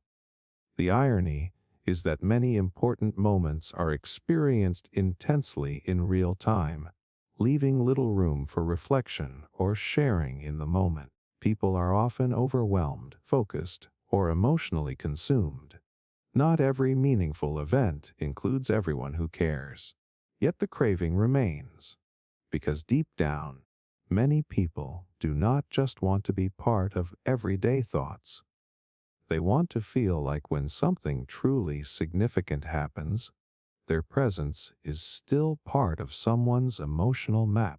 They want to believe that even in their absence, they are not erased from the moments that matter most. And for many, that sense of being remembered during important moments feels like a quiet confirmation that they still hold a place in someone's inner world when it counts the most. The craving to have our presence bring comfort. To most people notice when they feel anxious in someone else's presence. But there is a quieter question that often sits underneath that experience. Does my presence make someone feel better? That is where this desire begins. The craving to have our presence bring comfort. What makes this feeling so powerful is that comfort is not something you can always prove with words. People can say they care, they can offer support, but the real confirmation often comes in subtle reactions. a relaxed tone, a softened expression, a sense that tension decreases when you are around. Psychologically, human beings are highly responsive to co-regulation. Our nervous system often stabilizes in the presence of calm, familiar, or emotionally safe people. When someone's presence consistently reduces stress, the brain begins to associate them with safety rather than uncertainty. You can see this everywhere. The friend who feels reassured just by sitting with someone quietly. The partner who calms down after hearing a familiar voice. The individual who feels less overwhelmed when they are not alone in their thoughts. In each case, presence itself becomes a form of emotional support. The darker side is that people sometimes start measuring their worth by how much relief they bring to others. If they cannot fix discomfort or instantly improve someone's mood, they may feel like they are not valuable enough. This can turn emotional support into pressure instead of connection. The irony is that presence does not always need to solve anything to matter. Simply being there, without judgment or urgency, can be enough to create comfort. Not every emotional state needs correction. Sometimes it only needs companionship. Yet the craving remains. Because deep down, many people do not just want to be tolerated in someone's space. They want to feel like their presence naturally makes things feel lighter, safer, or more manageable for the people they care about. And for many, that sense of being a source of comfort feels like one of the clearest signs that they truly belong in someone's life. The need to feel worth defending. Most people do not think about how they would be spoken for until they feel misunderstood. It happens quietly. In a conversation where no one corrects a false assumption.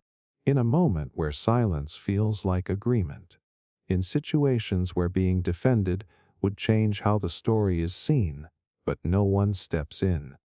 And in that silence, something emotional begins to form. That is where this need begins. The need to feel worth defending. What makes this feeling so powerful is that defense is not just protection. It is representation.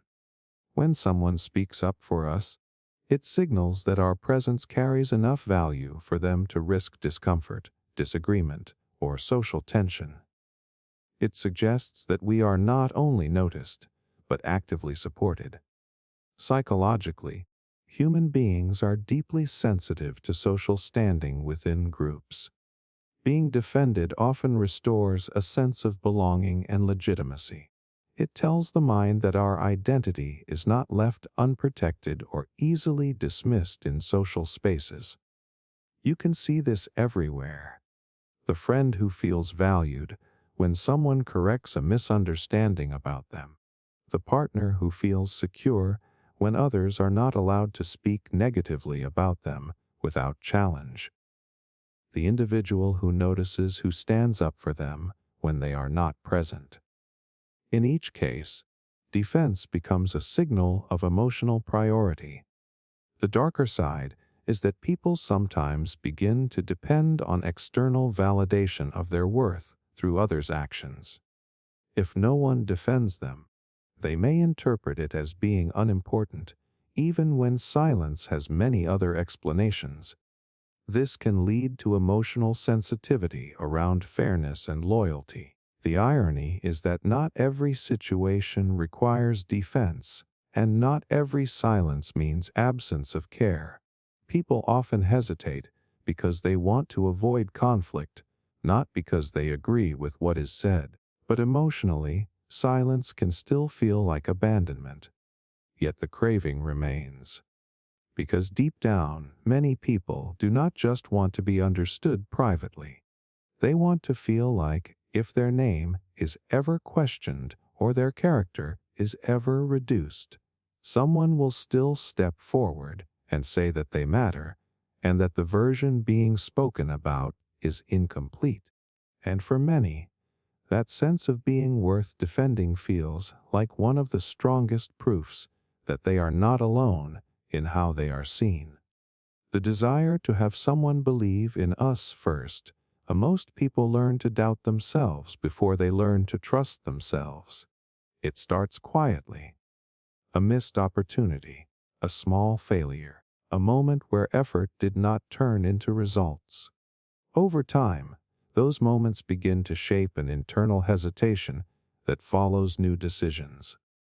And in that hesitation, something else begins to form. That is where this desire begins. The desire to have someone believe in us first. What makes this feeling so powerful is that belief from another person can arrive before evidence exists. It does not require proof, only perception. When someone sees potential in us before we have fully proven it ourselves, it can feel like permission to try without fear of being dismissed. Psychologically, human beings are highly influenced by external expectations. When others believe in us, it can strengthen motivation and reduce self-doubt. This is often called social reinforcement, where confidence is partially built through reflected trust. You can see this everywhere. The student who performs better after a teacher expresses confidence in them. The friend who tries harder when someone expects growth from them.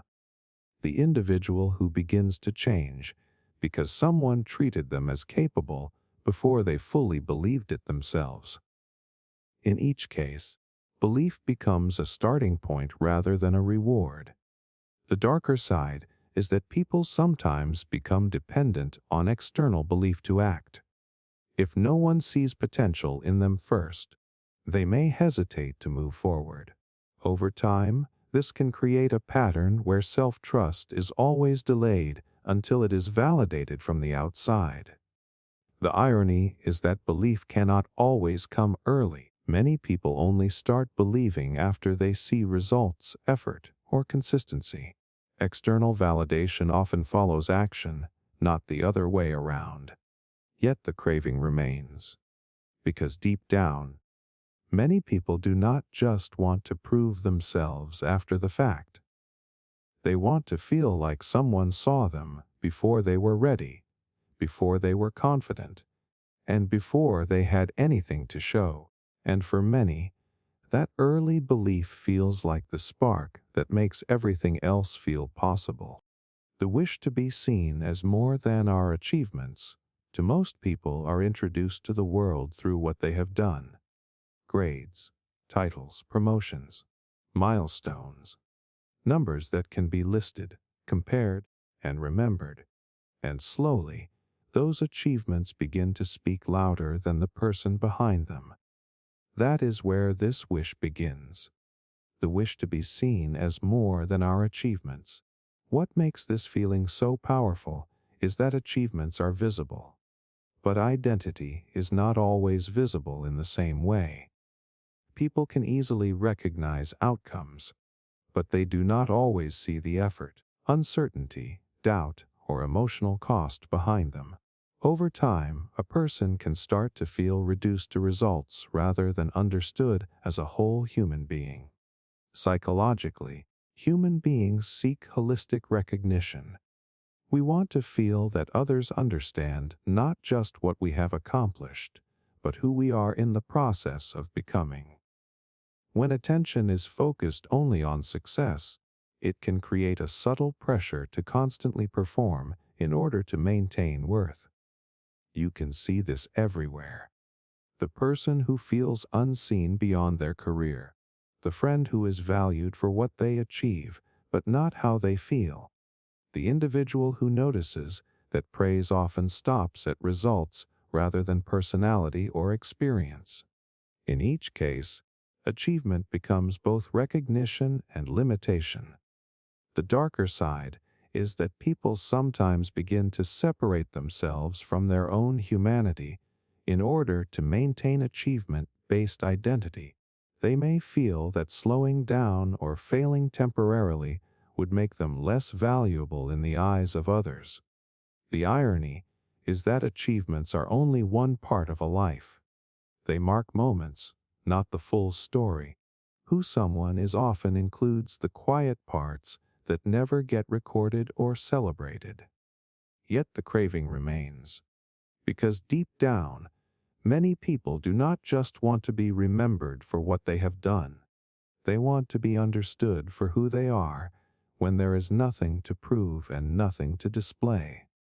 And for many, that deeper recognition feels like the only way to feel fully seen beyond the outcomes they produce. The need to feel accepted without performance.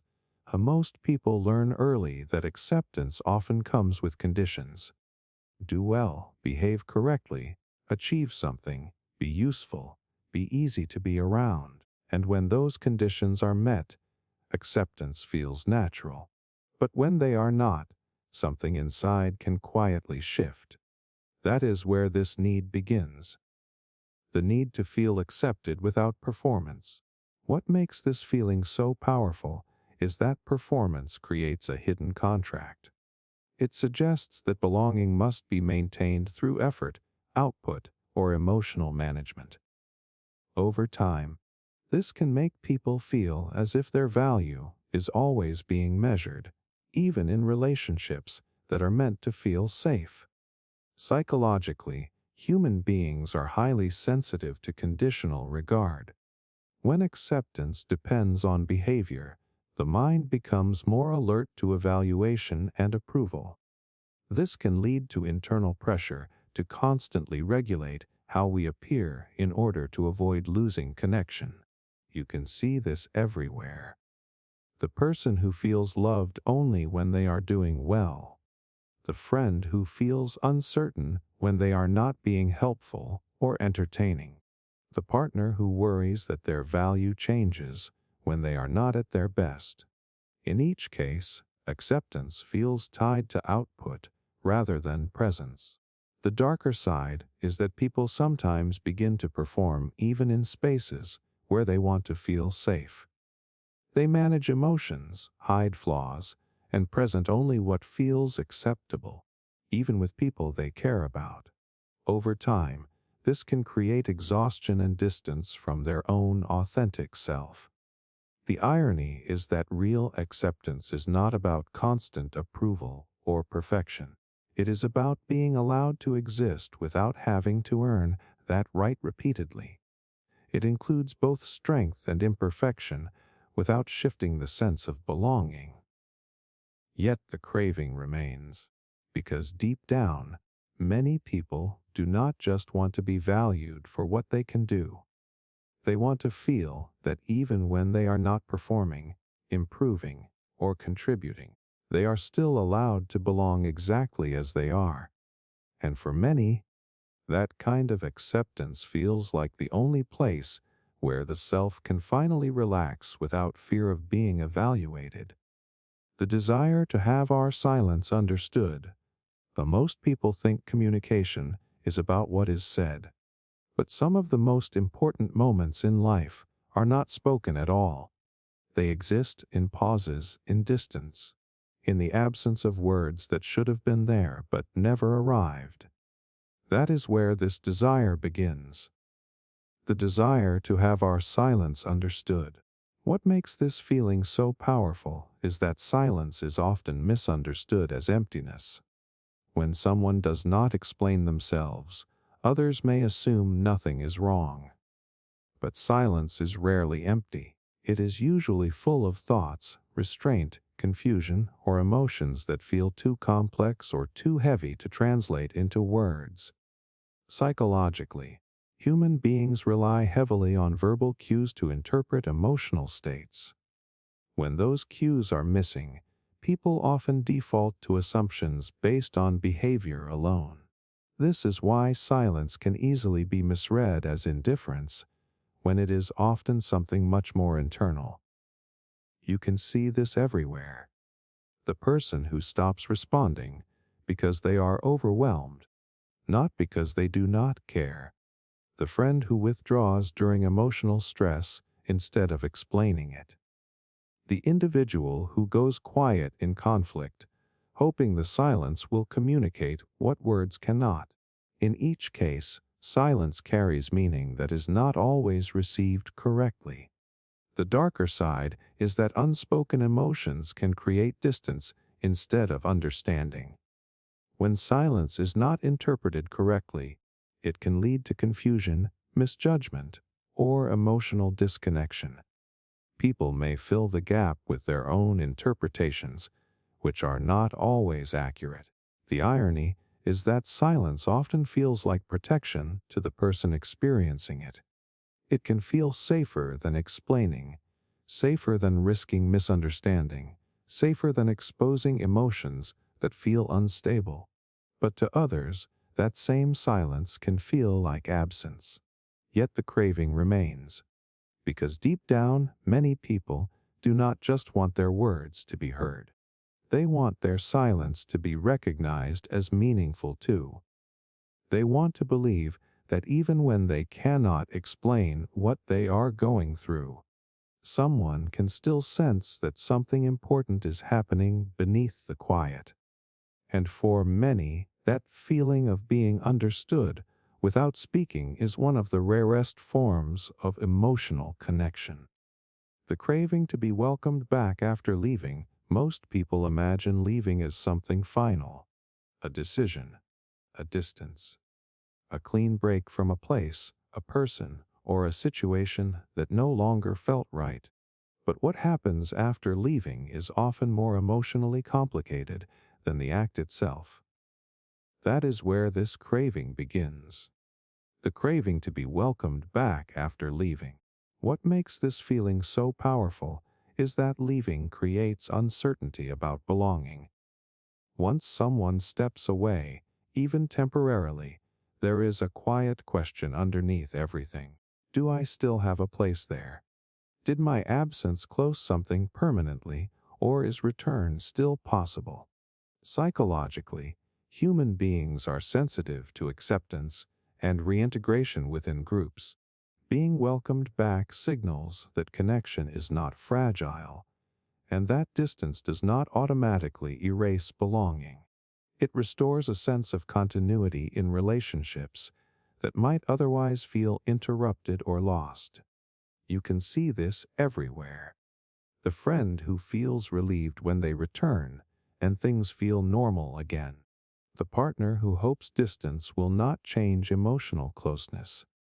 The person who tests whether they are still valued after stepping away from a situation. In each case, return becomes a measure of whether connection survived absence. The darker side is that people sometimes leave not fully to go, but to see if they will be called back. They use distance as a test of importance. If no one responds, it can reinforce feelings of being replaceable or forgotten. If they are welcomed back, it can temporarily restore emotional security. The irony is that not every absence is emotional rejection. Life continues for others while someone is gone. People adapt, routines shift, and attention moves forward naturally. This does not always mean the bond is gone. Yet the craving remains. Because deep down, many people do not just want to belong while they are present. They want to feel that even after stepping away, there is still a place waiting for them without punishment, without distance, and without having to prove they deserve to return. And for many, that sense of being welcomed back feels like proof that their absence did not erase their importance. The need to feel that we exist in someone's inner world, to most people can go through an entire day surrounded by interactions and still feel emotionally distant from everyone in them. Conversations happen, messages are exchanged, smiles are returned, but underneath all of it, there is a question that does not always get answered. Am I actually present in someone's thoughts when I am not in front of them? That is where this need begins. The need to feel that we exist in someone's inner world. What makes this feeling so powerful is that physical presence is not the same as mental presence. Someone can speak to us and still not carry us with them afterward. But when we exist in another person's thoughts beyond the moment of interaction, it creates a sense of emotional continuity that feels deeply validating. Psychologically, human beings are built for attachment and mental representation. We do not just connect to people physically, we also hold internal images of them. When we believe we are part of someone else's inner world, it strengthens our sense of belonging and emotional significance. You can see this everywhere. The person who feels reassured when they are thought of without needing to initiate contact. The friend who values being remembered in quiet moments. The partner who feels closest to those who carry them in mind during ordinary parts of the day. In each case, emotional presence extends beyond interaction. The darker side is that people sometimes equate silence with absence. If they are not actively mentioned or contacted, they may assume they are no longer being thought of. This can create anxiety around invisibility and emotional distance. The irony is that people do think about each other more than is often expressed. Thoughts are private, inconsistent, and not always communicated. Someone can be present in another person's mind without any outward signal of it. Yet the craving remains. Because deep down, many people do not just want to be seen when they are present. They want to feel like they still exist in someone's thoughts when they are gone from the room, the conversation, or the moment itself. And for many, that quiet presence in someone's inner world feels like the strongest proof that they are truly significant to them. The desire to have our story matter. Most people do not think of their life as a story while they are living it. They think of it as days, tasks, conversations, and routines that continue without a clear narrative shape. But in reflective moments, something changes. Life begins to feel like something that should mean more than its individual parts. That is where this desire begins. The desire to have our story matter. What makes this feeling so powerful is that humans naturally organize experience through narrative. We look for beginnings, turning points, meanings, and outcomes. Without that structure, even meaningful events can feel disconnected or incomplete. A story gives coherence to what might otherwise feel like randomness. Psychologically, human beings are meaning-making creatures. We want our experiences to contribute to something larger than repetition. When life feels like it has no narrative weight, it can lead to a sense of invisibility, as if nothing we go through is significant enough to be remembered or understood. You can see this everywhere. The person who reflects on whether their struggles led anywhere meaningful. The friend who wonders if their relationships added up to something lasting. The individual who hopes their efforts will be seen as part of a larger journey rather than isolated moments. In each case, there is a desire for continuity and significance. The darker side is that people sometimes try to force meaning into every event, even when it is not yet clear. They reshape experiences prematurely into lessons or conclusions, as if uncertainty itself is not acceptable. This can create pressure to constantly interpret life instead of simply living it. The irony is that meaning often becomes visible only in hindsight. Many moments that feel ordinary at the time gain significance only when seen as part of a longer arc. What seems small today can become meaningful later, not because it changed immediately, but because it contributed to something unfolding over time. Yet the craving remains, because deep down, many people do not just want to exist through time. They want to feel that their life forms a story worth remembering, not just for what happened, but for what it ultimately came to represent. And for many, that sense of narrative meaning is what turns living into something that feels purposeful instead of accidental. The wish to feel emotionally permanent in a temporary world. Most people understand, at least intellectually, that nothing stays the same. People change. Situations shift. Relationships evolve. Even the versions of ourselves we once felt certain about slowly become different over time. But understanding impermanence is not the same as feeling comfortable with it. That is where this wish begins. The wish to feel emotionally permanent in a temporary world.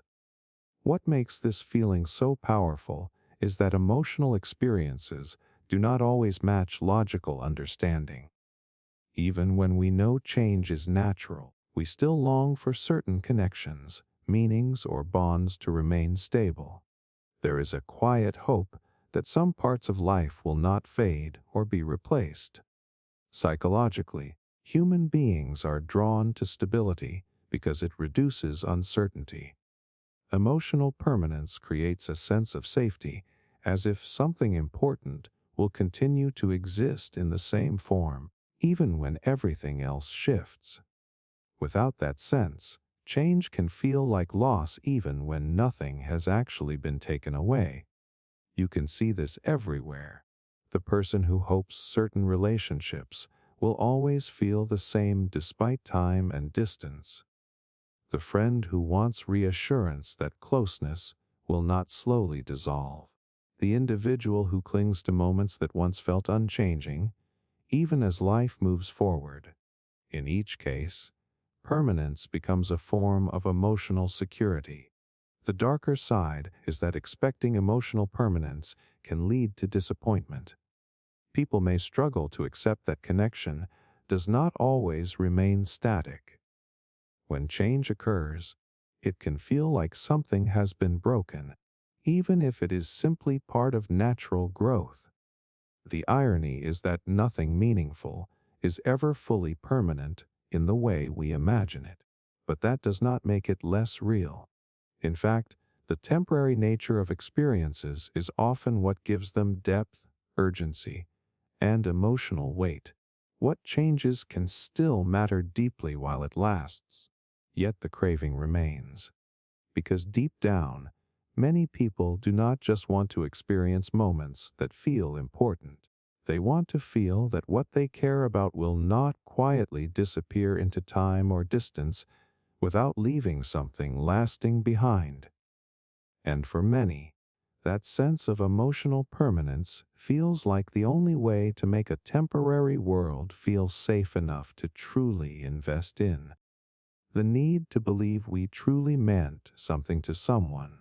To most people, move through relationships without ever asking the most unsettling question. Not whether they were liked, not whether they were remembered, but whether they ever truly mattered. That is where this need begins. The need to believe we truly meant something to someone. What makes this feeling so powerful is that emotional impact is often hard to measure while it is happening. People can share time, conversations, and experiences, yet still wonder afterward how deeply they were felt by the other person. Presence does not always translate into significance in the way we hope it does. Psychologically, human beings are sensitive to meaning and attachment. We do not only want to be acknowledged, we want to believe we left an imprint on another person's inner world. This need is tied to identity itself, because it suggests that our existence had emotional weight beyond momentary interaction. You can see this everywhere. The person who wonders if they are remembered fondly after distance grows. The friend who hopes their absence is noticed in a meaningful way. The individual who replays relationships, searching for signs that they were more than just temporary presence. In each case, the underlying question is about emotional significance. The darker side is that people sometimes equate intensity with meaning. If something ended quietly or without dramatic reaction, they may assume it did not matter at all. But emotional importance is not always expressed loudly. It can exist in subtle, private ways that are never fully visible. The irony is that people are often shaped by others far more than they can articulate. A short conversation, a moment of kindness, or even a brief connection can leave lasting impressions that are never spoken about again. Meaning does not always return as recognition, yet the craving remains. Because deep down, many people do not just want to be part of someone's life. They want to feel that their presence left something behind that cannot be easily erased, replaced, or forgotten. And for many, that quiet assurance that they truly meant something is what turns a passing connection into something that feels emotionally real and enduring.